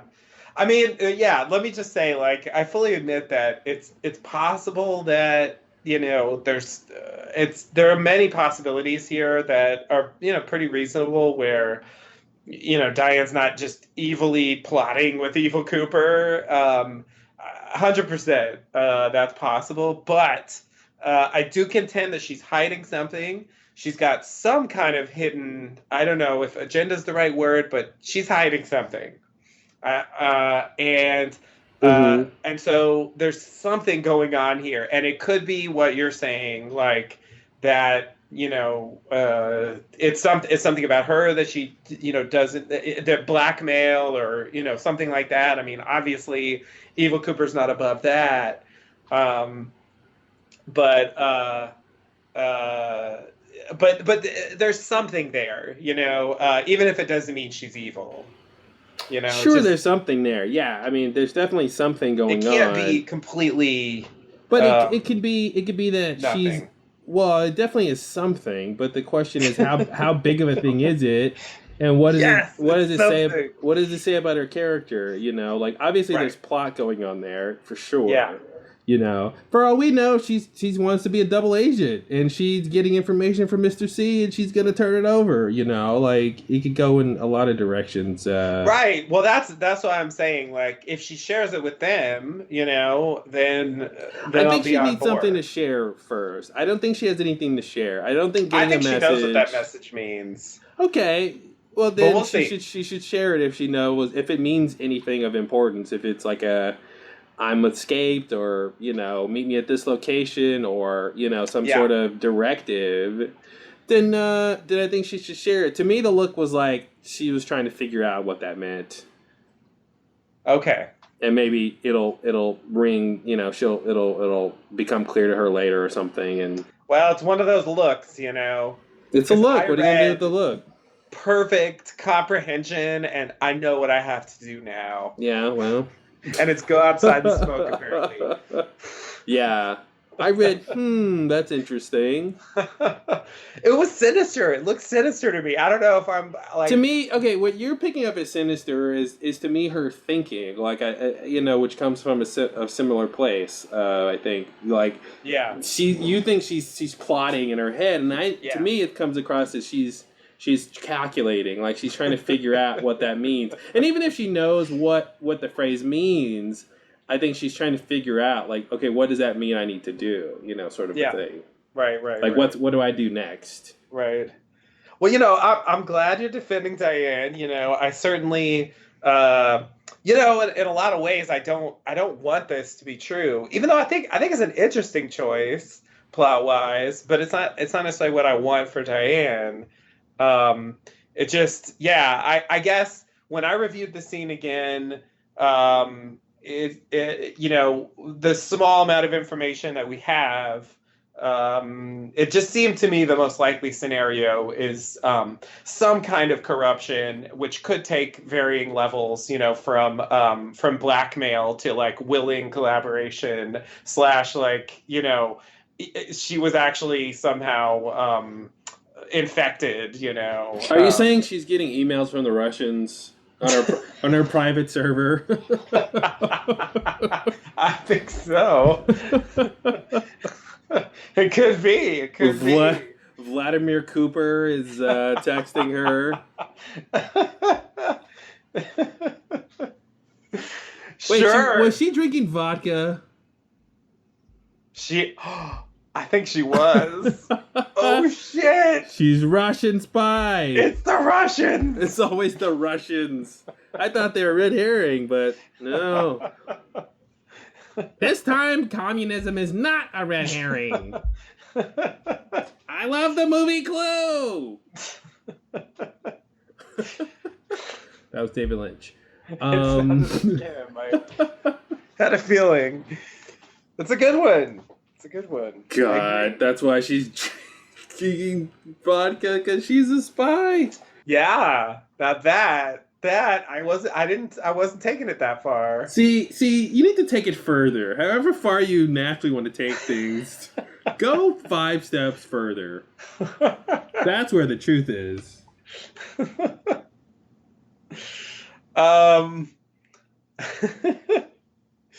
All right, I'm very excited to await further developments. I would say for me, like, this is the most shocking moment of the whole episode. Mm-hmm.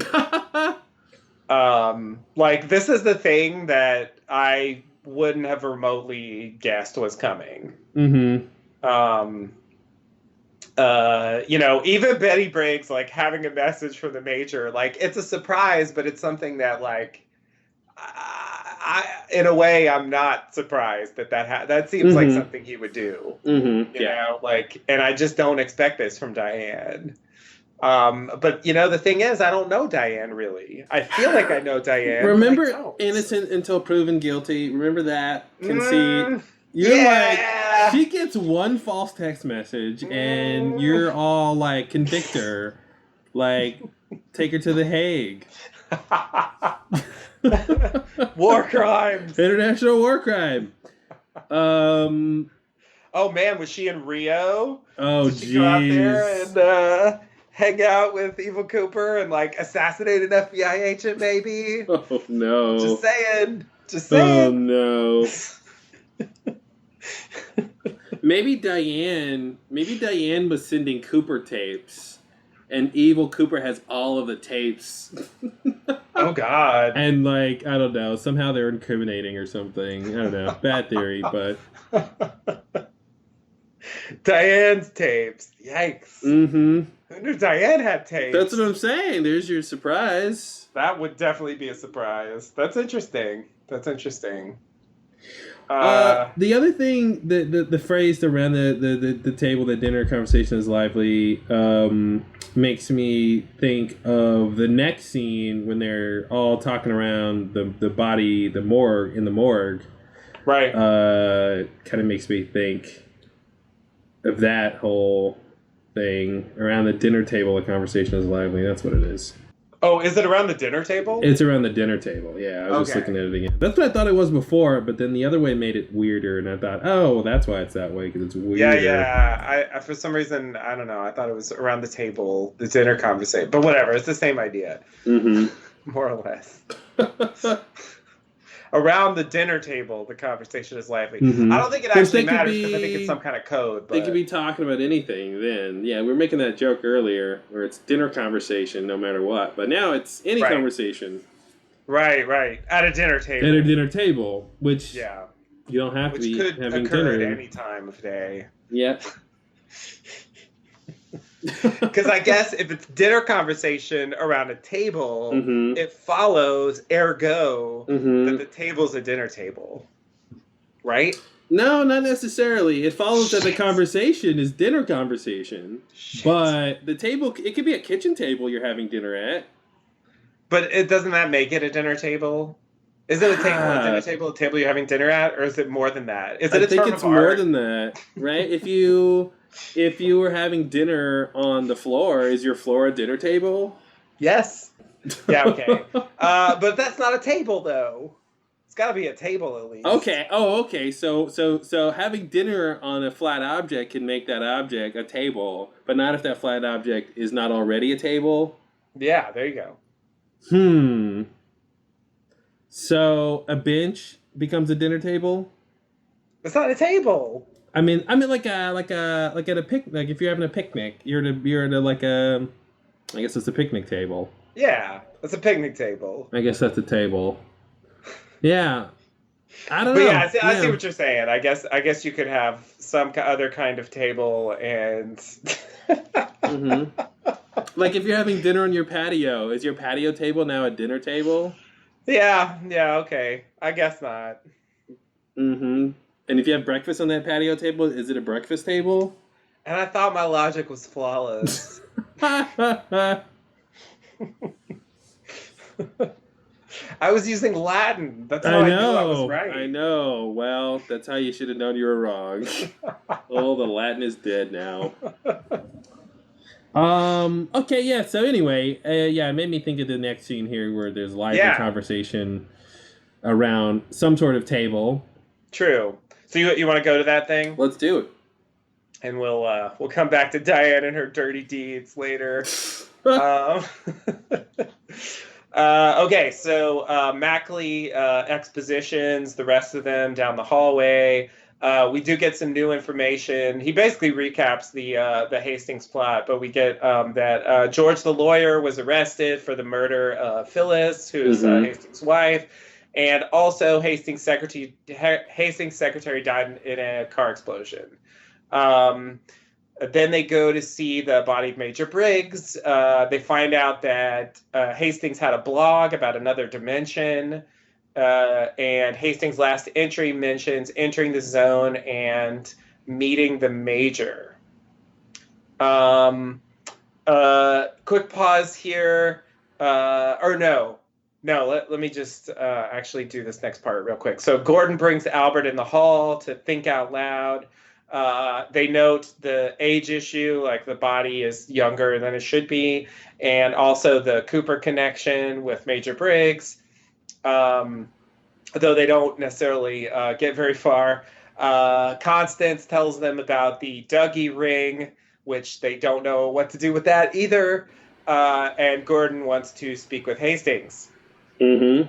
Okay, so I just wanted to mention, I was reviewing some of the earlier episodes, and there is some dialogue that, oh God, now I don't remember his name. Jack. Remember Jack? The guy with the beard that Evil Cooper rubbed to death? Mm-hmm. There's some lines that he wired Hastings' secretary's car, implying, I think, to explode. Ah, okay. Interesting. So, even back then, we could have known that her car was going to explode, whereas I had just forgotten about that by the time we got to this. So I was like, oh, okay. I was kind of surprised. It exploded after Ray got the coordinates from her? Yeah, seemingly. I mean, he said he got them, so... So I assume he's telling the truth. Yeah, okay. All right, yeah, a lot of weird stuff here. Poor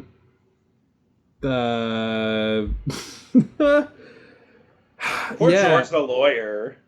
I mean... right, yeah, just thinking he's going to be like, I didn't do it, but there's going to be very little way to prove that unless he has an alibi. He was at the police station when she got shot, I think. But he was on his way to meet her, I believe. So yeah, he was. That was the problem. Depending on the timing, he might have an alibi, but it might not quite work. The forensics is. Mm-hmm. Yeah. Constance has got to get in there. Prove him innocent, Constance. But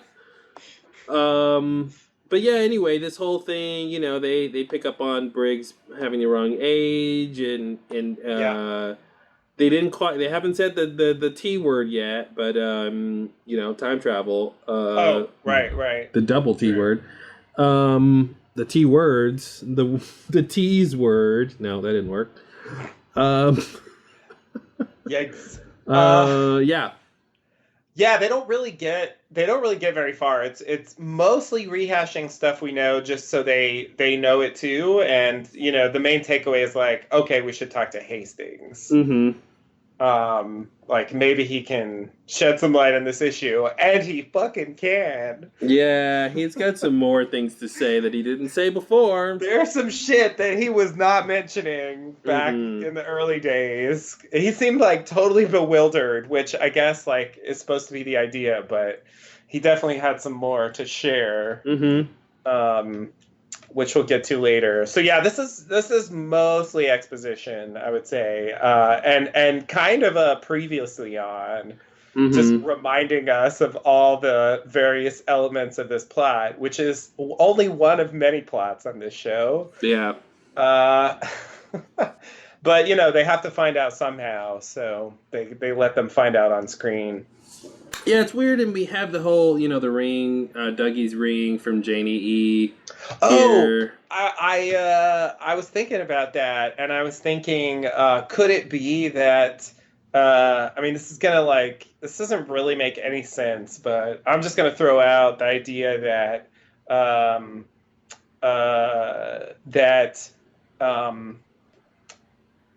oh wait, it made sense, and now I lost it. Hold on.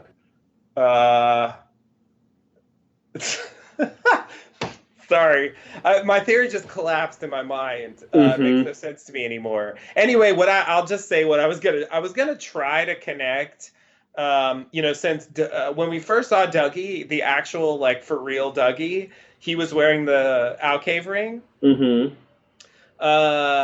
And I was gonna try to say that somehow that's connected with how Dougie's ring, like Evil Cooper, put, or a woodsman, or I don't know what experiment, I don't know, put, switch the rings, like gave Dougie the Alcave ring and like took his wedding ring and put it in the major. I don't know why they would do that, but that just like there's some connection there between the fact that he was wearing the Alcave ring and the wedding ring. Yeah, I can't make it work. You mentioned that before in a previous podcast. Oh, did I? Mm-hmm. I guess I just thought it again. Yeah. That's what they call a rethought. Yeah. Yeah, I mean, obviously there's something to that idea. It doesn't make sense to me, in terms of logistics and motive, but there's two rings and two people.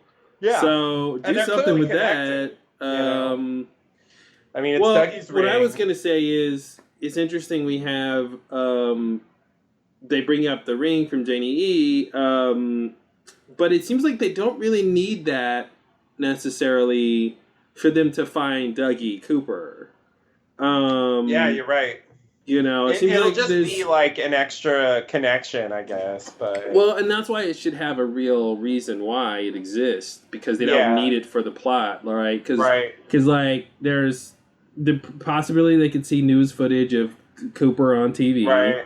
And we know that they just took his prints. Yeah. So that's definitely going to come up. And if they flagged his prints with the FBI at all, which they probably have, because it's really weird now.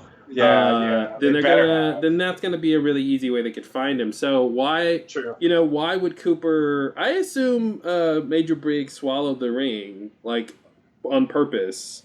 That makes more sense. Like somehow he was with Dougie at some point. Like maybe he was there when Dougie was created. Okay, but why would Dougie have a ring when he's created? I don't know. That doesn't make sense. Maybe. Oh, here's an interesting idea. Maybe how can Dougie get involved? Maybe when after Dougie was created, and Briggs found out Dougie was created, was manufactured. Maybe either in one of his time travels, adventures. He goes and it's another show right there. And he finds Dougie. And he gives Dougie the Alcave ring. I don't know why he has it, but maybe he gets it from the nurse at the hospital. He's been it could be as simple as that. And then he gives Dougie the ring to something. Some reason protect why he would give the ring. Yeah. I don't know if he'd want to protect him, unless he thought that was Cooper, which he shouldn't. No, he should know who. Yeah, he should know that Cooper is Evil Cooper. He should think that that's Cooper. I'm not sure. Yeah, why he would give him the ring, but maybe he gave him the ring and then he took Dougie's ring. Why would he swallow it, though? It's still the question. Yeah, I mean, like, I could imagine some weird scenario where he knows he's in danger, so he swallows it, like, to avoid it being taken, like, I guess hoping that it'll be found, Well, but it doesn't stop him from being in danger, and he... No, but I guess that's the point. Like, if he swallows it, then maybe they won't find it and take it away before someone else can find. You know what I mean? I almost feel like when his head flies off later, maybe that's when the ring got in. I can see some weird thing of them putting his ring in his throat or something. Then they put the ring down there, down the neck hole. Yeah. Why though? I mean, that just seems so pointless. Mm-hmm. I guess I like the idea that the Major swallowed it as to try to leave a clue. It's sort of like a similar thing like he did at the house. leaving that little tube there, cigar holder. Yeah. Like that he's trying to plant evidence for people to follow. Like it seems like it's along those lines to me. So maybe it's one of those things where he thought that would be the way for them to find Dougie, but the plot doesn't really need that to happen because there's going to be these fingerprints. Right. But then maybe they're going to do something specific with the ring, and that's why they introduced it. Maybe it will be weird if it's just totally like pointless. Like if there's no actual, like specific thing they get out of it aside from this connection. Well, now I'm thinking, what would happen to Dougie Cooper if he puts the ring on?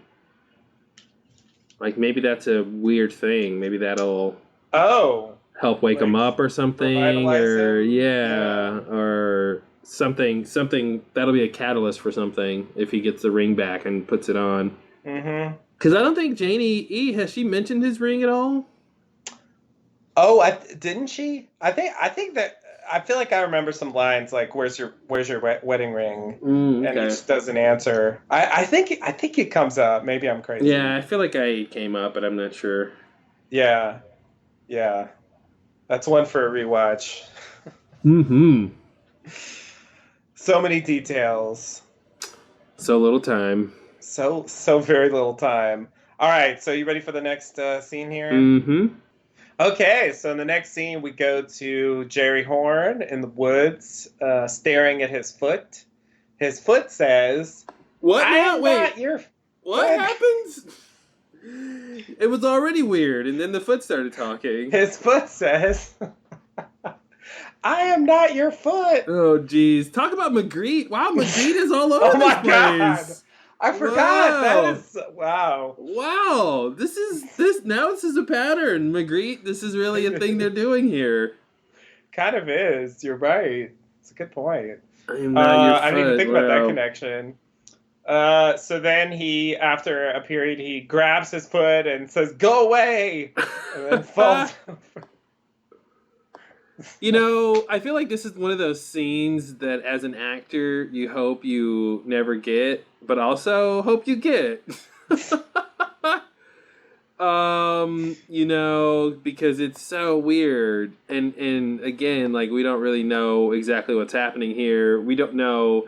I mean, listen, the foot started talking, so that wasn't cool. That is some good weed. Like, oh my God. Yeah. Well, people have been talking about this weed, and if it's grown in Ghostwood Forest, that maybe it's magical Ghostwood weed or ghost weed, and it's got like, I don't know, the spirits of Native Americans buried there or something. Like, I don't know what. Like, I've heard of indica and sativa, but this is crazy.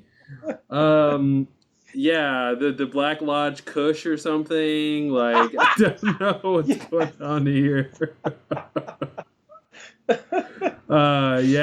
Sour Bob or something, or like, yeah. Oh God. Yeah, it's weird. Like, but I almost feel like the bigger question is this the first time this is happening or not? Because that really will tell us a lot. Like, did something change, and or is this what he does all the time? Does he just trip when he's out here? Is this just what he does, or is this something new and different is happening? Which it seems like something new and different is happening. I was reading the transcripts I told you I was going over the old episodes, and there was a line from the first episode part, I should say, when we first see Jerry Horn, where he talks about, let me see if I can find it here real quick. It's right here. He says,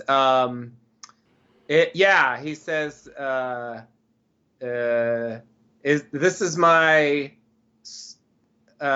new hydroponic indica sativa hybrid, a touch of the mythic AK-47 by way of the Amsterdam Express. It's baked into this banana bread and infused in this potent spreadable jam that's ideal for creative sojourns of a solitary nature. That That was the line that stood out. when I read it, because it's like, oh, that seems like that's kind of calling what's going to happen. So he ate some of this weed bread, banana bread, and has been tripping ever since, or he just started or something. Yeah, something like that. Yeah, I don't know when he started. And I guess because it's new, then maybe he hasn't experienced the journey before. Exactly. He's testing it out, because then he talks about eating his own profits and so on. So, but he's like, it's R&D, So, yeah, I think that's what's going on here based on that scene. Yeah, that's a good catch. Yeah, I'll buy that. But why is it so crazy? I mean, And is that supposed to be his foot talking, or do you think that's him hallucinating? My assumption is that he's hallucinating. Mm-hmm. If his foot's actually talking, we're in trouble. I mean, could it be a thing where this weed gets you so high that you can transcend the spiritual plane, and your limbs can be talking to you? It could be. Yeah, it's very... Because I'm like, listen, if that foot is not his foot, whose foot is it? Yeah. Good question. That's a scary mystery I don't want to think about. We've seen people missing heads. Haven't seen people missing feet yet. Whose foot is Jerry Horn's foot, and how did Jerry Horn get a foot that wasn't his? Jerry, where'd you get that foot? Yeah, right. Like, again, just like the previous scene, I'm tempted to write this off as something that, is kind of like the Lucy and Andy scene. Mm-hmm.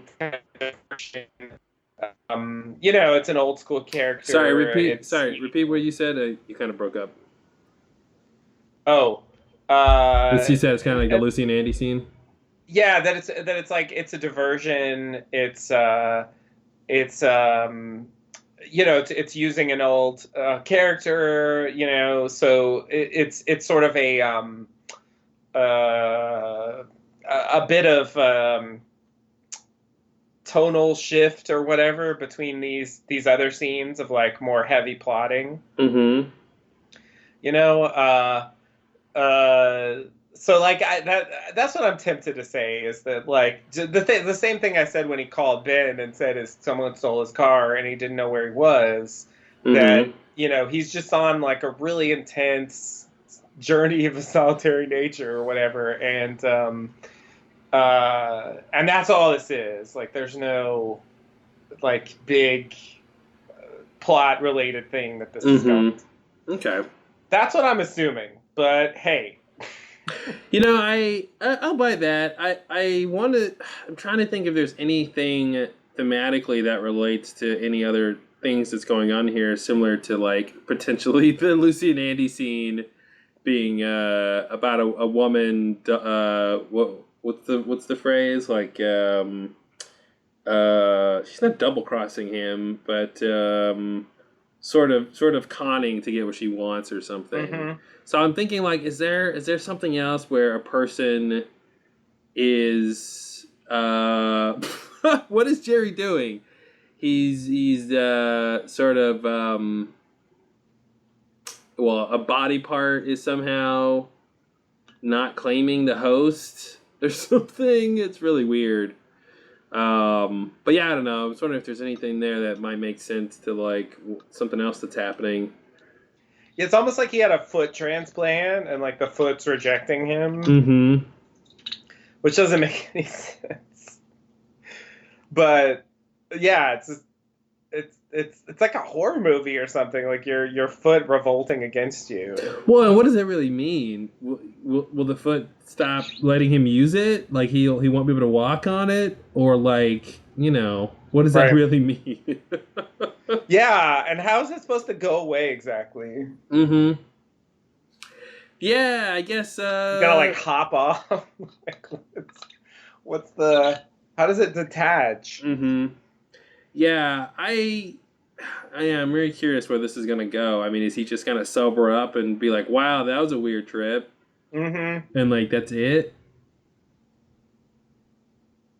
Yeah, I mean, maybe he'll kind of like stumble into something. I mean, there's gonna be some presumably some stuff going on in the Twin Peaks woods Mm-hmm. this season. So they keep showing those shots, Mm-hmm. and obviously that's the source, or at least like a focal point for a lot of the crazy supernatural business that's going on there. So I guess I wouldn't be surprised if he somehow stumbled into a plot. Yeah, I can see that. He's already Um, stumbled in the pot.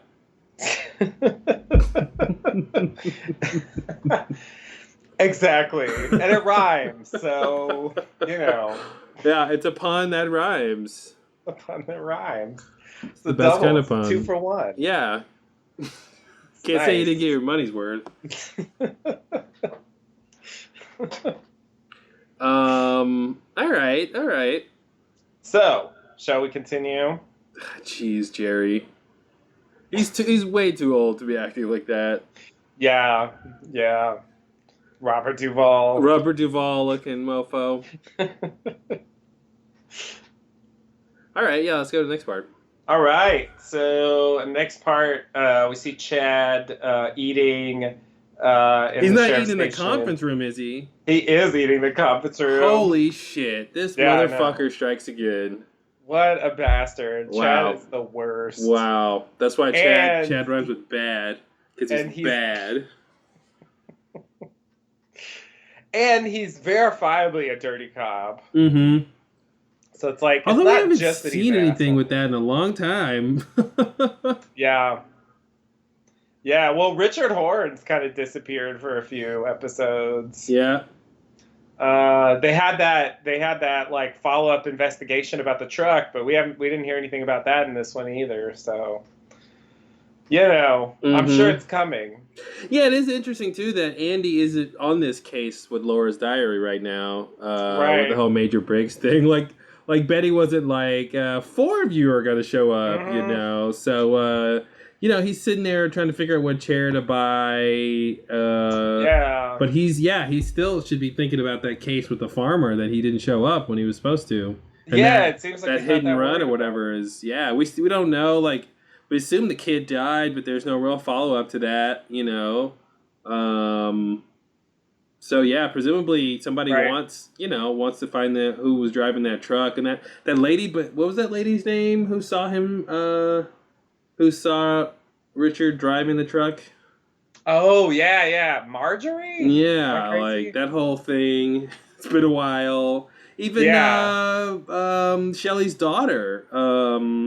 Oh, yeah, Becky. That yeah. whole thing seemed like, oh, we were going to get into this storyline, and it was like, Yeah. no, we're not right now. Not really, yeah. I mean, I assume it'll come back, in Mhm. some form later. That seems to be the pattern Yeah. with the plotting this season. It's like just a little bit, and then it could be 5, 6, 7, Mhm. 8 parts before you see someone again. But if they set something up, they usually do return to it. Mm-hmm. That's how it seems. So I think we will see her again, but I don't know where that's going. I don't know what that ties into. The Red stuff, Richard Horn, the kid, Mhm. Becky, all that. I don't know. I don't know what the point of any of that is right now. So All yeah, right. Well, I guess we'll learn someday. someday. So anyway, Chad's eating in the conference room. The crew returns from Betty Briggs's house. The Truman kicks Chad out of the conference room, which takes a while. He basically does the Paul Rudd gag from Wet Hot American Summer. All right. You know the thing I'm talking about? Yeah. Yeah. It's he's sighing and making everything difficult. Oh, that. Okay. That's not what I thought. Yeah, I gotta carry all this stuff out of the room, and now I gotta open this door. And, Mm-hmm. The whole thing though was really put Chad in perspective on how the other people look at him, though. I mean, the fact that like Hawk didn't try to get the door for him, knowing his hands were full, really said something. And even after he was like exacerbated about it, Hawk still was like, "I'm not opening that door." And then finally had to say something about it, you know. But yeah, I thought that was interesting. I didn't necessarily think that that they didn't really like that they actively didn't like this guy, but that's how it came off. Yeah. I mean, there was that scene with Chad when Hawk was in the bathroom, you know, trying to get the diary pages, and Chad was like, "I'm gonna tell Sheriff Truman that you're in here." Yeah. Yeah, I mean that we knew Chad didn't like, you know, was an asshole, but like this is the first time we see them like actively, you know, not display the typical small town niceness that you think they would have. You know, sort of in general, regardless of like what we know about their characters. Right. But I guess I had the idea that Hawk didn't like him specifically from that scene. Yeah, that's fair. The rest of them, you know, sure, it's news. Like, fire his ass. He's clearly not. He's like dead weight. On every level. Okay, so they once Chad's gone, now the fun can begin. They look at the metal cylinder, and Hawk and Truman have no idea how to open it, but turns out Bobby knows how to open it. And so they have to go back outside, and Bobby throws it on the ground, and then it makes a sound, and he waits for the sound to stop, and then he throws it on the ground again, and this time it opens and reveals two little slips of paper. So there's one with some familiar logos on it, Twin Peaks type stuff, a location, which is east of Jack Rabbit's palace, instructions to put dirt in your pocket, whatever that means, and two dates, October 1st and October 2nd, and a time, 2:53. And they state that this is 2 days from now and the day after. Bobby knows also what Jack Rabbit's palace is. They don't know, but Bobby knows. It was a place near the station where the Major worked, I guess, where they made up stories. And Truman says they will go up there in 2 days with Bobby. And then he looks at the second slip of paper, which is from the original series, the message that the Major brought to Cooper, saying that it came from deep space, although later they reveal that it actually came from the woods, whatever. Anyway, it's actually not the whole thing, because if you watch the original series, you know that it actually said the owls are not what they seem, and then Cooper. Here it's just the little part of it that says Cooper, and you can only see two Coopers, although you can see there's also a third one starting after it gets cut off. But anyway, in response to this, Hawk says, 2 Coopers. All right, well, nothing interesting here, so we can move on. I think there's nothing new, interesting to talk about at all. So I'm really bad at remembering numbers. Is 253? Has that been stated before? I think, yeah, I'm bad at it too. We should have written it down. I think that is what the tree brain said. That's what I thought. I think that's the original thing he said to remember. There was also, God, was it 253 or was it? Oh man, I'm gonna have to go look. Yeah, I know. It's frustrating because it's. What, that was part 3 or 1? No, 2? It should have been 2. Yeah, it should have been 2. When he first meets the evolution of the arm, I believe that's when he says it. Actually, in case you're looking at the transcripts, that is not a good place to look for Black Lodge scenes. Because they don't, the backwards dialogue doesn't appear in the transcript. Oh, yeah, that's what I was looking for. Because it's, it's subtitled. Yeah. So they don't put it in the captions, and all they do is, take the captions, and that's what the transcript is. So, yeah. Scandal. The only way to find that out is to actually look at it in the original, I think, or So okay, I'm looking at the Twin Peaks Wikia. Yeah. It said 253. Yeah, time and time again. 253. So there we go. That's the one. Time and time again. Mm-hmm. Maybe that means the next day. Yeah. Yeah. Okay. So yeah, we still don't know the 430, but it looks like we got the 253. And there was also the 315, right? Oh shit. Right. And the 315. Yeah. I thought we got 430 from something. Well, Andy's meeting was at 4:30. Okay. I don't know if that was significant enough to count. Yeah, but fair enough. That did happen. Okay. We still don't quite know who Richard and Linda are, even though there is a Richard and a Linda was mentioned. And two birds with one stone and whatever that means. But yeah, this, I mean, this seems like a setup to me for, something, fairly similar, at least like formally, to, what happened at the end of the original series, some big event like occurring at a particular time. It's weird that it's 2 days. Mm-hmm. Like stories don't usually do that. It's this day and again the day after. Mm-hmm. Like they're playing 2 nights or something. Yeah, they're really popular in that town, so they can get enough tickets sold to really warrant to.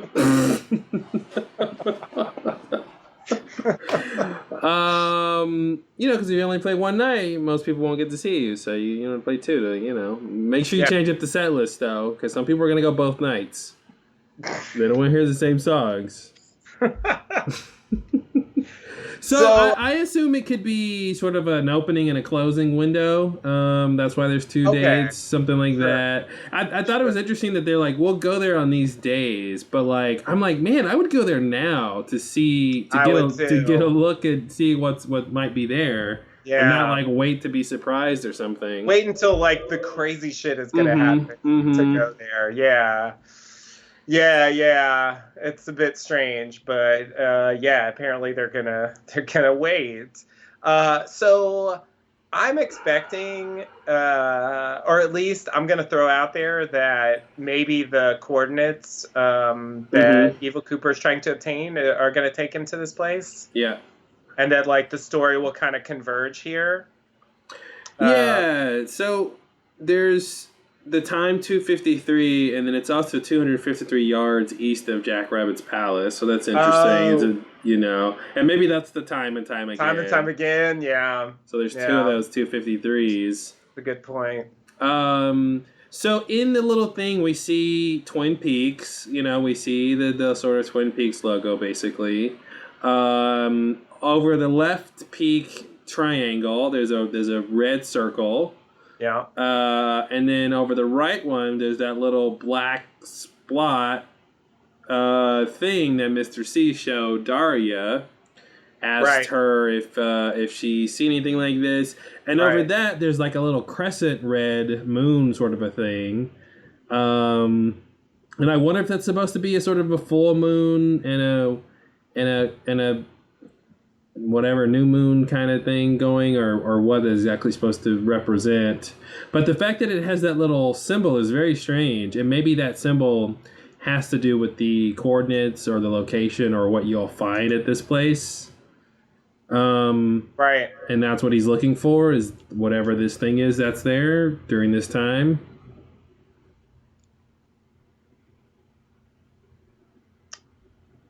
Yeah, Maybe it's the convenience store. Maybe they're trying to get to the convenience store. It could be. I can see that being something like Mr. C would want. That's interesting. I guess that is like a major question that I think we've talked about a little bit. Just like, what does he want? What's his goal? What's he gonna get at those coordinates? I thought it was big enough for him to not go to the Black Lodge. We mentioned that earlier, and then I was like, oh, that wasn't a big plan of his. Like that was the No, first that was step. a minor hiccup in the whole thing. Yeah, so Get maybe over that. he does have to sort of survive as the only Cooper, assuming. But I wonder if he wants to, again, if maybe the convenience store is a place he's trying to get to. Maybe he wants power. That's generally what these bad guys kind of want. Right. So much like Wyndham Earl wanting to go to the Black Lodge to get power. Maybe he wants to go to the convenience store. Because he's been to the Black Lodge. He knows what's there, maybe. Right. So maybe that's a thing. I really am curious if that symbol, the little... looks like a cow face to me or something. A little sort of oval with little black wings or something next to it. I wonder if we're going to really understand what that means. Like, when we see that, we'll go, oh, okay. Now I know why it's that. know? Or if it'll just always just be like, this symbol, and we don't actually see, get any clue of why it looks like that. Right.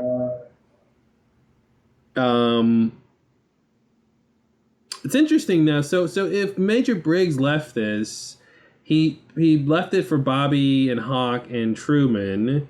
But I wonder if, you do have to wonder why he didn't just write what the hell's going on here. Right. Yeah. But I guess it's sort of the information has to sort of be coded or something for protecting whatever is happening here. But and leaving this little bit about the Cooper. I love Hawk saying 2 Coopers. That's great. That's great intuition, Hawk. But yeah, there's, presumably Major Briggs maybe wanted somebody to think that. So that's why he cut it off there. Oh yeah, that's a good point. Without having, because I don't think that's what the message meant originally. No. And I am kind of disappointed that they cut off the owls are not what they seem, because I know like it doesn't seem remotely relevant, and they hadn't even shown an owl in this entire new series. So I'm not sure if they're really planning to address the owls in any way at all, but the owls are not what they seem is a total loose end from the original series. I thought there was an opportunity there. I mean, that was the giant second clue, and supposedly, Cooper would get his ring back when he found what he said to be true. And I just think he never really understood that clue. And I guess we sort of know that the owls are connected to Bob in some way. Perhaps they're spies for him. Perhaps he can inhabit them. That's sort of the answer we get, but they don't really like the other 2 clues have like really specific meanings. Yeah. And it's weird that one just kind of like fades away. And since like I know it appeared on this message, it's like they cut it off. Yeah, it seems not relevant. Yeah, I'm wondering if when Major Briggs talks about his disappearance, and he mentions the owl that's clouding his memory and all that stuff. Like, I wonder what Cooper really picked up on all the different talks about owls and what he sort of would think that means. Because the judge just says, not that when you'll get your ring when you find these things to be true, not when you understand everything they mean. But I'm wondering what did he find to be true? Just that statement that, okay, well, there's more going on here with the owls, therefore that passes the test, Yeah. Maybe that's all it is. But yeah, you're right. Like, it would be interesting if they would have had that clue in here too, so that we know it's a topic to address. But there's got to be an owl before the end of the show. I mean, and maybe it'll be the big owl,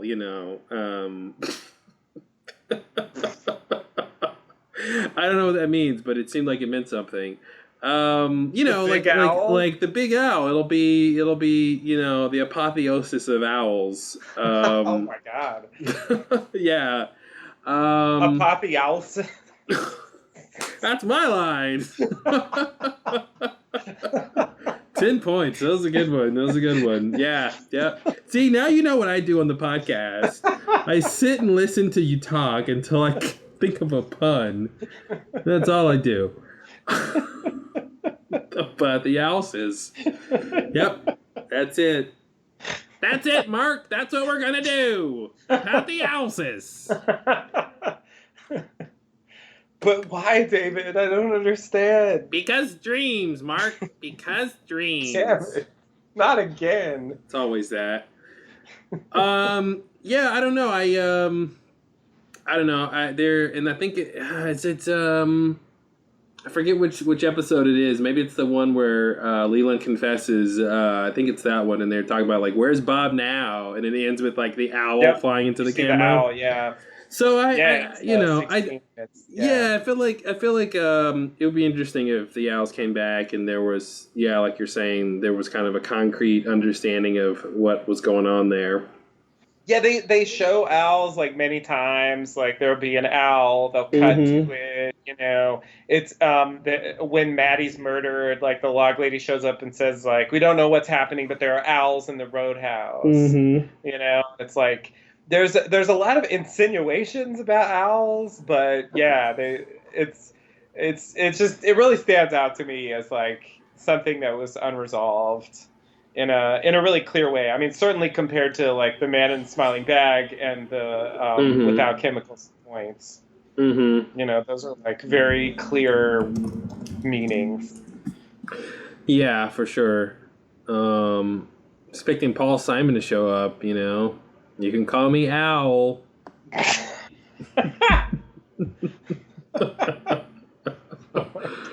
Yikes. Sorry, that was bad. Okay. Yeah, it's there's it's at least cool to kind of have this date and time and to know like something crazy is going to happen related to Major Briggs, and it would be interesting if like I guess we can't really do this because the actor's not alive, but it'd be interesting if there was a way, since there is time travel involved, that he sets something up, a meeting or some information that they're going to get. But this seems like it's, sort of a celestial event almost.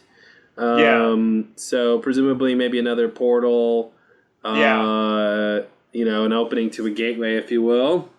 Yeah. So the question is, where would it lead? And I guess we have to assume that Gordon and the FBI will get to Twin Peaks by the first date, right? You don't think they would miss this, right? Like maybe they'll get there just in time to accompany them. Yeah, that's what I'm assuming. And I think the real Cooper should get there too. I'm assuming basically all the story threads will meet there. Experiment will show up. And the opening is like it's like a one of those revolving doors, and there's like 20 people show up from all the storylines, and they can't decide who goes in it first. No, you go, but oh no, you go, Gord. Oh no, you go, Tam. Oh no, you go. They're also Gilbert Gottfried, clearly. So anyway, and I also wonder, I mean, God, could these characters go to someplace? Do they all just go to the Black Lodge or something weird? Yeah, that reminds me of another thing from earlier in the season. Let's see. The first scene with the giant. He says earlier this season. He says it is in our house now. So yeah, I guess I'm wondering if maybe maybe this is connected to that. I mean, maybe it leads to the place where the giant is. I think he meant that phonograph is in his house now. Oh, really? Yeah, he ordered it on Amazon Prime. It just got delivered. They will deliver anywhere, I gotta tell you. Any dimension, anytime. $99 a year, they'll get you your package no matter where you are. That is a deal. It's a steal and a deal. They gotta cross the purple ocean first. I mean, how do they have the infrastructure? I mean, I don't get it. Yep. That's why they're number one. Will they deliver to Nido's place as well? I think they could. I think they could. Depends on if she's, home or not. Depending on if that switch is flipped. Right. Yeah. Yeah, maybe it's American Girl's Place. Maybe they share it. Maybe they're roommates. Who knows? Night on American Girl. This fall on ABC. Just two young women floating in a box in space, trying to meet the right guy, with their overbearing mother banging on the door all the time. Oh God! Oh God! And then TV's Kyle MacLachlan shows up, and it's a farce. It's a double date. Which girl is he gonna choose? Or will he just put his body through an electrical socket? Tune in to find out. It's like the worst sitcom ever. It really is. Yikes. Yikes. Kind of sounds scary. It's got to be scary. One of the characters has no eyes. Yeah. Oh, yeah, I forgot she had her eyes. Ah, that's so weird. Who are you, Naito? God. Why is Naito so selfless? Yeah. Yeah, or is she? Like, No, I'm asking. Why is Naito so selfless? Oh, it's a question. It's Sorry. a question. Why is Naito so tell me. I don't know. Because she has no eyes. Oh my god. It's really like Mr. Puncast at this point. I'm glad you realized that. The pun level is like, Yeah. I feel like with like just puns have really taken off. Yeah. I think we got a lot of listener feedback saying they needed more puns in their life. Okay. I think that's what we're responding to. Okay. Maybe the puns are helping me like deal with all the extra mysteries. It's like okay. some sort It's of a coping strategy. Yeah, some sort of cognitive de-stressor. Sure. Yeah. Gotcha. I'll buy that. Makes sense.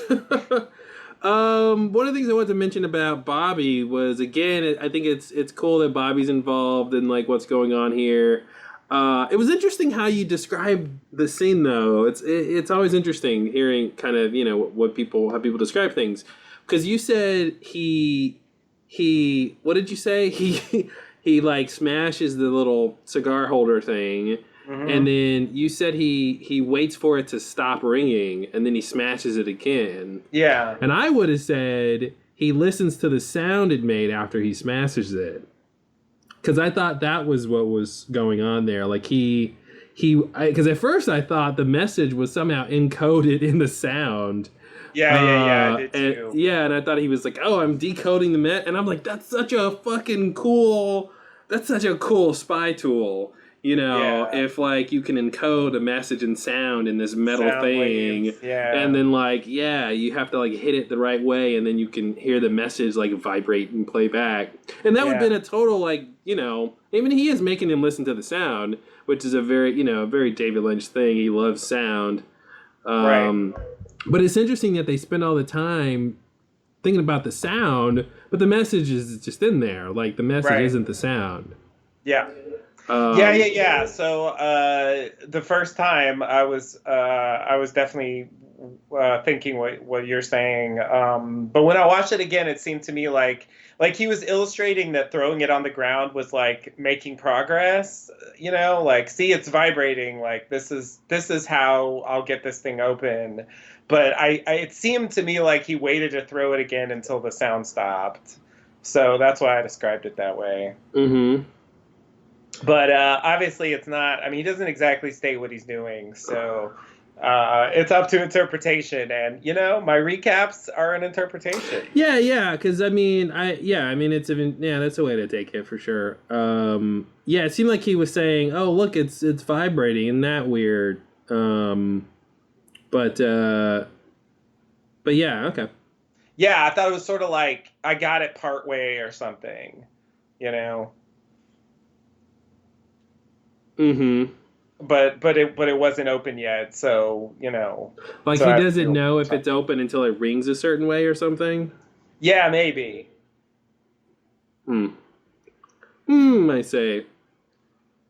I will say the writing of this is did feel a bit odd to me. Like, they a normal show. I mean, this kind of thing. If you think about, the Andrew Packard, the Eckhart mystery box that we were talking about earlier.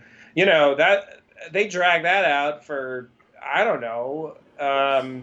5-6 episodes before they get it open, and it was weird how like there were 2 beats of like, what the fuck is this? I have no idea. We'll have to wait till next week. And Bobby's like, no, I know what it is. I got this. Like it's like he's just right there with the answer, and I feel like scenes like this don't usually go that way. Usually I think that's what is interesting about this is how plugged into this stuff Bobby is and how key he is to all of this. And it would have been like, in 25 years we'll get the answer to this thing, But yeah, Bobby's right there. I thought it was interesting too how they go inside to talk about the thing and they immediately have to go outside in order to use it. And open it up. I assume also the speed at which we got this thing open is just because there's several days before the next beat, I guess. There's more stuff to do. And then there's because they waited so long opening the box because the end of that it's going to be the end of the show. Right.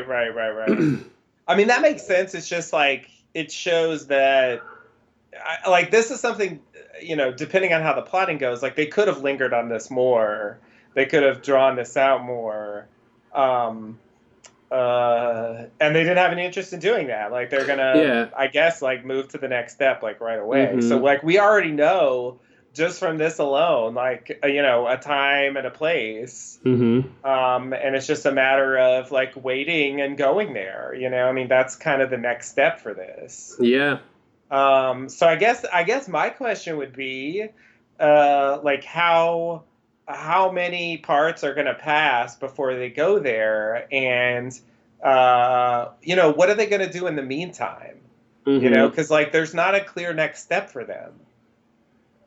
Aside from the date. Maybe they get involved with the Richard Horn stuff. Andy says they couldn't find the guy, and then they get involved with that. Yeah, that makes sense. So it'll just be like basically a separate thing that may or may not tie in. Who knows? Maybe Red is somehow involved in this craziness. Maybe he knows Evil Cooper. I don't know. He's something weird's going on. The circle on that paper was red.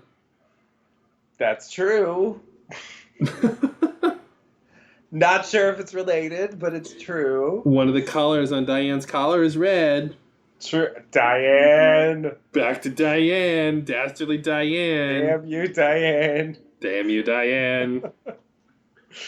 No, she's great. She hasn't done anything wrong yet. Hey, not yet. Give her time. Not yet. Come on now.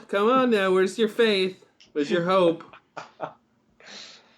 Oh man, I'll try, but I have little. Ye of little? Yeah, exactly. You're the ye that I've been hearing so much about. Wow. After all this time. Yeah, I know, right? Nice to meet ye. Yikes. All right, next scene. Okay, so the next scene, we go to Buckhorn. We see Diane smoking outside the police station / morgue. And Gordon and Tammy come outside to join Diane while Albert's indisposed. They stand there for a while. Eventually, Gordon takes a puff on Diane's cigarette and thanks her for it. Uh-huh. That was a 10-minute scene? Yeah, I know. That doesn't really convey what it's like to watch it, but I tried to indicate what happened in the scene. which is not that much. It's seemingly a filler scene. I don't know why Albert's indisposed. Is he doing forensics work? Is he like what's going on? Mm-hmm. I assume he's using the bathroom. He's just using the bathroom. Okay. That's what I assume that means. Okay. That's why he says indisposed, because it's the polite thing to say. I see. He went potty. He's a gentleman. He's old school. He's old school. It's an old school thing. Sure. So I assume the idea here is Gordon has quit smoking, and he's not supposed to smoke, and he's being tempted. And I think Tammy's... Didn't he say that, or am I crazy? I don't remember if he said that. Okay. All right. Maybe I made it up. I feel like there's a scene where he says he quit smoking. There's been so much. There's so much that's happened. How can one man possibly keep track? I know. So many things here. I'm wondering about so much. But I think the point is, I think you're right. Yeah, so I think that's what's happening, and I guess Tammy's whole thing here is she doesn't want him to go back on his promise not to smoke or something. Mm-hmm. That's why she's sort of being testy. Yeah. A very interesting scene. I don't know why. I don't get it. So I'll just point out here that it is interesting and curious to me that Diane's next scene, after revealing that she's the ultimate traitor, she's just like kind of casually smoking outside. Like, it's not really. Yeah, here's a woman with something to hide. It's not really. It doesn't seem that incriminating. Now, whatever. I mean, whatever the thing she's going to do next, she might just not be able to do it right now, and so there's nothing else to do but wait. But I do think it's interesting that the follow-up to like her exposure as the Judas of the group is like, such a casual, seemingly innocuous, pointless scene. Yeah, that's why I don't think she was exposed as the Judas in that scene. I think it was a scene of like, oh, something's up with Diane, not she's the traitor of all traitors. Step back, step aside, Benedict Arnold. Diane's coming through. One false text message. Yeah, but here's the weird crackpot theory way to look at this scene, though, and to go towards your absurd view of Diane. Oh, I can't wait. Yeah, I'm gonna give you some fodder for your theory. I love it now. I love it. Great. I don't know why I'm helping you. Theory. Well, it's the idea that Diane just corrupted Gordon by making him smoke, by tempting him, so maybe she is the Judas, Interesting. She's working his vices, Yeah. And he even says, we used to smoke together back in the day, so there's that whole thing of like she knows him and all that, they know each other. There's a familiarity there. So, yeah, you can look at it that way, that, which I think is too far, but you can look at it that way. Corrupting people seems like something Bob would do. Yeah. There you go. You're welcome. Just throwing it out there. Yeah, you're right. I mean, like, it's such a mild corruption that, it doesn't seem that upsetting, but well, it's the first pebble, There you, exactly. It's the first step in a series of, So, but you don't think around the dinner table a conversation as lively means go outside and smoke a cigarette? I doubt it. I doubt it. That's not what that look that she gave. She didn't make you think that that's what she meant. I don't think that's the look. She's like, oh, I need a cigarette now. Okay. Go have a smoke, Diane. This is what Cooper always said, like, to tell her she should go smoke. Yep. Because that's what people are saying. I mean, like, maybe that was code from the real Cooper days, which is possible. I do think he has at least the old real Cooper's memories. So it's possible that that's the kind of thing he would say too. Yeah. So, but we did see Evil Cooper using codes in some way. So, Even if it is that, I'm inclined to think that. I mean, again, it's the question of what Diane thinks about, Mm-hmm. Evil Cooper / the message, like, because we don't really know except for that this extremely incriminating evil face she made. or the opposite of that, sure. I'm overselling it, but yeah, like there's not a real concrete thing to go on. But yeah, this was an interesting sort of buffer scene, I guess. Mm-hmm. Like seemingly it doesn't matter that much. But we'll see. I mean, who knows? Yeah, maybe Diane's gonna like corrupt them all. Or and again, it goes back to however this conversation or relationship started with whoever whoever she thinks she's texting. Or is texting her is really is like key here, because it again, if there's leverage or something, if the message was, do what I say, or you'll never see the real Cooper again, then she's doing what you would expect, don't tell anyone, Sure. don't get the FBI involved, or you'll never see Yeah. Cooper again, That would be the blackmail version. yeah, something like that, but yeah, there's so many different ways. And again, like, yeah, with this scene of her just casually smoking, it seems like whatever's going on is not that, at least at this point, doesn't seem like it's that big a deal. It's not super urgent. Yeah, she needs exactly. to like jump into action. Yeah. Yes, exactly. So yeah. But and he doesn't need a response either, because he immediately has the phone destroyed. Mm-hmm.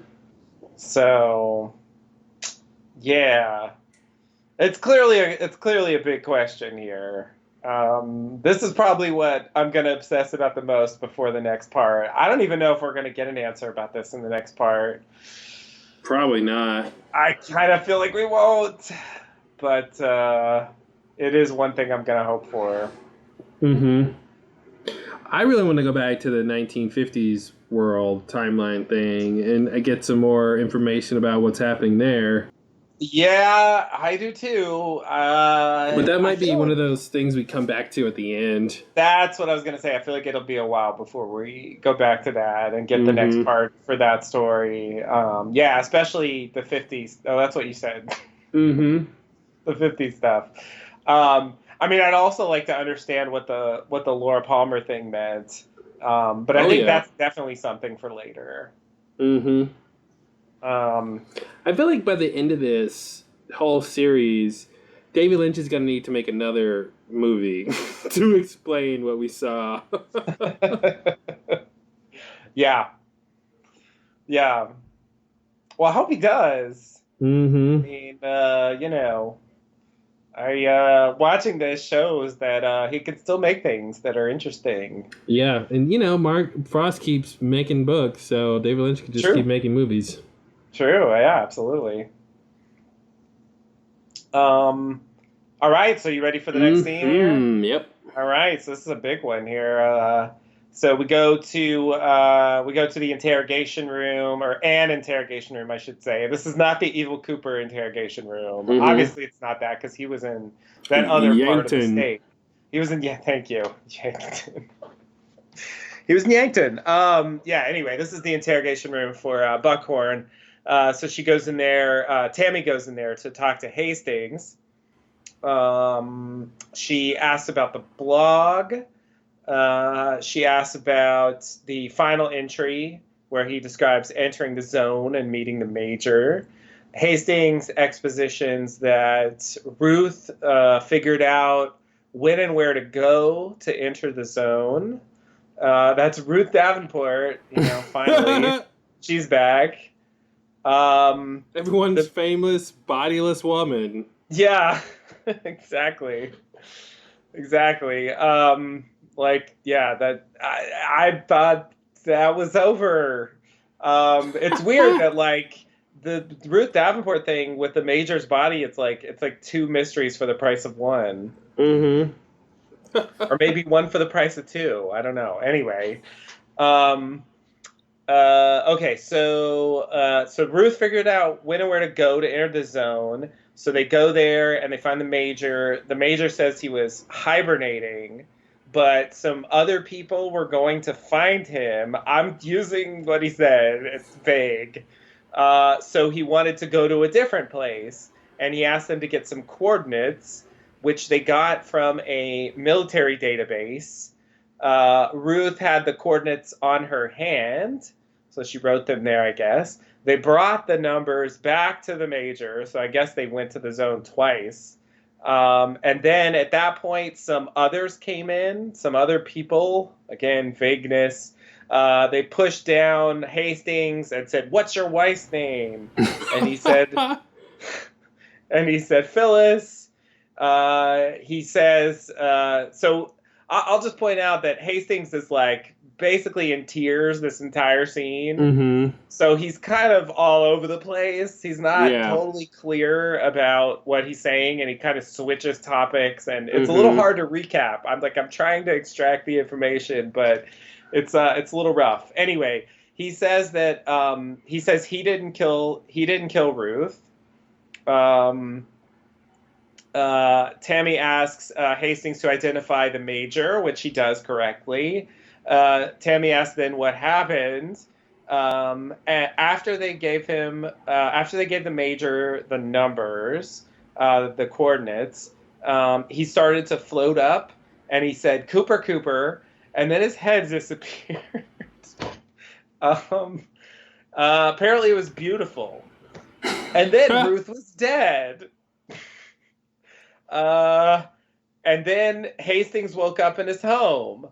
Did the major kill Ruth? No, there were so many people there.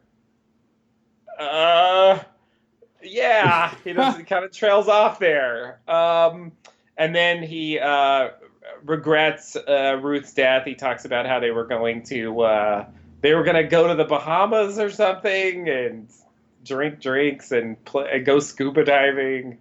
So yeah, it just kind of degenerates into that at that point. Mm-hmm. So that's pretty much what he said. All right. Well, another scene with nothing to talk about. Yeah, this is like, it's like, you were hiding this? Like, the whole I was time. not expecting, like, this guy's talked to Major Briggs, Yep. like, twice. Yep, he's found the zone. What the fuck? What the fuck? He seems so, like, I don't know what's going on here. Like, Mm-hmm. I just had, like, a crazy dream, and now Ruth's dead, and I don't know what's happening to me. Like, come on. You went to the zone twice. Mm-hmm. Mm-hmm. That is some serious shit. So, like, reading between the lines here, trying to put together, like, what happened. There's a lot of stuff I want to go over here. So, the first thing is just a small practicality. Ruth Davenport was the librarian. Ruth was not Hastings' secretary. Ah, okay. That helps. Hastings' secretary is a separate character. Which makes no sense. So, because wouldn't Ruth have the coordinates? Well, there you go. So that's the reason why I'm a little bit confused about why they're going to Hastings' secretary. Now, again, in reviewing the earlier episodes, there is some dialogue where I think it's Ray or one of that crew says Hastings' secretary knows everything he knows. Mm-hmm. But they wouldn't. They're not thinking the secretary is Ruth because she's working with him. Like she's a librarian as a profession, but she's the one working with him and writing, logging the stuff. So in that sense, she's the secretary. Okay, but it's a bit of a mess. It's a bit of a mess because I don't think the secretary, the secretary died in a car explosion. I don't think that's what happened to Ruth. I think they still don't know where the body is. Mm-hmm. So, I think they are separate people. Now, maybe they thought, it's just confusing. I think it makes sense that it's just they needed another person to have the information because Ruth would have, but with whatever timeline is happening, Ruth would have been out of the picture or something. Right. So that's why she couldn't have been of the person who they get the information from. Right. And like they can't just get it from Hastings himself. Like it's just I don't know. Yeah, I don't know why they can't just get it from him. But okay. Yeah, so there's a little weirdness. Like it seems unnecessarily complicated what's going on there. Mm-hmm. But I think maybe you're right that it's just like because they have this particular plan for Ruth, she can't also be the one that they try to get the coordinates from. Yeah. So they had to introduce an extra character who's just never named. She's just Hastings' secretary, or I think they call her an assistant at some point also. Mm-hmm. So it's just this completely off-screen character that kind of serves a function. Yeah. Okay, so yeah, that's a fairly minor issue, but kind of a confusing point. Okay, so we get this line about the Major said he was hibernating, and I feel like that's like the closest thing we have so far to an answer about, the age of the corpse. Yeah, wow, that's crazy. Like crazy. In some kind of state where he's not aging. Mm-hmm. Yeah, he's like a bear. He's like a bear. Oh, jeez. Yeah, it's like some kind of stasis or something. Yeah, and is that why he was there? Like in terms of in that place, time is slow or something. So that's why he went there. Right. Or how did he get there in the first place? Or is this a place where within that place it has the ability for him to do this, but not everybody would just have that happen to them there. Right. Yeah, how did they find the place? How I mean, does anybody Cooper find this aged, place? right, in the Black Lodge, so it's not like you don't age there automatically. Mm-hmm. So it's some extra special thing. Yeah. Of course, part of this is a contrivance, I think, but... Well, yeah, but I mean, we don't know that the Zone is the Black Lodge. I don't think they're the same place. They're not the same place, but I think the Black Lodge is in the Zone, if that makes sense. I think they are. You don't think the connected. Zone is in the Black Lodge? Oh God! Don't hit me with that one.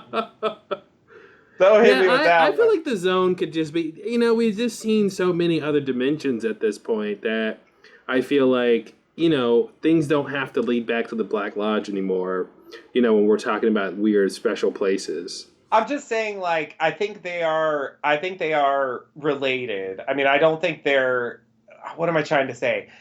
So we see Cooper get ejected from the Black Lodge and go on this like odyssey where he goes to this other place, and it seems to be on the same ocean or whatever where the giant and Senorita Dido are living. So that's all I mean. Like, I think that whole like world is what the Zone is. That's my guess. Do you think the purple place is the Zone? No, I mean, I think it also includes the Black Lodge. You know what I mean? I think it includes like all the destinations in that realm. Wow. So you're making it encompass everything. Yeah. So the Zone is the multiverse. That's beyond our reach. That's what I'm trying to say. Yeah, Okay. yeah. Like experiments there too, I wouldn't want to compile all those together like that. Yeah, I'm thinking the Zone is its own sort of particular place that like isn't because I mean in a way all that stuff is connected, but in a way all those places are separate. But obviously everything's connected if you have the right perspective. But I don't know. To me, I guess I'm thinking the Zone is more maybe on the same scale or level as some of these other places we've seen. But yeah, it's like just a place you can go. But isn't like the sort of totality of all the places that you're describing. Yeah, I mean, I guess I assumed that they went to a specific place, and like I guess maybe it just starts to get technical, like parsing, like what does he mean by the Zone? Why would you call the one place they go to twice the place that inhabits every other place. Like I wouldn't want to call it Like that. I don't think that's I guess what I'm trying to say is that I think the zone where they went is in the same place where those other places are in some sense. You know, and which can be in a very broad sense, but it's sort of like it's this, you know, other dimension or something like that. But see, I would include, in that respect, I would include our world as a place within the other places. So our world is in the zone not. too. I think there's a clear separation there. But isn't it just a matter of perspective? Yes, in a philosophical sense. But I think story-wise, there's our world, and there's the world where you have all of that crazy, all those crazy like supernatural creatures. And I think that, you know, there's, you know, some back and forth between the two. But I think they show like, you know, a fairly clear contrast. But I mean, yeah, you could say like, who am I to say that, you know, our world is any different? It's like, well, yeah, I agree with that. But I'm just saying like, you know, one of these worlds is like the world that we live in to some extent, and the other one is crazy, and the crazy one is the stuff that I'm kind of identifying as. So all the places where where people might speak backwards is in the zone, you're saying? Exactly. Yeah. That's a good way to tie it together. And so I don't know if he, you know, I don't know if, well, let's just say, I'm pretty sure Hastings doesn't really understand the totality, you know, but I guess I feel like, you know, it's good to have a word to use to describe that whole realm that isn't just the Black Lodge, you know, because I do feel like it's more than the Black Lodge.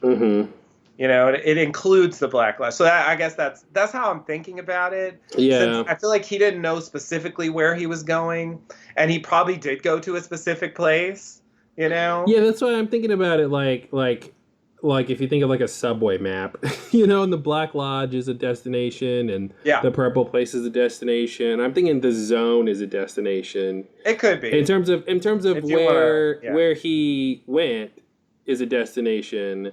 But you want to call the whole subway system the zone. I guess, you know, I want a word for the subway system, and the zone is general enough that it sounds like it could serve that purpose.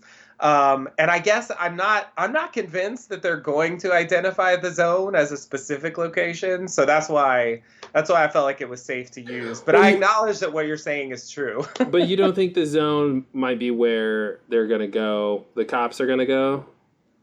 Like the coordinates that he gave them and the place, like that's not the entrance to the zone? I mean, I think they'll go to the subway system, but yeah, I don't think they'll necessarily go to the exact same place where they met the Major. Okay. I mean, it's possible, but I don't necessarily think that's true. Well, yeah, I mean, it's nothing necessitating that that's where he wants them to be or whatever to go to. But it seems like it's a logical place that they could have gotten to twice. And that the Major could have gotten to, you know, that he knows about. And maybe it's the kind of thing where it's the same point. I'm sorry? He did leave, though. He did leave, but I'm just saying that's a place that we know he left, but he left with his head off. So I don't think like he's telling them to go where his head is off. Necessarily, but in terms of like a specific location in that area, you know what I mean, that they could get to, because I think where he went, like, you know, he didn't really leave them like coordinates, you know, in terms of like trying to go where his head went or something like that. But yeah, anyway, I thought this was very interesting. All the idea of hibernating. I think that.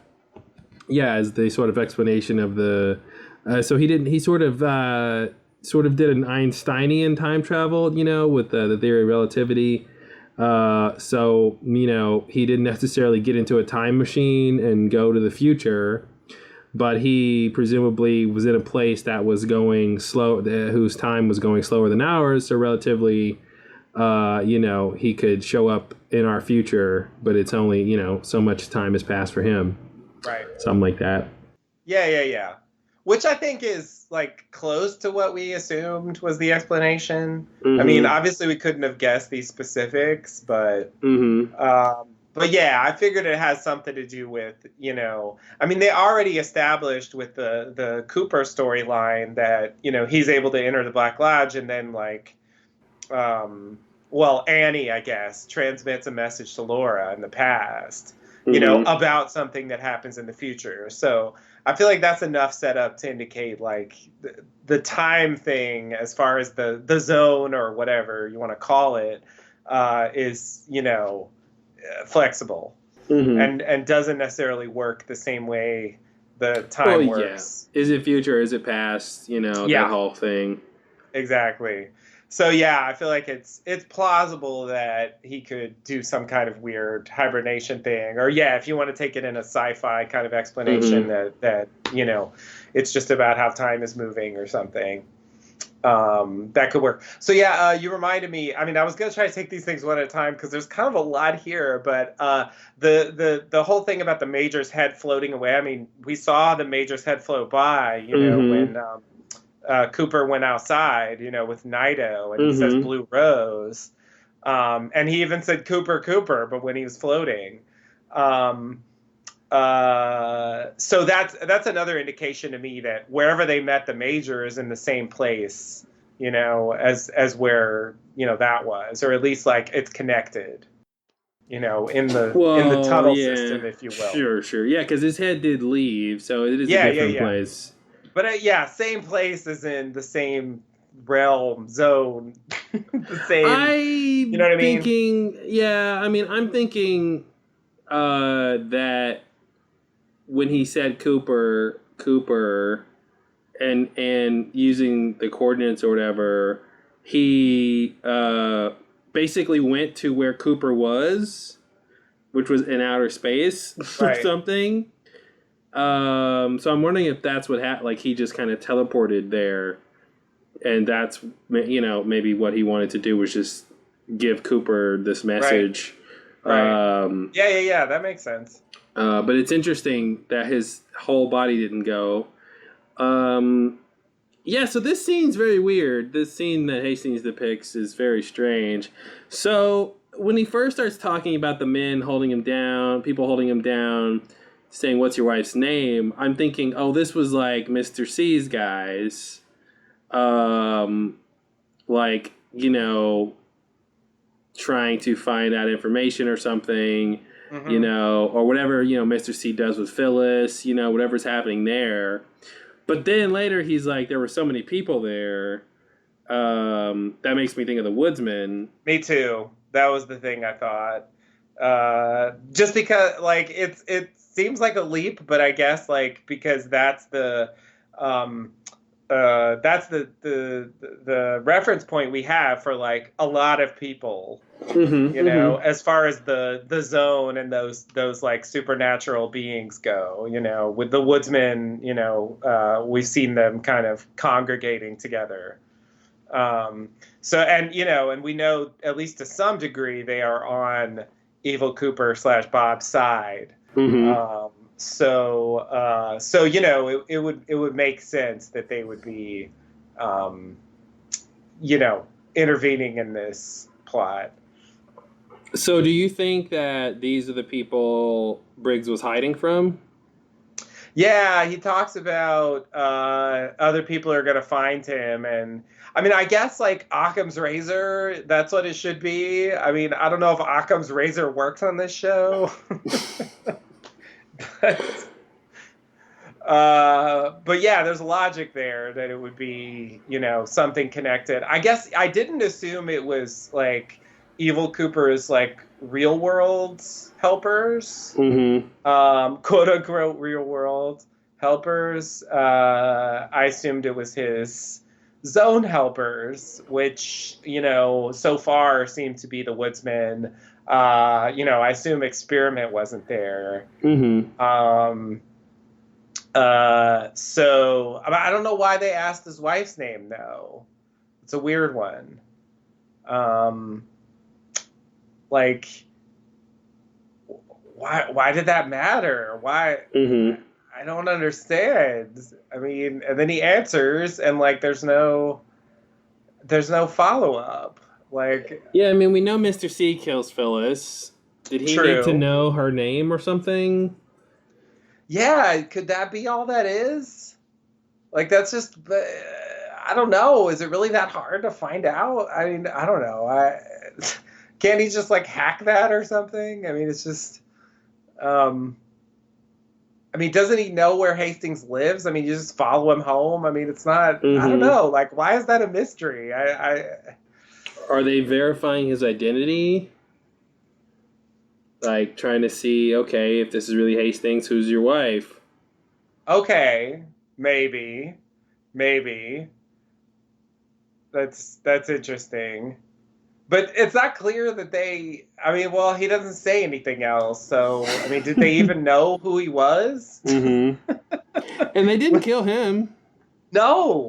No, he woke up back in his room. Yeah. Did they plan to, was the idea to frame him for the murder? Mm-hmm. You know, is that the only reason they let him go? You know, that seems... Well, why? Who cares? Somebody's gonna find a body with a head with a missing body, and then a body with a missing head. I mean, why frame him for it? Like, why do they care about something that pedestrian? You know, our criminal justice system. Yeah. Got a lawyer? That was a woodsman. I figured. Yeah, I don't know. So that's weird. that's weird. Yeah, I can't Don't have an answer. really place that. But yeah, I mean, this whole thing of Major Briggs just floating, and I love his description. He's like, it was like something no one has ever seen before. Like, you know, I've never read anything like it. It's just kind of like, you know, this was just unprecedented. Like, I can guarantee no one has seen anything like this, you know? Mm-hmm. But yeah, it was crazy. And then he goes, and then Ruth was dead. But are these men there the whole time? Or do they show up at a certain point? That's why I was saying, like, it's kind of frustrating the way it's narrated. Like, it's cut into pieces, and he doesn't, like, exactly connect the dots or kind of explain what's going on moment to moment. And so, yeah, it's not clear if the people are still there. Like, I guess they're still there. Like, but then what happened? Did they kill him? Why doesn't he say who killed Ruth? Yeah. It's like, did he just look over and suddenly she was dead? I think that's how I'm taking it, is that he was mesmerized by, you know, Major Briggs's head flying and floating and all that stuff, which again is like the woodsman did in that jail cell, right? I mean, that's basically the depiction of what we saw. Yeah, you're right. Was like the floating head thing, which was so weird at the time. It's still weird, but like now it's like, oh, that's what happened to Briggs too. His head floated off. His head floated away. Yeah, which is, you know, we kind of somehow get what happened with Briggs, but you know, doesn't make sense in the context of the woodsman. You know, is his head floating in space? You know? And you know, we see the woodsman descend, but it's his whole body. Mm-hmm. So it's like, yeah, what's the deal with the head thing? Yeah, it doesn't make any sense to me at all. I got nothing. So I have no what's idea. weird? Okay, can we go back to the top of the scene where he's like, you know, Ruth was good at uncovering hidden records. Yeah. And she had indications if we went to a certain place at a certain time, we would enter the dimension and make contact with a certain person. Right. What? Why is there a record of go to this place at this time and Major Briggs will be there? Yeah, I mean, I guess I just went with that. I agree. That seems wildly implausible that there's like a prophecy about Major Briggs somehow. I mean, and who would leave such a prophecy if not himself, you know? Right. Yeah, like we're supposed to believe that, yeah, it's crazy. It's crazy. Was that really the person? I mean, it seems like it must be. Mm-hmm. But it's it's like it's super vague and yet it's too specific. How could they have known? Like, oh, you're gonna meet a certain person. Like, what? Like, whoever goes to the zone, if they go to this certain time, they're gonna meet. I mean, yeah, it's. I guess the only way I could really believe that is if it was planted. Yeah, I mean, so But Major then Briggs knows that the coordinates are at the military base. So if maybe he implanted this code to this hidden record, but the question is, how would he guarantee anyone would find it, and did he want these people to be the ones that found it? And what he really wanted was some coordinates, which is not what he left and not what they found originally. Right. So it's strange. And I guess the idea is he couldn't go to the military base and get the coordinates himself. I guess not. I guess he didn't want to leave the hiding place or something like that. Yeah. Could be. And other people were going to find him. He wanted to go to a different place.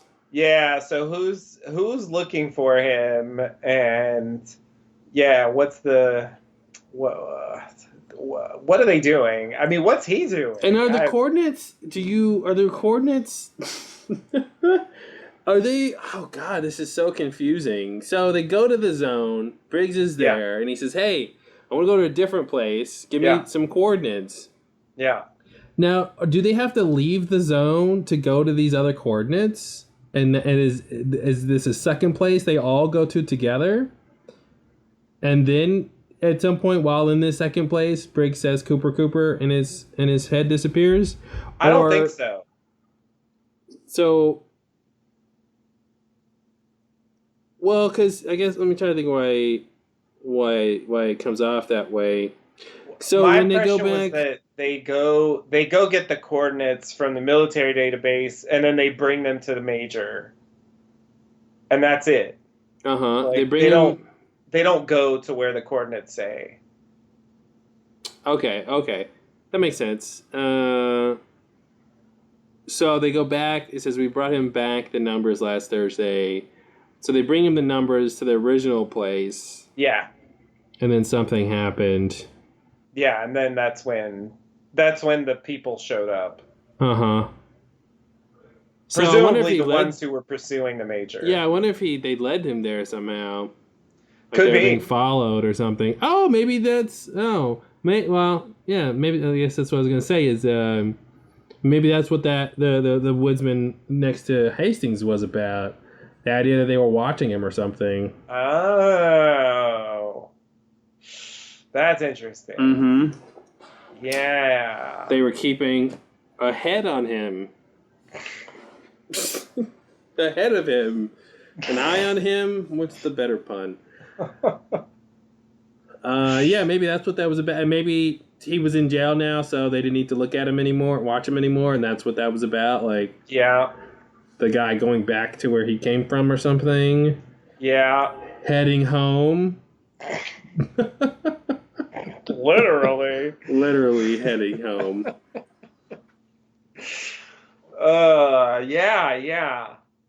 Yeah, that seems like a good thought.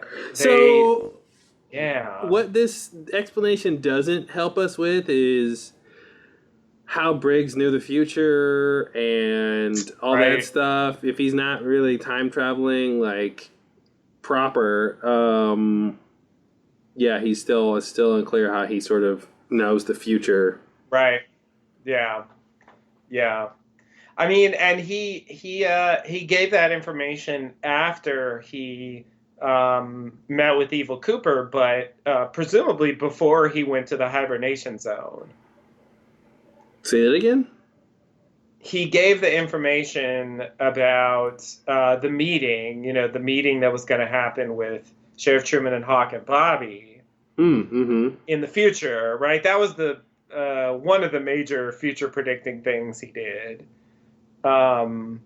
He gave that information after he met with Evil Cooper, but before he, presumably, I mean, it was before he supposedly died in the fire at the station. And so I would assume that means it's before he went to the hibernation zone. Mm-hmm. Yeah. Whereas, like, I could imagine that if he went to the hibernation zone, just like with the Laura message or whatever, like, perhaps he could perceive the future from there somehow. Mm-hmm. You know? But like, he'd have to then leave the and message. then come back. Yeah, that's the problem. That's why I don't really understand. Unless someone else contacted it. I mean, I guess that's my big question. Like, what really happened? You know, like, the station burned and supposedly he died, but clearly he didn't. Mm-hmm. He ended up in this zone, and so how did he get there? You know, what happened? What really happened? You know, who burned the station? How did he end up in the place? How did he even know to end up there? Did he try to go there, or did he just get taken there? Mm-hmm. You know, did Evil Cooper burn the station? Did he burn the station? Like, I just, you know, what happened? Yep.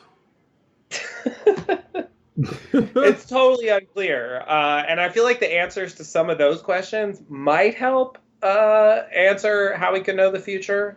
Mm-hmm. You know what I mean? If he had an encounter with the giant, for example, maybe that's where he got his information from. Just throwing it out there. Yeah. You know, I mean, that's not necessarily true, but it's just like, if we knew that he had contact with someone, you know, perhaps they told him about the meeting. Mm-hmm. You know, because I mean, he's not supposed to be, you know, clairvoyant, right? I mean, that wasn't a thing. Well, I mean, he had that dream about Bobby, you know, the vision, the grand, and I hope that something like that happens. I don't know how they would depict it, but it'd be so interesting if that actually as a prophecy that comes true, like somehow they were reunited in this grand home, and you know, because it seems to be connected to that. You know, there's this other weird clue he left about Bobby being with the cops. You know. And even the mom saying, you know, you were a long way from where you are now, you know, right? Sort of tying that in together. So, yeah, I'm curious what's going to happen with that. But yeah, it's so weird. Like, every single part of the show is weird. And yeah, his death is super weird. And I mean, it's not just enough that he was in a hibernating zone. It's not enough that, like, he wanted coordinates to another place, but it's not enough that he started floating and his head popped off, but it was beautiful in a way. Yeah, it's, you know, we have Woodsman there presumably, and then and then like Ruth's, and maybe what happened was, you know, he mentioned that the coordinates was on Ruth's hand, and I thought that was kind of interesting. So maybe, like, you know, his head and her body vanished. The thing that's missing. Yeah, like somehow whatever portal that's opened when you know those coordinates or whatever, you say Cooper twice or whatever is the trigger there. Like got the two things wrong. Like, I'll take this head and this body. Oops, wrong pairing. But you know, because it wasn't clear exactly. Like when he said Ruth was dead, like what is it? You know, what exactly happened? What does it actually look like?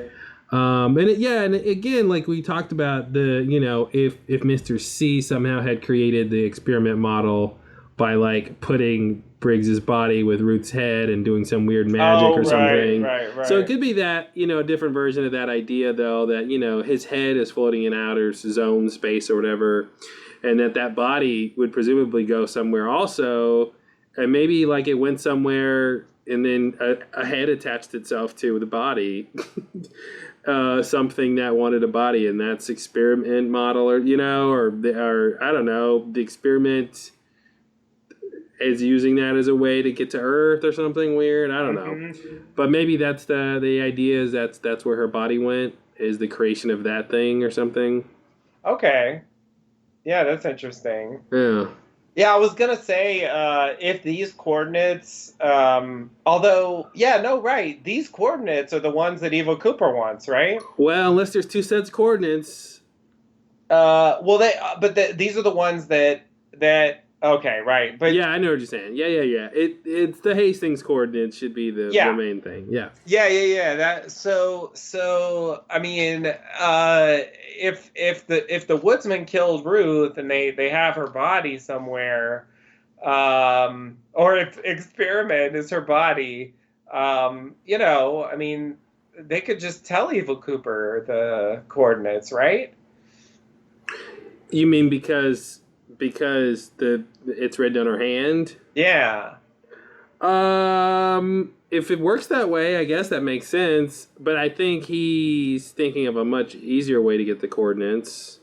Yeah, I'm just wondering why they don't do that. If I you mean, know what I maybe the mean? body went somewhere else and they didn't necessarily do it. Maybe it wasn't their doing. Yeah, It's like you said, it's hard to figure out from how he described the we don't even know situation. for sure that it's Woodsman. It's just like Mm-hmm. that seems like the logical answer here, Yeah. but it's just he doesn't even say like. Like the thing that would have sold it is like they had black sooty faces and they were Mm-hmm. dressed like woodsmen and they had beards and you know what I mean? Mm-hmm. Like if he said that, it would be like it's obviously woodsmen, but he's just like there's a lot of people, Yeah. and it's like that's really vague. Could you describe these people? Could you say anything? Mm-hmm. He's a broken man. Yeah. He said he had to hold her. And I'm like, was he just holding her head? Yeah, I mean, I assumed her head was still attached at that point, and the detached thing happened later. Or I figured he would have mentioned that. But maybe that's why it was so terrible, because she was just a head. Oh, God. Could be. It could be. It's weird that he talks about a head, and then it's a Ruth head thing, and he doesn't talk about a head thing with Ruth. Well, they can't give it all away in one scene. But maybe it's too painful. Yeah. You could be right, though. I mean, clearly the head came off at some point. Mm-hmm. So, then was as good a time as any. I mean, they're making it. I mean, it seems like she died from her head being severed. If that's true, then they're kind of connecting it to to Briggs disappearing. Yeah. Yeah, so maybe something weird happened in that moment, and yeah, her body went and his head went.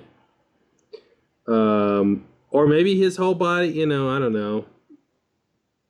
She said his head disappeared. It's interesting. Yeah. His head disappeared. Yeah. I mean, it seemed like the giant in the first scene had transported Cooper to that black and white world. So maybe he just transported Briggs's head. Could be. Yeah, and it also reminds me of how Dougie's head sort of disappears. Mm-hmm. When he turns back into the marble thing. Yeah, and then the marble and the vomiting head shows up. Exactly. Yeah, like I wonder if that's related. Mm-hmm. This whole head thing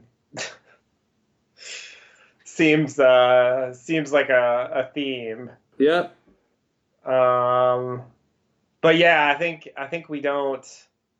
But yeah, I want to say the Giant's connected to that story somehow. And I want to say like it's in our house now. I feel like that's where the plot's going. What's in this house? I don't know. Evil Cooper, Experiment. And when is now? So I'm assuming that that's a flash forward. Mm-hmm. And that, Evil Cooper, no, not Evil Cooper. God, I keep saying I say Evil Cooper so much I can't even talk about Cooper anymore. The actual Cooper, like, he finally wakes up, he gets out of Dougie mode, he has to go back to Twin Peaks. I mean, I can't do all the steps because I don't know exactly what's going to happen, but somehow he gets back to the Black Lodge or something. He ends up back there. And yeah, maybe the Giant takes him away to that place to like deliver this message, and he says, "I understand." So I'm assuming that by the time we get to that point, maybe we, the audience, will also be equipped to understand what the message means. And he'll have to use it somehow to do whatever he has to do at the I end. thought I don't know if this was true or not, but I thought I read that people had figured out that the sound that was playing on the phonograph was like the sound of like the slot machine or something like that. Did you read about that? No. Yeah, I read that it's like the sound of the slot machine being pulled or something in slow motion or something weird. Mm-hmm. And that's why he like understood or something. Okay. Yeah. But I don't know if I didn't like verify that anyway. I just read that. So Right. could be a crackpot theory, I haven't listened back to it either, so Mm-hmm. yeah, I don't really know. But I guess like there was no clear context for that scene. Like they didn't when they show Cooper when they sort of catch back up to him in the Black Lodge. We don't see him like fade in there. There's not a clear indication that that's where he was before, you know, that he like went away and came back. So, and it also involves like seemingly stuff that we don't understand yet. So that's why I'm assuming that it's going to be something we catch up to later. And you know, by that time, you know, it'll make sense. So that's why I'm thinking It's in Our House Now is something that's going to happen later. Experiments in the house? Perhaps. That seems like a plausible theory, or just Evil Cooper, but it could be both. Mm-hmm. Or it could just be experiment. I mean, maybe by that point, Evil Cooper's been disposed of. Yeah, when he says it makes me think it's not just a person. Not just a person, yeah. Mm-hmm. Yeah, you're right. I guess it could be your doppelganger is an it or something. Yeah. But I agree that like experiment would be the bigger threat seemingly, and like maybe that's part of what this season's about. Mm-hmm. Maybe they're gonna play the game of the end of the original series where it's like all this build up about Wyndham Earl, and it's like, oh, Wyndham Earl's not the big deal here. It's Bob. Mm-hmm. You know, and now it's gonna be like, oh, it's the doppelganger / Bob. Like, oh, they're not the big deal. It's this experiment thing. Mm-hmm. You know, like maybe that's where they're going. Yeah. I'm still wondering if did an experiment model, is it still in New York? Is it killing? Did it vanish back into wherever or what? It's an excellent question. I mean, the fact that the glass wasn't even broken afterwards suggests it wasn't physically there in some sense, although the dead bodies suggest it was there in some physical sense. Yeah. It didn't break the glass, but it definitely killed them. Mm-hmm. Which is worse. Well, yeah, definitely. Yeah, I mean, we're still waiting for the scene where the billionaire in charge gets notified that there was a double homicide in their facility or whatever. We have to find out about that. Presumably, and now I think we know that Duncan Todd's not connected with the millionaire or billionaire. Mm-hmm. So, yeah. So we have nothing on it at this point, I believe. Yeah, and that's the thing. Like wherever the security guard went is a question, but like, whoever the billionaire is seems invested in this box thing. So they would presumably very quickly, find out something's wrong there. Yeah. But yeah, the question is what are they going to do about it? And is that what they were expecting or not? Exactly. Yeah. And like the FBI has the footage now, so it seems like the billionaire won't even necessarily know what happened without talking to the FBI. Right. Yeah, are they going to track that down? I think there were some lines about that place a while ago. Like, I don't think they had any leads on who it was. Like a name attached to that place. Were there any scenes with Gordon and Audrey in the original series? I don't think so. Yeah, I'm just wondering if she showed up to the FBI, would he know who she is, and that she's connected to Cooper and all that without her having to say it? Yeah.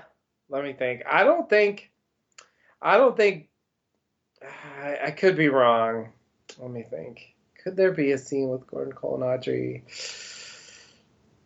I don't think so, but it is possible that at some point she was in the station at the same time as him. I don't think they ever interacted. Um, it's possible that he knows who she is just from, Cooper's reports. Yeah, yeah. But yeah, they certainly didn't interact like he did with Shelley, for example. Mm-hmm. So he was yeah, the love of her life for 2 episodes. exactly. I can hear you perfectly. Yeah, the really strange. All of a sudden, he can hear her. Yeah. And then never again.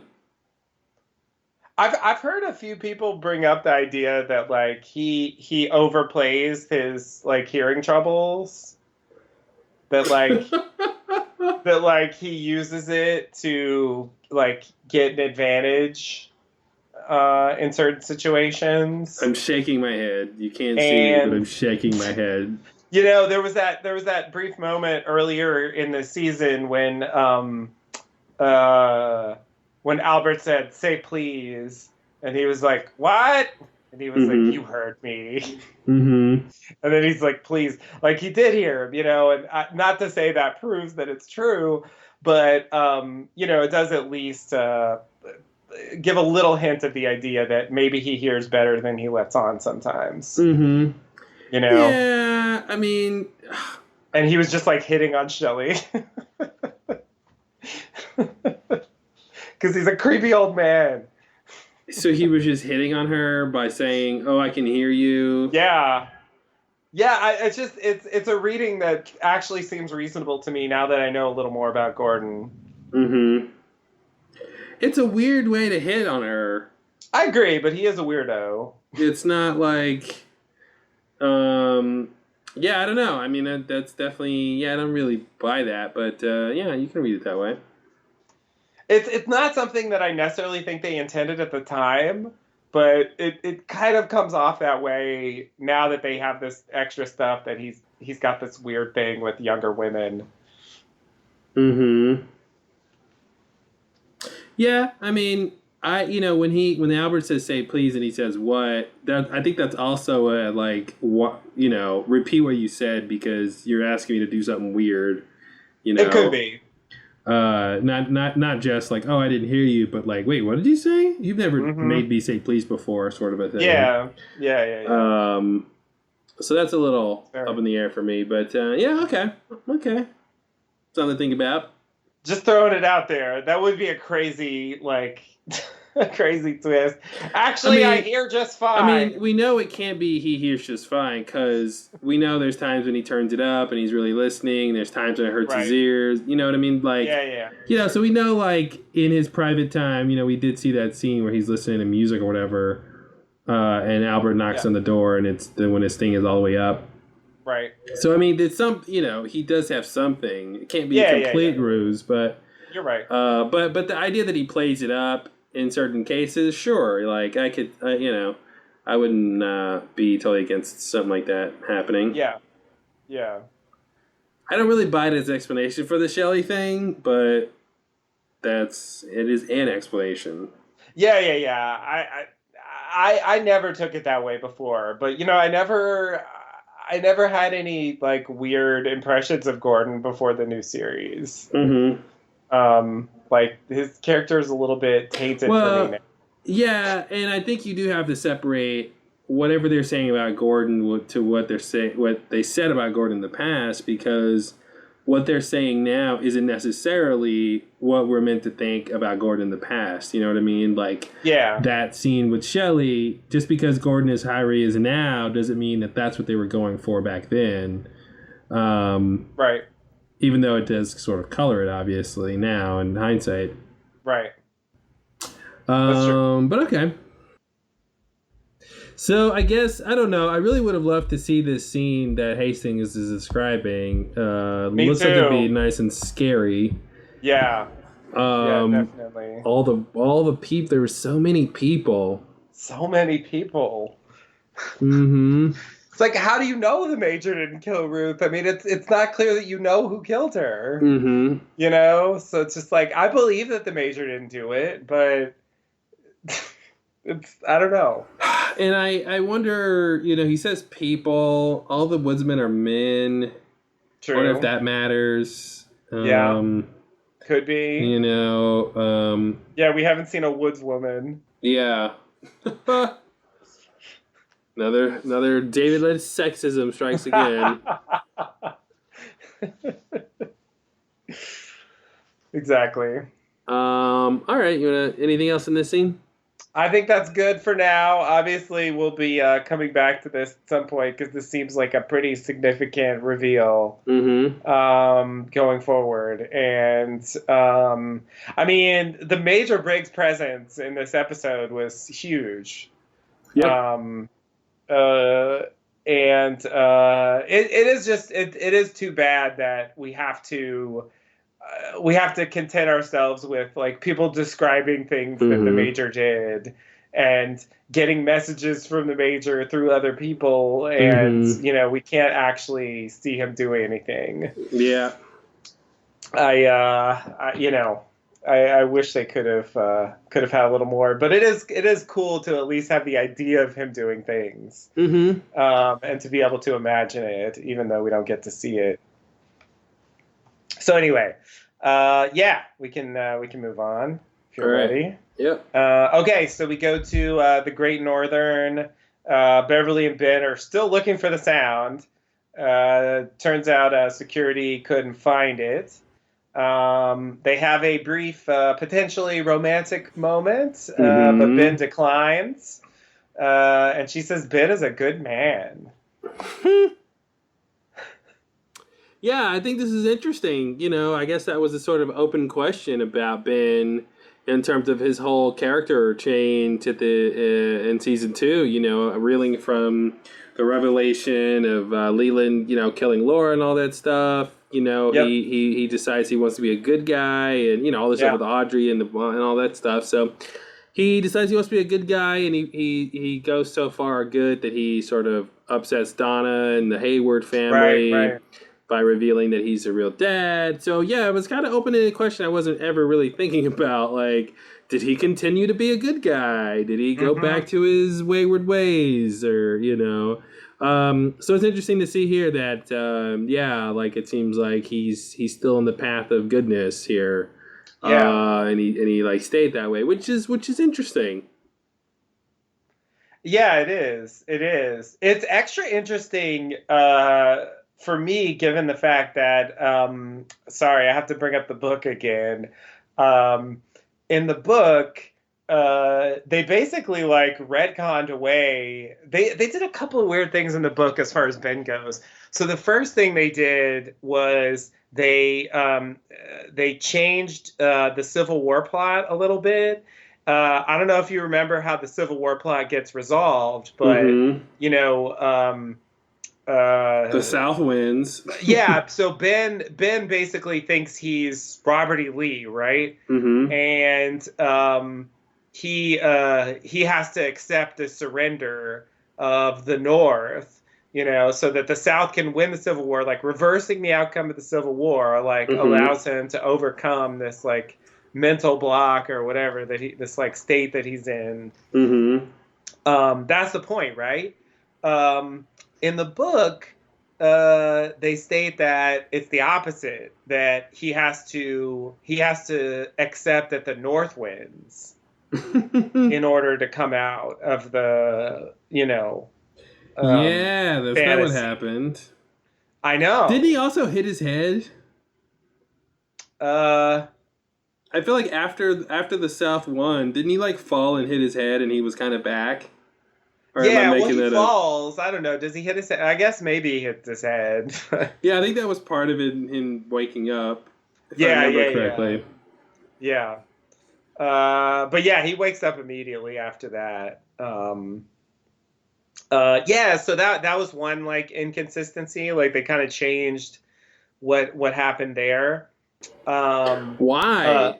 I don't know. Why? I mean, Is the book supposed to be like an alternate reality of Twin Peaks or something? Well, a lot of people have said that. That it actually led a lot of people to believe that, the whole series would be like an alternate reality or something.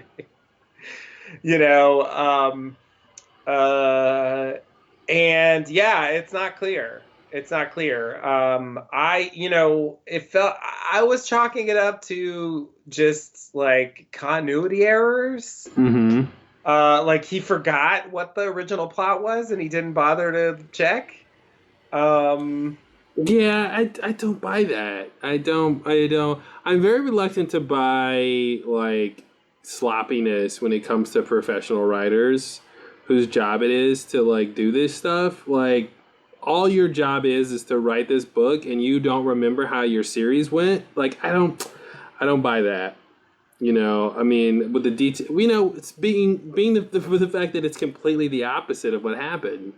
Right. If it was like kind of similar to what happened, it's like, oh, well, the South won, but then, Ben did something else, and that's what woke him up. Like, that's one thing. But when it's like completely the opposite, that's I don't know. To me, that seems on purpose. The same way with like changing the Miss Twin Peaks pageant, like right. How could you forget who won that? Like, I don't think if you have a year to write a book, that's your main thing you're doing. Well, in that case, I didn't think he forgot. In that case, I thought it was a retcon.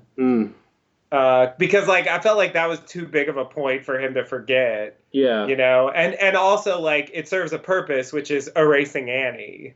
But like why is that a thing to erase? I don't know why he erased Annie from the book. It's weird. She's not erased from the series, at least not, although I was going to bring up that I find it frustrating that they haven't attempted to contact her or had any comment even on what happened to her after she came out. I mean, it seems like that. I mean, maybe she doesn't know anything and maybe it's a dead end, but at least a few lines about what happened to her. I mean, is that too much to ask? I mean, it just seems weird that they're specifically investigating like the aftermath of those events and, the other person who was actually in there with Cooper, they don't even bother to talk to her or even mention what happened to her if she's dead or away or something. Yeah, it seems like they need to like sort of consolidate where they are at this point because they have this sort of Laura's Diary Annie thread and now they have the like Major Briggs thread.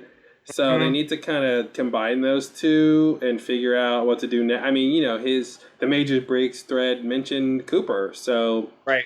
Presumably the next beat is them like having a powwow about like what they should do next and maybe Annie will come up then. But I agree that like it is a question unless it's something that like unless they know she's dead or something, right? Like they have some sort of information that would preclude them from even thinking to go talk to her, right? Or she's disappeared or whatever. But I just want the lines, if that's true. I mean, it would take a couple seconds just to tie up that loose end. But just weird that they don't even seem interested in, like he goes and interviews Doc Hayward, and it's like, I mean, well, that was the closest. I mean, they don't know what's going on here, right? There's really no. I mean, what's at stake here, right? For them, yeah, they have no idea. No idea. It's very like a bunch of questions right now. So yeah, there's no big urgency, and they're not really, they're not really like investigating a case per se, where they would just like talk to all the witnesses and everything. They're kind of just following clues, bits and pieces here. But presumably it will lead to Annie. I mean, I think you're right. We do need to get something on that. At least somebody saying why they can't talk to her if that's a thing. But I think we have time for that to come. Now that, like I said, now that we have like two parts of a connected story here, so hopefully they'll put the pieces together. Because they know, Cooper knew Briggs and all that stuff. Right. But and I think there is the idea of the FBI crew coming to Twin Peaks, so maybe that needs to happen first before they talk to Annie. Yeah, I don't Right. know. Right. Yeah. Yeah. It's gonna feel like you know, like pseudo retcon if they just never mention her again. Mm-hmm. Because it's just like, that's kind of a huge loose thread. Yeah, I agree. And I I'm don't know okay if they don't want why. to make her a big part of the story, but I just feel like they owe us at least a little bit of an explanation. I agree. I think they need to. I don't know why they would want to retcon Annie. It doesn't make any sense. I don't know what they gain by that. But this idea that like the book is an alternate reality or something like that, maybe that's supposed to be a clue about Twin Peaks. But I'm not on that bandwagon. I think the reality we're seeing is base reality as much as it can be. Um, you know, because if it's all a dream or it's all this is just one of an infinite number of Twin Peaks out there or something, and all slightly different things are happening and all the different Twin Peaks. Like, I don't know, that's less interesting, I think. Um, yeah. Right. Yeah, so the other thing I was gonna say that they do with Ben is Mark Frost like kind of retcons away the Ben's turn to good. Mm. Like he basically states that doesn't happen. Like so uh, in the series, Ben while he's in jail, he basically gets blackmailed by Catherine into signing away Ghostwood to her. Mm-hmm. In the book, they state that Ghostwood Ben, and the Mill, right? yeah, in the mill, yeah, the whole thing. In the book, they state that actually Ben was still involved with the Ghostwood project, and that's what Audrey was protesting. I mean, even though like, and so they have her like write a letter to Ben, like the horrible Ghostwood project, you're destroying the whatever, even though like if you watch the series, he was Ben clearly was against past. that. Well, so she wasn't pro. So was she still protesting about the endangered animal? But she was just directing it towards Ben, or was she? You know what I mean? Because Yeah, she was. Yeah, go ahead. Yeah, she was directing it towards Ben. I Okay. don't think she mentioned the Pine Weasel or anything, but just the Ghostwood development. Okay, so she wasn't necessarily the same idea of her protesting on environmental reasons, but she was just No, I protesting in think it was general. still environmental reasons, just not Oh, specifically the Pine Weasel. okay. All right. So, wow, that's weird. I don't Yeah, know. That's weird. yeah. So Is this the basically, secret history? yeah, Okay. yeah. So basically, they say that the idea there was that like Ben was still evil at the end of the series. When the bank blew up. You know, Is it and that he didn't sign it over to Catherine? They took that out too? yeah, well, I mean, if he's still got a stake in that project, then and he wasn't actually fighting that project, which is what he did in the series, Mm-hmm. then yeah, that must not have happened. I mean, I don't think they stated that didn't happen, but you know, Mm-hmm. I just reading between the lines, I have to assume it didn't happen in the book. So yeah, that's another example where it seemed like they sort of took away this aspect of the series, which is Ben's attempt to um, turn to the good side. And they do have a scene with Ben and Catherine in the original series where she's like, "Who are you fooling? Come on, like, what's Mm-hmm. your game? What's your scheme? I know you're up to something." Mm-hmm. And he's like, "You know what, Catherine, it's not always about that," whatever he says. And she's like, "You actually sound like you mean it." Mm-hmm. And I think we are supposed to believe he means it. Yeah, I agree. I think they want to float that idea. Just in case you're wondering, is it a long con? Because that's with Ben Horn, that's a possibility. Yeah, and I thought that was more about Catherine, actually, about her inability to never stop playing the game. You know, and that he has sort of moved. He sort of won by, like, you know, not being trapped by that kind of thinking, you know, and scheming all the time. Like, he sort of found enlightenment, and there's that question of is it real or not. But I think, I think the way the series ends, it seems legitimate to me. Definitely. I mean, he seems to really care about the whole thing with Donna and all that. Tell stuff. the hard truth first. Mm-hmm. Yeah, and he was struggling with it, you know, with the, like, in his personal time when, like, no scheming was needed. Right. You know. Right. Yeah, exactly. So anyway, I mean, I'm glad that they're following up on the actual series and not the book, but it makes the book a big question mark. Like, I don't know what the fuck is going on. Well, it's interesting, you know, the idea is called Secret History makes me think of, like, the Secret Diary of Laura Palmer, you know? Mm-hmm. So maybe there's like the real history of Twin Peaks and there's the secret history, and one's not real. One's But the Secret Diary had real stuff, though. Yeah, well, still. That has real stuff, too. Yeah, okay. Fair enough. Yeah. Yeah, I mean, there's been a lot of theories about, alternate universes, or like the documents were doctored or something, like somebody was trying to cover up, but it's just like, but why? Mm-hmm. Why would they make some of these changes? I mean, why change like how he comes out of the Civil War delusion? Like that. Sounds like you got to buy the next book to figure that out. I know, the final dossier. It really feels like such a troll. Like, really, another fucking dossier where you're gonna like deny everything happened. Like, it's just the first line is, if you read any other dossiers, they've been incorrect. This is the true dossier. Exactly. That's what I'm expecting. And it's just like, what do you do? Like, it's just, I'm like, yes, I'm probably gonna, you know, look into it because I'm just curious what it says. But it's just, it's strange because so far, like, you know, with minor exceptions, like the series has been fine, continuity wise. You know, in terms of being consistent with the original series. And it really makes the book stand out even more. Like, I was worried that the book was like some kind of warning sign that the new series was going to like radically depart from the original series. And that hasn't been the case.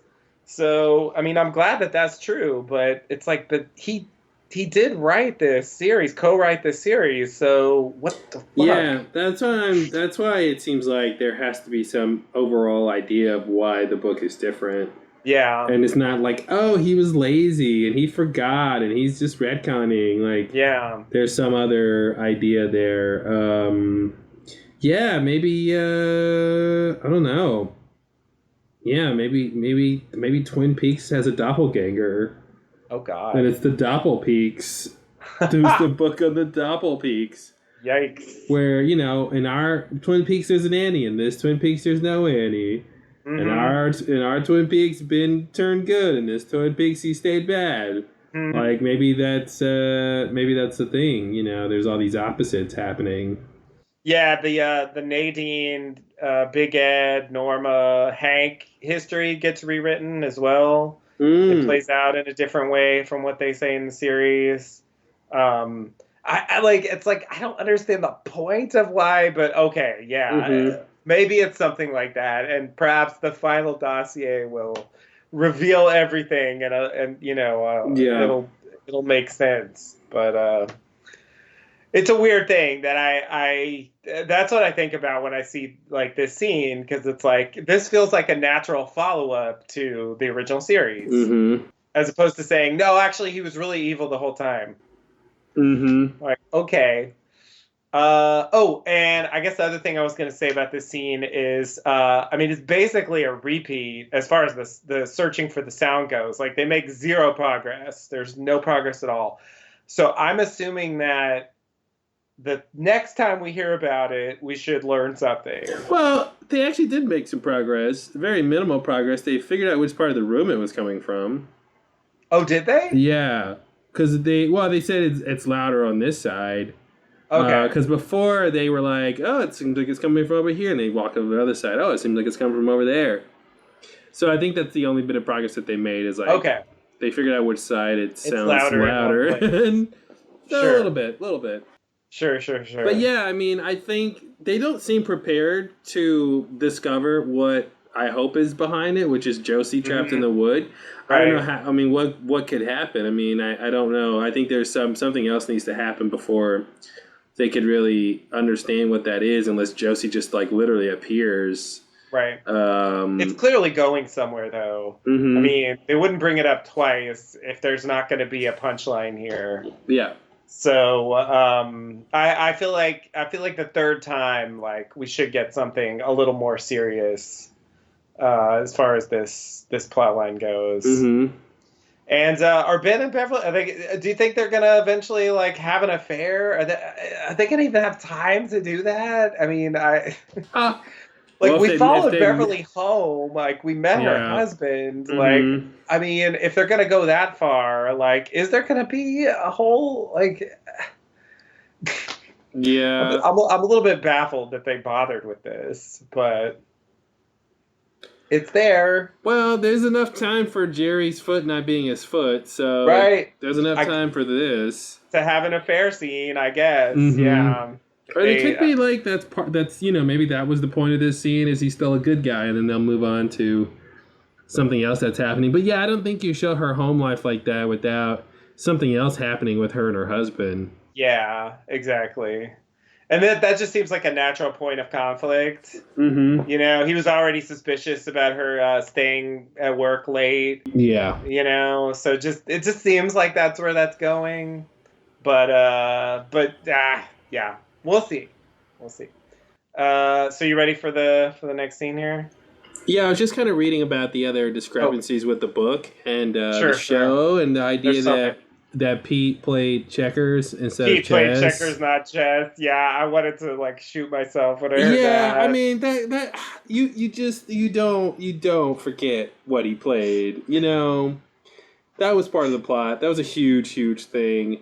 So yeah, there has to be some other reason why this person who's sort of writing this thing is getting it wrong or purposefully. I'm at some point I'll probably read this book, but I'm curious how this stuff comes off. Like, why is this even a detail that's in there? You know, like, why is this person recording such specific information about these people? Yeah. Well, it's like it's a collection of documents, and so like they come from different places, and I think there's a part. I think there's a part where there's like some like, I don't know, like history of the town or something in the book house, and there's some pages from that, and I guess in there like they talk about like the Packards and Pete, and you know, like I think that's where that comes up. Yeah, okay. Like, because they kind of go into some detail about various people, you know, their history with Twin Peaks. Mm-hmm. I see. Okay. All right, yeah, you want to go to the next part? Sure. So we go to the Roadhouse. We're at the Roadhouse again. Oh, time for the show to end. We see a DJ playing. It's Hudson Mohawk. For what that's worth. The Hudson Mohawk? The Hudson Mohawk. Correct. And then we actually get a little scene here. We have Ella sitting with Chloe at a table in the Roadhouse, and they discuss Ella's old and new job, how she lost it, et cetera, et cetera. They also make some weird comments about animals that I didn't understand. And Ella has a rash under her left arm, like in her left armpit area, and she's scratching at it the whole time. And then suddenly it's the Three Women and Three Keyboards band from earlier. and that's when the episode ends. Yeah, it was. I thought there was an interesting new twist on how this whole ending at the Roadhouse playing music thing goes. Is like the DJ was the opening band for these the three women band. Yeah, That was weird. I'm like, oh, okay, huh? That's weird. It's weird. It's weird. And like time wise, like it just seemed so fast. Like suddenly they were on stage and it was like, what? Like, did they have time to set up? Like that conversation didn't go on that long. They just walk over with their keyboards, man. They're done setting up. Done. Don't you have to plug them in? Don't you have to like wireless, man? Wireless. It's all about wireless now. Mm-hmm. Okay. What about the latency though? The latency is not an issue. Okay. Yep. So what was the thing that they said about animals? I didn't catch that. Yeah, they make some weird comments about like a walrus or. All right, let me find it. Did you find it? There's something about a zebra. Yeah, zebra. Yeah, and then there's another one. Here, I think I can find it. Let's see. There's have you seen the penguin? Yeah, have you seen that penguin? Yeah, so there's the first thing, you know the zebra's out again. Mm-hmm. And then later, have you seen that penguin? Wow, the kids these days in their lingo. What does zebra and penguin mean? like millennials will understand this. Mm-hmm. Yeah. Like, oh yeah, wow. You know, the penguin. The penguin, hello. What did they say? Yep. Yeah, apparently. All right. I have nothing to say about this. I mean, I have no idea what's going on. All of a sudden, we see these two new characters. Like, who are these people? Yeah. The major question for me in this scene is this rash. Mm-hmm. Like, what is this rash about? It's such a weird detail. She says she got fired because she was high, so, maybe she's connected with the drug plot somehow. Mm-hmm.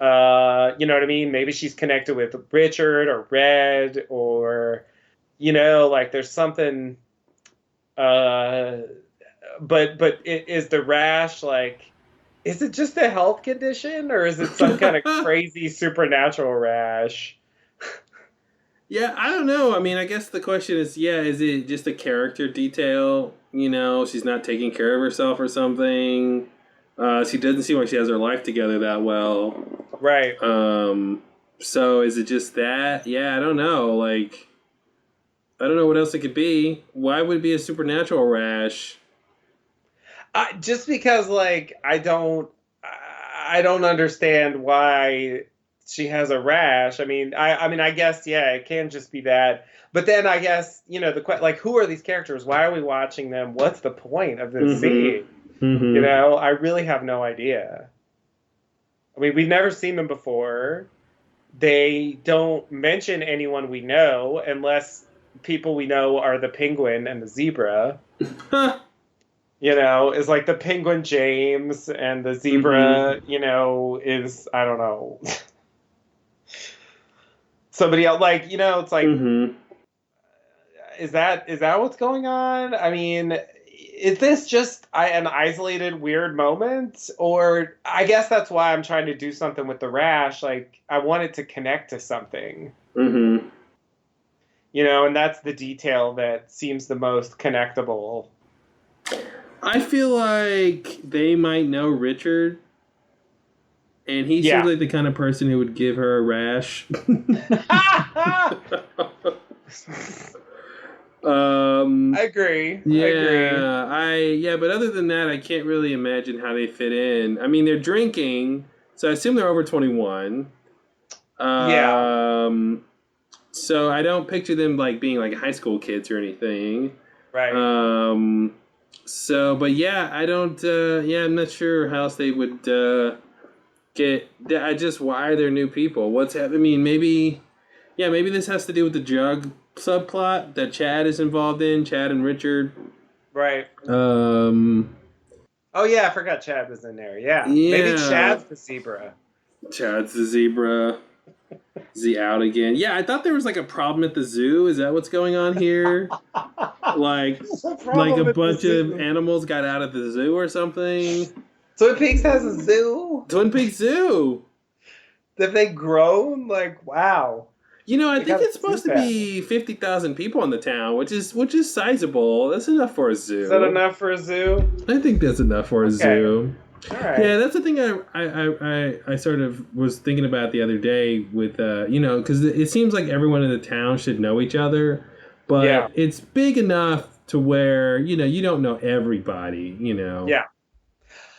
Interesting thing about that, I'm having doubts now so I can't corroborate this, but I believe that I read at some point that the original concept for the sign, the Twin Peaks sign with the population, Mm-hmm. was 5,000, not 50,000, Mm-hmm. and that the network forced them to make it 50,000. I don't really know why, and I don't know where I saw that, but I do think I saw that at some point. And so that's why there's kind of an incongruity between how small it seems and the population size. Yeah. Yeah. Well, with the fact that they have all these bands coming through, I feel like it's definitely, it feels like a bigger town, and I could imagine that maybe it's grown. how many people work at the sheriff's station now, and Yeah. you know, they have a whole 911 center or whatever. Like, it seems like it's big enough. Yeah. But yeah, that's interesting. Yeah. It seems bigger than it was in the original series. Mm-hmm. Although there are a couple moments in the original series where it seems like a bigger place, like the whole Horns department stores thing. Yeah. You know, like that seems like it comes out of a big city. So I was just looking at this.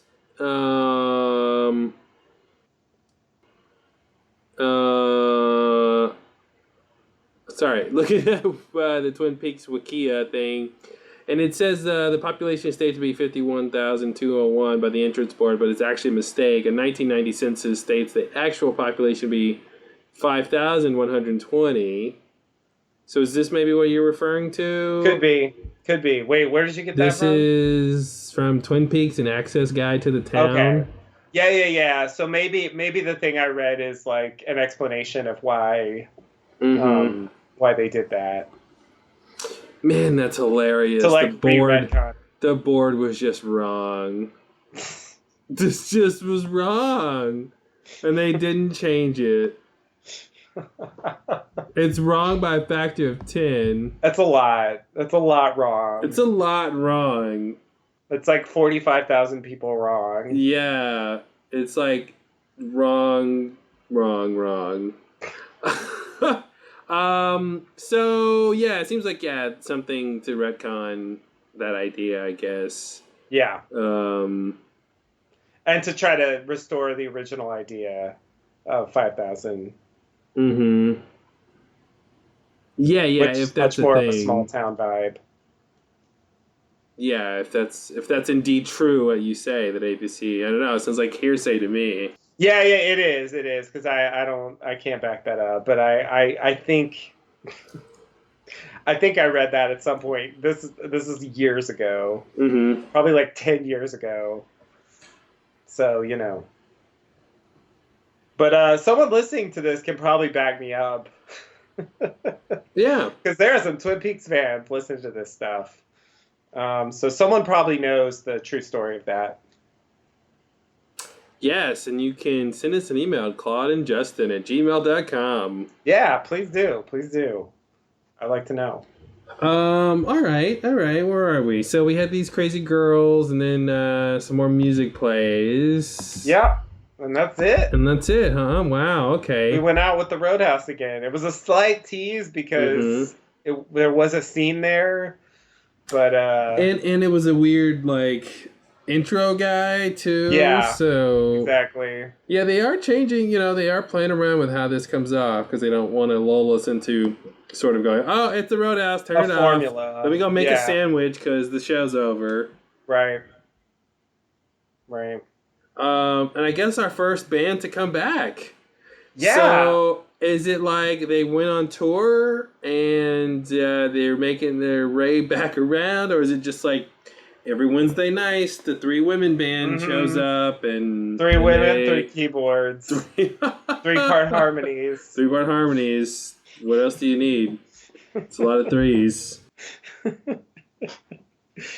Yeah. That makes sense. Yeah, if they were on tour, it's like a very local tour. Mm-hmm. Yeah, they play the Roadhouse, and then they played the Roadhouse. Right. Then they play the Roadhouse. Maybe they played in like Deer Meadow or something. Yeah, in the field where the old fat child used to be. Yes, exactly. It's a music venue now. Gotta use it for something. All right. Well, There we another pretty long podcast here. Indeed. Lots to talk about. Very little figured out. It was a dense one. Yeah, I mean, we know sort of generally where some of these storylines are going, but we have 9 parts left. Yeah. And I mean, do you feel like you're at the halfway point in any of these stories?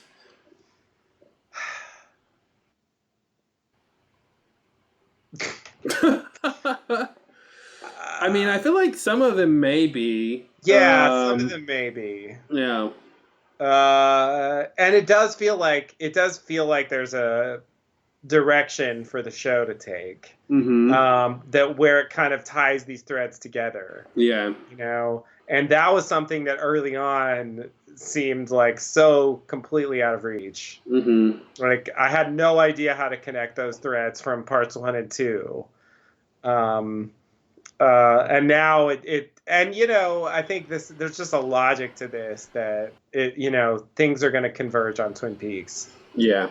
And we'll kind of get all these characters and we'll leave Las Vegas and Buckhorn and all that stuff behind. Mm-hmm. The box in New York. I mean, I assume there's a Twin Peaks connection for all that stuff. Yeah. Because so far there's been a Twin Peaks connection for everything. Man, we still are. We still got Jeffries out there. Yep, Jeffries. Yep. That whole thing with the little box in Argentina. Ray. Box in Argentina, yeah. Got to find out about that. Whatever's going on with that thing. Wow. Yeah, random cut to Buenos Aires. Okay. Why not? But yeah, we need a lot of answers about that. But I assume that I'm guessing that's where Cooper's going next. You know, he still needs those coordinates from Ray.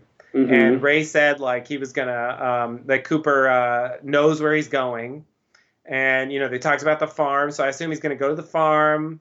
And he said he will wait for him there, so I think that's probably where he's going. There's going to be a confrontation there, and he's got to find out the coordinates. And I assume that's going to lead it back to Twin Peaks. But wouldn't Ray not want to be at the farm if he knows that, like, Cooper's coming after him and definitely wants to kill him now?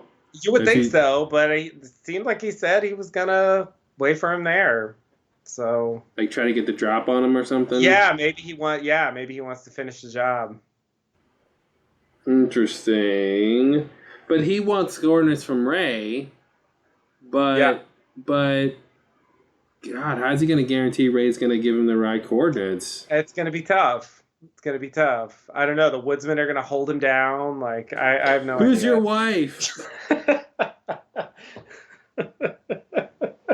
What's your mother's maiden name? We're just verifying your identity here. This is a formal procedure. What's your first pet? Street you grew up on as a kid. Speaking of, here's a little cybersecurity tidbit. I heard... tidbit? Yeah, this is our cybersecurity segment here that we have on every podcast, right? Yeah, it's a regular Every thing. single one. We're known for this segment. Everybody knows that, yeah. Yeah. I read that if you have ever like had any accounts hacked or anything like that, or if you know, like, oh, I had a Yahoo account, and when Yahoo had those breaches, stuff like that, like.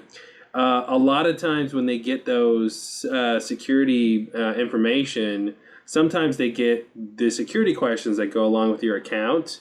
So you should never. So if you've ever answered any of those security questions, you should always choose new security questions when you just sign up for stuff, because there could be a database out there with your name tied to those security questions if you always pick the same one. So I was like, oh, that's interesting. I never thought about that, because I know I've had accounts that have been hacked, because there's like haveibeenhacked.com, or there's some other sites you can go to and put in your email addresses, and it'll tell you if it shows up on any sort of databases that have been hacked. Anyway, thought I'd mention that as a public service announcement. Well, so so what is your answer to the issue when, I've often found it as a problem with these security questions that, like, I don't have an answer for a lot of them. Mm-hmm. They ask about certain things that I guess are common, but like don't particularly resonate with me. I think those are the best questions for you to put a non sequitur answer in that you will remember. Okay. So if it was like, what was your high school sports team? Yeah. You're like, great, put in something that you'll remember the answer to, but that is not your high school sports team, because that's all that really matters, is that no one else is going to be able to guess the answer or figure it out in any way. Okay. So it's probably better to pick those kind of questions that don't have like a real answer, and then like put in some password or answer to that you'll know. I guess I always use the ones I know so that I don't have to remember anything. Mm-hmm. I could just answer the question. And that's how the criminals win.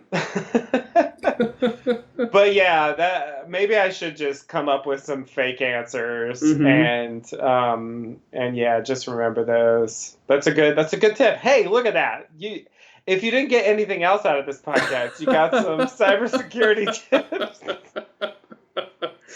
Yeah, you only have to wait 6 or 7 hours to get to it, but this is what we're here for. Totally worth it. Keeping the interweb safe, one podcast at a time. All right, so yeah, I mean, we could talk another hour about how much left is to deal with on the show. A shit ton. And how innocent we both think Diane is, right? Right? Fuck no. Oh, crap. Guilty as sin. No. Sin is real guilty. Sin was the original sin. Yeah, okay. So yeah, there's lots to talk about still, but lots more to come. Can't wait. I'm nervous, I have been very hesitant to rewatch these episodes, these parts more than twice. I really don't want to wear it out as much as I want to know every single detail so I can, be good for the podcast and be knowledgeable. Mm-hmm. I also am trying to protect my future self and his enjoyment of Twin Peaks, because this is you the speak only... of your future self in the third person. Yes, well, I think it's appropriate. He appreciates the formality. Okay. I think it's a bit much, but he appreciates the formality. Okay. Interesting that you differ on that, but okay. At some point, we'll converge, and I hope so. I will come to believe his point of view when I become him. But yikes! Kind of scary. Sounds like Major Briggs talking. It does. But yeah. So anyway, lots more to come. But I was saying, I've been hesitant to like rewatch these too much because I don't want the shine to wear off and the newness and the surprise and some of this stuff. And I mean, what I'm really anxious for is when the season is over and I get to do a rewatch of all of it, knowing, where things are going and having the whole sort of puzzle sort of figured out in my head, and I can see how the pieces were all laid out, So that's why I don't remember a lot of things that happened, because I've seen it once and kind of skimmed another second time. Right. But yeah, I really want to kind of rewatch, kind of like you said, you kind of went and reviewed some of the previous episodes. Would really like to do that because there's so much that's happened. We're so miles away from some of the stuff that I thought was like, oh, the whole show's gonna be about this, right? And like we haven't seen it in like 8 parts, Right. Yeah. Yeah, exactly. And I mean, early on, like a lot of the stuff just went over my head because I was just dazzled by the newness. I was thinking about, I didn't understand the context, or my attention was on something else. There's a lot of stuff that, like, reviewing it, like it actually looks a lot more coherent than it did at the time. Mm-hmm. So that was kind of an interesting thing about going back to some of those scenes. I mean, like the Ben and Jerry thing. I mean, all that stuff with Evil Cooper and Ray and Daria. Like going back to all that, it was like, oh wow, I could totally see that they're setting up, all the stuff that happens later that we've seen. Mm-hmm. It's fairly clear storytelling. It's just so fragmented. Yeah. If you just cut it together, you know what I mean? Like you could have like a Evil Cooper mini movie. Mm-hmm. And if you just cut that together, like it would seem it's fairly easy to follow. It's funny you mentioned that because I was thinking about that in another plot line of just like it'd be cool to see all the plot lines cut together. What's the word? Chronologically, and just get all of the. Whatever's happening with Jerry, and just get all the Mr. C stuff, and just get all of the, Twin Peaks sheriff stuff, and it'd be interesting to see how those kind of play out without all the fragmentation. Right. Laura is credited again in this episode. Is that just because like she is in the credit sequence, the opening title sequence, or something? It could be. I think I read some trivia about that she's been credited in every single episode so far. That sounds right. So, I can only assume it's strange. Yeah. Or it's just an homage, or it's in her contract. Like, I have no idea. Mm-hmm. It's weird. Clearly Kyle MacLachlan has a special place. It's interesting that because Kyle MacLachlan has this prominent place in the credits, he doesn't get credited characters. Mm-hmm. So we don't get to see like an official name for Evil Cooper, for example. Yeah, that's interesting.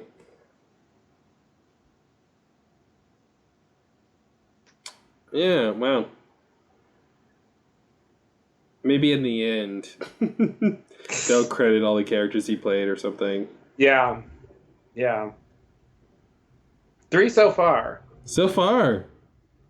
That's just getting it going, though. Yeah, maybe there's a whole multiverse of Coopers. Yikes. The Cooperverse. Yikes. All right, well, on that note, I think we'll go ahead and end the podcast, and we'll catch you next time. Sounds good. See you next time.